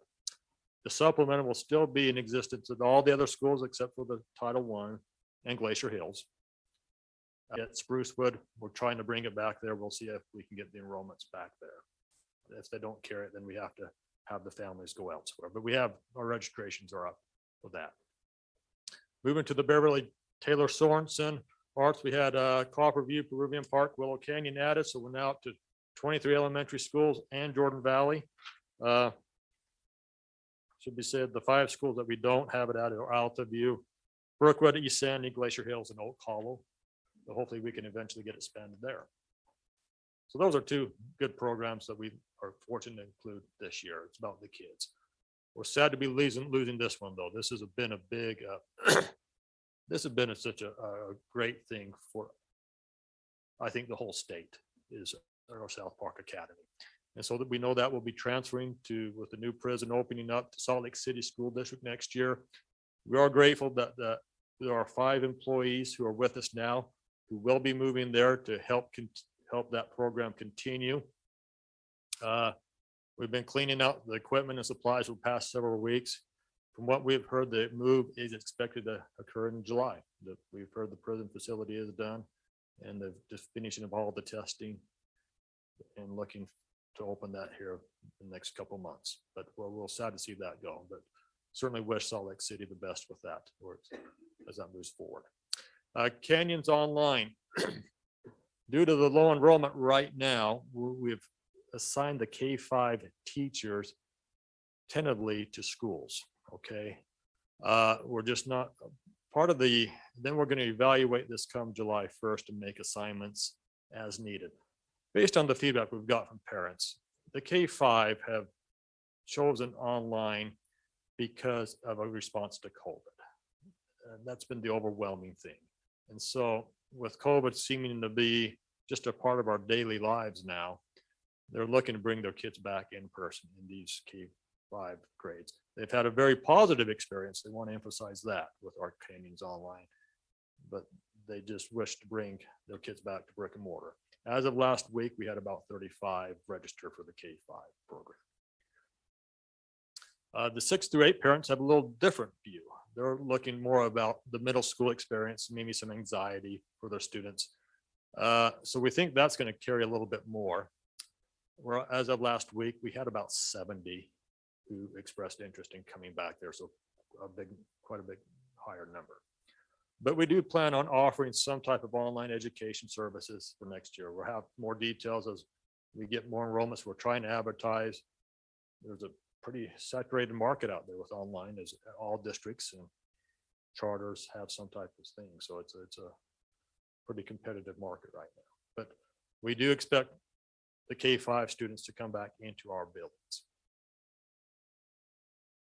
This is where some new slides here. Again, you're approved the ESP salary negotiations. This is part of the agreement, eliminating steps 1, 2, and 3 on lane 1. So everybody starts at $14 an hour. People will step up accordingly. So if you're on lane step 1 this year, you'll be on step 5. Next year, we want to get that starting salary up to about $14 an hour. Here are some other things that are our proposals. Our lane run instructional assistants, that's what they're called right now, we'll reassign them as copy and recess aides. They're paid from general funds. They will still be on lane 1. Our instructional assistants that are in the classroom, we'll still call them instructional assistants, but they're going to move from lane 1 to lane 2. They are pretty much all paid out of land trust and TSSA funds. We just can't, we've heard all year long, our principals just can't hire people. So that's what we're moving there. Brain boosters for our instructional technicians who can verify a bachelor's degree, go from lane 3 to lane 4. Our elementary admin assistants, as they're running the whole building by themselves, we feel like they should be moved from lane 6 to 7. Our lunch managers in their elementary and middle schools, we're proposing we'll move up a lane because we're just not finding the clerks, and we're going back to taking payments next year. They're going to have to oversee our online payment system. Then we'd keep the high school manager at the same lane, but they would receive a $1,000 stipend. Actually, some of our middle schools serve as many lunches as some of our high schools, with some students leaving. So that's our proposal. That's about $1.3 million-ish, all those that we're trying to add to these needed positions here and adjusting that salary schedule. So that's a big part of our budget. Again, this wasn't necessarily included in the negotiated agreement, but it's our proposal and included in our budget to you. Here, I just want to hit a couple things. Again, we have our draft statements out there. You can see our revenues have looked like the last 4 years and what we're looking at this year. Not a whole huge change. Part of the reason is we're losing we're not spending as much ESSER money next year. We did not receive any ECF. We got 4 million for Chromebooks this year. We won't get in about 1.1 million for South Park leaving. So all that, our revenues aren't much more next year than they will be this year, but a little bit. You can see it by source, property taxes versus state unrestricted, which is the WPU, or state restricted, which is things like special education funding, CTE funding, and whatnot. And then a little bit of federal, which is always higher than been in the past several years with the ESSER funds, and a little bit of local there at the end. You can see our budgeted expenses. Again, you can see how it's gone up the last several years. Our first budget was about 190 million. 14 years later, we're not quite doubling it, but getting it up there high. And you can see it by function, how we expect it to be. Again, the biggest part we want into instruction, but then going around to facilities, that would include custodial maintenance, and the utilities is the big one there.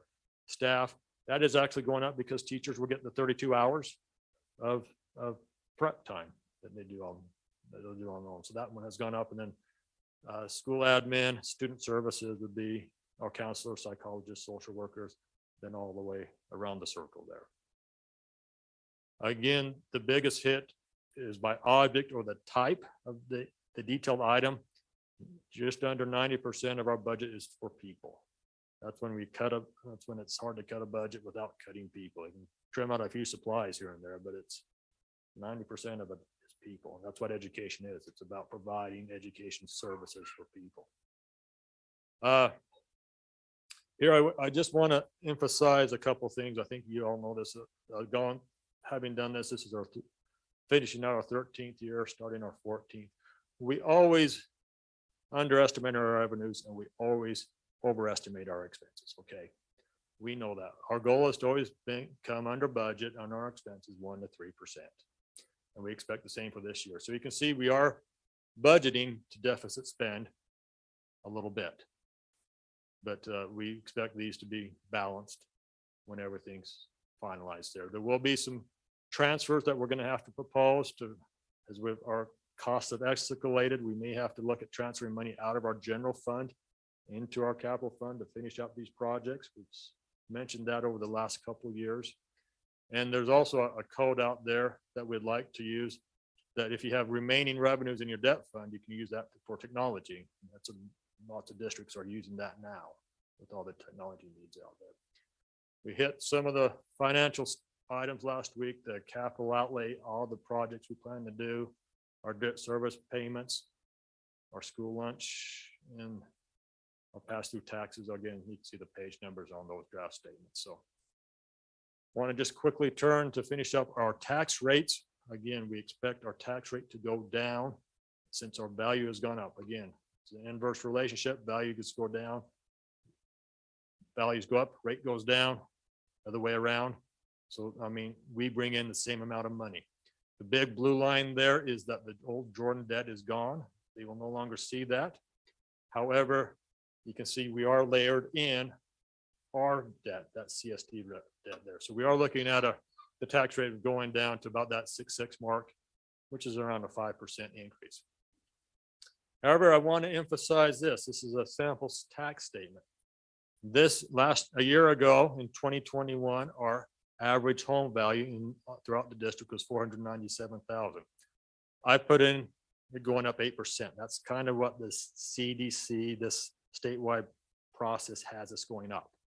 So I increased it by 8%. That puts us up about $537, a $40,000 increase on the average home. I think some have gone up, going to be up a lot higher than that, a lot higher than that 8 or 9%. But anyway, what that does though, when it all adds up, it's about an 8% increase in the home value. but it's about a 2.5 increase in the property taxes owed, or about $47 in this case. Now, if your home value stayed around 5%, or increased by about 5%, it'd break even, or you may even pay less. But if it goes up higher than the certified rate, you'll pay more. I always say this: there are going to be people who pay more property taxes this year, every year, year after year, because it's all in the value of your home in relation to the change in the certified tax rate. And that's how it's calculated. So it can be all over. We have 60,000 homes in our district, and there are thousands of scenarios out there where it could be related. But it's important to remember the district is bringing in the same amount of revenue as we did last year, with the exception of new growth coming on, and paying our debt and setting what the state mandates as the basic rate. So with that, then just finishing up, we'll have we'll ask you to approve this budget at the June 7th meeting, both the revised budget for this year and the budget for next year. We hope to have it finalized by this Friday. We'll send out to you. It has to be out there for 15 days for mandatory public inspection before you can adopt it. And then later in June, we'll have the final certified rate back. So, any questions? Board, sorry, board, any questions? Mr. Wrigley? Yeah, I've had some discussion with you probably, and even the superintendent, of a paradigm shift in regards to our clients, our students, our patrons are only within our district.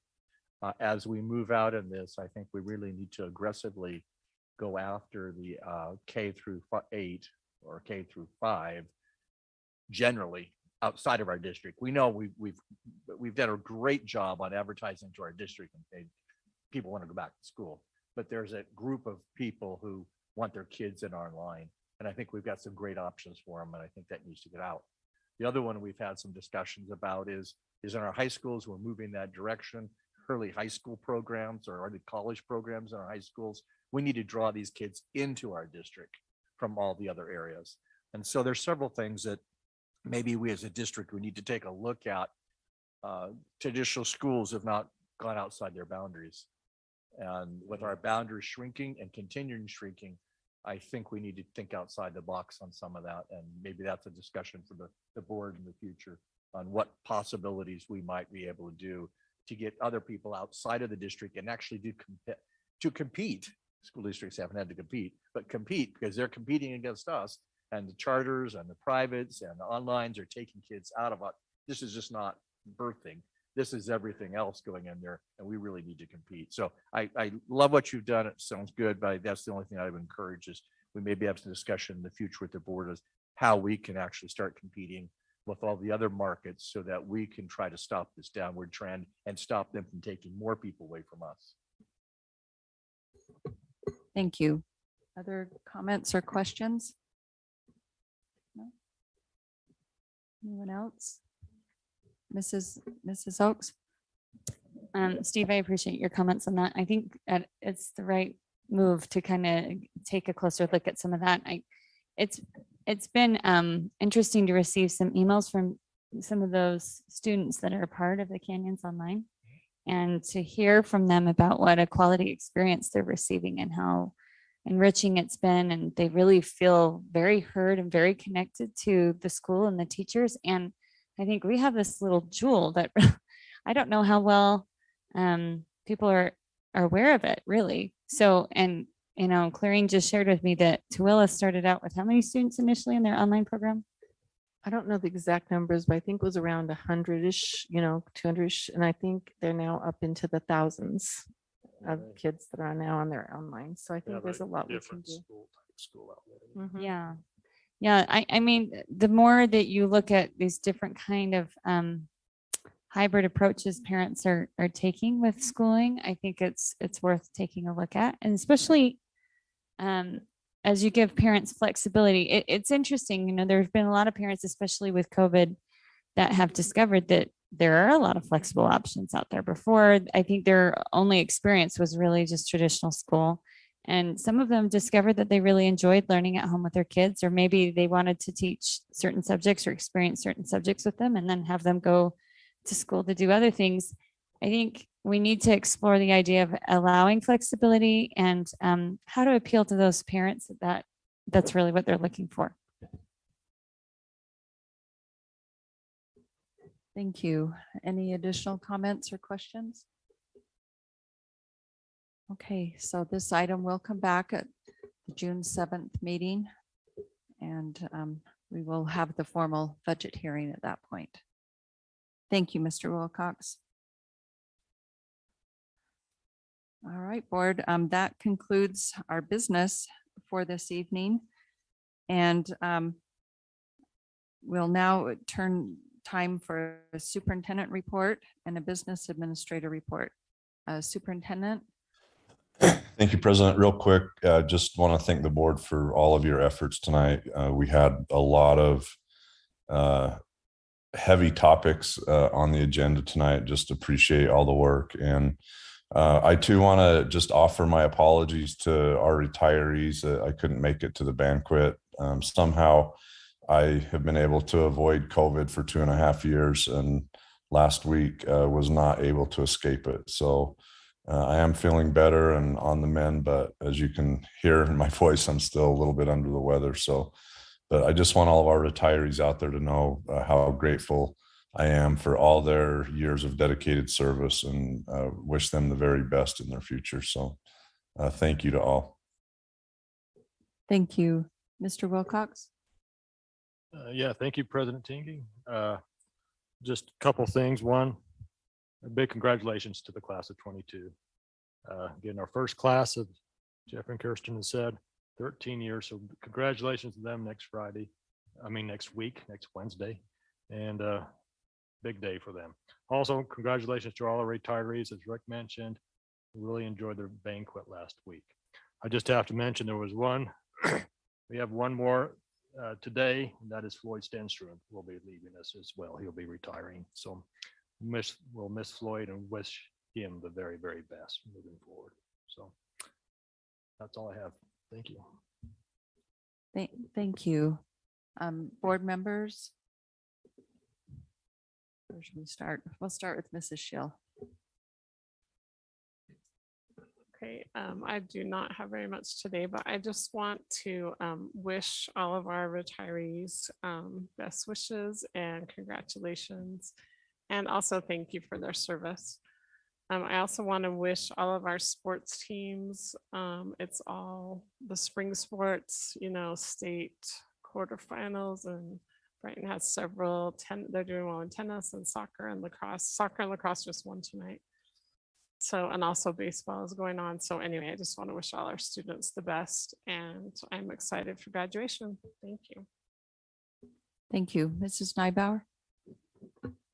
I want to wish all of our retiring teachers and faculty my best wishes. That evening was really beautiful. I really appreciate all the effort that went into that. And I was very, very touched hearing how these teachers have affected lives. And it was very inspiring to me.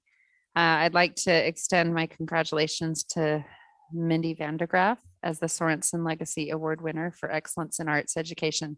Last week, I went to our art show at Willow Springs and I was blown away. The theme was Every Child is an Artist, and Mindy had just, it was incredible to see how the arts was integrated into what the kids were learning. And she had a tent with blacklight art, ceramics, these water bottle displays that looked kind of like the Van Hooley bent glass sculptures. It was just so incredible. I really, really enjoyed that. I'd like to take a moment and bear with me. I've written a few things. I had a parent let me know about an incident in our middle school, and it made me think of a few things that I wanted to share here. There was a disagreement between her child and the child's friends and other middle schoolers, and it was over the subject of flags. At this middle school, there's various flags being displayed in windows, and one of the children came up and said that asked them, they said that their special interest flag was what was important to them and what was this group of children's flag. And they thought for a minute and they said, well, the American flag. And then there was a disagreement and the child said, you haven't done anything for your flag to be at our school, and your flag hasn't been fought for like ours, so ours is better. And I'm just so saddened to believe that there are middle school age children who do not know how many people fought for our American flag and how many lives have paid the price for the freedoms that we enjoy. There's been so much commentary in the past few years about what the American flag is and what it represents. And I believe that the American flag doesn't necessarily represent all that every American is, but maybe all that we ever hope to be. And I was just thinking about how we can help our children feel united together in friendship and respect, and that we are showing inclusion for all. I know Steve has talked a lot about words being hijacked in our society today, and perhaps my sharing my love for our country, maybe that would be categorized as patriot, which used to mean someone willing to stand for our nation, and now it seems to be associated with one political ideal and party. I believe that maybe as we teach our children that in our school, when we fly the American flag, the state flag, our school flag, that we are saying, come one, come all, and that we respect everyone, and that life, liberty, and the pursuit of happiness was meant for all, regardless of color, race, religion, gender, or sexual orientation. And I've just thought I've been contemplating if the kids knew that to be a Bengal meant to love and respect everyone, no matter of preferences, that maybe they can bond together in that unity. Maybe our First Amendment rights are best honored with posters and messages in classrooms, such as at Jordan High, all students are loved and respected here, for example. I just am really, I appreciate the efforts we've made with Constitution Day, but I'd really like us to, as we move into our roundtable discussion, reaffirm our commitment to teach our children what it means to be American and what it means to believe that all men and women are created equal regardless of any other affiliations, and hope that we can help unify the children so there maybe be less of labels and division. And grateful for this time of year and for our graduation celebrations that will be happening, and so grateful for all the efforts that have been made by teachers, faculty, and administration throughout this successful school year. That's all. Thank you, Mr. Wrigley. Thank you. In trying to keep to our new board policy of an early out, I'll try to keep it pretty short. First off, I really appreciated the district in regards to our celebration of our retirees. I've always loved that. I've worked for the state for years and didn't get anywhere close to we got. So thank you for all the people that do that. The second thing is I'm grateful for the parents many parents have given us comments in Draper Park. I know it's been very frustrating in this process. I'm hoping they're understanding that this is a very complex thing that we do. It's just so complex to look at it, everybody's needs and trying to do that. And sometimes they don't please everybody, but the board is looking at all the aspects of it and trying to come up with the best solution that we have available. I'm also grateful for this time of year in regards to graduation. This is what makes it all worth it in regards to being on the board. When you look down at those students and just look at their eyes and say, we've had some small part to play in that, it makes it all worth all these late nights until midnight or whatever we do. Well, maybe not totally, but anyway, but it really makes it really good. And then the last thing, I'm grateful for the opportunity to run a primary. I actually get to get out into people's knock on doors, and I'm finding there's a lot of good people out there that are really satisfied with what we're doing. I'm catching a couple of people that asking questions, but most of the time after I talk with them, they're feeling okay. But anyway, but I'm really grateful for that opportunity. Well, maybe not. But anyway, it's just a good it's a real good opportunity to meet and actually knock on doors and get to talk with people. So thank you. Thank you, Mrs. Oakes. I want to reiterate the retirement banquet was awesome. I love so many of those people that are leaving, and it's so bittersweet, happy for them, really sad for us. And I think about the amount of service they've given so many kids. It's remarkable. I didn't have a chance to be here last time, but I wanted to give a shout out to everyone who helped with the parent canyoneering night. I thought that was incredible. And all of the information was so useful, and I'm really happy that we recorded it so that people can download it and listen to everything that was shared. I love this time of year for the band concerts, the orchestra concerts, the plays, the carnivals. All of it is so much fun. I actually think May is like the happiest month of school. It's the busiest, but it's the most wonderful. And having multiple AP tests and getting through that and seeing kids and their relief on the other side, there's a whole lot. Graduation, like I have all these really interesting moments happening for me as a parent right now. I went to my son's elementary choir concert today, and it was awesome. And then my eldest is going to be graduating next week, and he's I need to get you some pictures, right? Like it's a very interesting time. It's very bittersweet, but it's amazing. And I think so often about all of these incredible teachers that are helping my children with these milestones. I mean, listening to my little guy up there today, and those teachers that are down there teaching or, leading the music, all of the things he's been exposed to because of these wonderful adults and mentors. I feel like I'm the beneficiary of so much goodness, and I am so grateful for that. So anyway, I appreciate what Ms. Nybar had to say with regard to unity and our nation. I feel very similarly. And the thought that I have is that unity begins with us. Is as adults, we need to make sure that we're showing our children an example of unity and kindness and respect of one another. And our world right now, especially in light of the events that took place in Buffalo, New York this last weekend, I'm thinking a lot about that in our country and what that means. And how do we begin with civility and kindness? Because our children will mimic the things that we demonstrate. So anyway, those are my thoughts tonight. Thanks, everyone. Thank you. Mrs. Arnold? So Amanda, it might be awesome and fun for all the kids, but for the teachers, we're just barely hanging on. That little picture of that little animal, it's like all frizzled and barely hanging on. But we're hanging on, and we only have a little while left.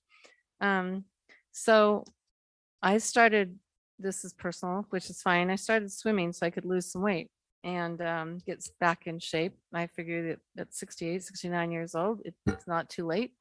And I lost 7 pounds. But I went to the IB graduation and put back on 4 of those.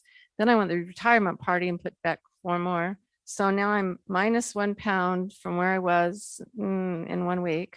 So I guess I'll wait until after graduation next week, and then I'll start all over again. But I love the IB graduation. It was awesome. They did a great job. Those kids are so smart and so talented. And there was one boy there that would not give up until he got the video up of the graduating class. And he tried and he tried and he tried some more, changed cords, tried another computer, tried another cord for the TV. He wouldn't, that guy I would hire this moment if I had a big business. He did not give up for the whole, I don't know. He was tenacious. 2 hours, I think, at least. And I don't even sure he ate his food. And he was just like trying and trying.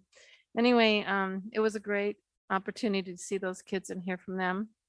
And then the retirement party was also great to hear the dedication and the opportunities that those teachers have given children, and then their own opportunities that they're taking and going forward with. I also attended the district safety meeting. That committee is so committed to the safety of the students in our district and trying to find new ways of making students safe in the buildings, as well as communicating what's going on, and I really appreciate all that Jeff does to make sure that that gets taken care of and that we meet and that we talk. And I just want to put a plug out there for all the principals. Please try to get your fire drills in this week. I mean, this week, it's last week, right? Get that fire drill or drill put in there. And then it was amazing how many of those students got scholarships and how huge the amount of scholarships they got. I was really excited for them. I was a little concerned when they almost all said, I don't know what I'm doing. What did they say? They hadn't decided. They're not yet determined what they were going to study in college. And I thought about that. Is that a good thing or a bad thing that all these students are graduating? They got scholarships and they're going to these universities all over the world, but they haven't determined what they want to study. I don't know. I've been thinking about that. Anyway, thank you all. I am going to put in for a stipend. I figure it's about between 7 and 10 hours every night that all of you guys are here every other Tuesday, right? And so I think I'm going to put in a plug that there has to be some kind of stipend for you guys for the extra hours that you sit here and listen to us talk. I mean, really, we're not even entertaining. Thank you. Appreciate you all here. Bye. Thank you. Mr. Millerberg? You know, on my list is retirement. We've talked about that. The IB graduation, and you talked about that. One thing on there, and I'll leave this for you, Nancy, was the Latinos in Action Award ceremony. But I'm going to go a different direction tonight. I mean, Latinos in Action was a great deal. Sorry I had to run out, but I had another place I had to be at the end. But I'm going a different direction. And this is very personal to me. I think you've all heard me before talk about Howard Johnson, my fourth grade teacher. And that in fourth grade, he decided we were going to learn to speak Russian. That was a fairly small group, and that's been quite some time ago that I was in fourth grade. And I will tell you that every time there's a chance that we get together as a class of 68, I seek out the kids that were in that Russian class. The last week, we lost two more of our fourth grade class. Both amazing people, but I'm going to single out one. Verla Beckstead Sperry went all through elementary school, middle school, and high school with Verla. Good friend. She has lived in my community, and we would from time to time bump into each other. She was a national board certified teacher. She was a recipient of Teacher of the Year when she was teaching at Crescent Elementary. She taught as well at Mid-Valley, which was fun for me because when I would walk over, I would always make sure I slipped into Verla's classroom. She retired a few years back, and she has spent the last 5 years of her life in a memory care place, suffering from Alzheimer's. Absolutely one of the brightest people that I've ever known. She came by education honestly. Those that have been around a really long time will remember that the superintendent of the old Jordan School District back in the 50s and 60s was Reed Beckstead, which was Verla's dad. I would walk over to the elementary school for the Halloween parade. Verla could have been put in the movies as a witch. She had right down to the wart on her nose, and she had a costume for every holiday. I have to believe that a teacher that taught as long as she did and was creative and as dedicated touched the lives of thousands of people.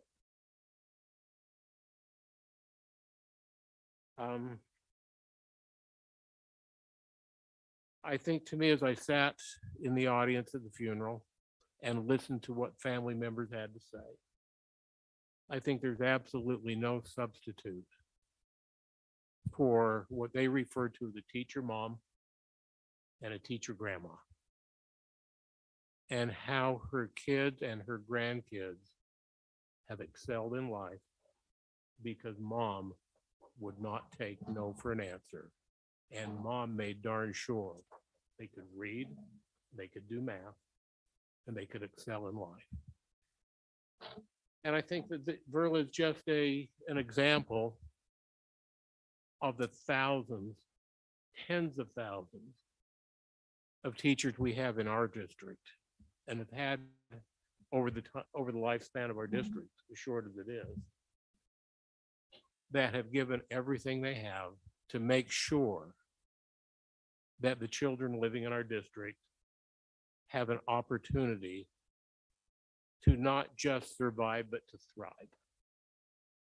And so I don't think we can underestimate the value of a great teacher. So to all of those that have spent time in the classroom, thank you. Thank you.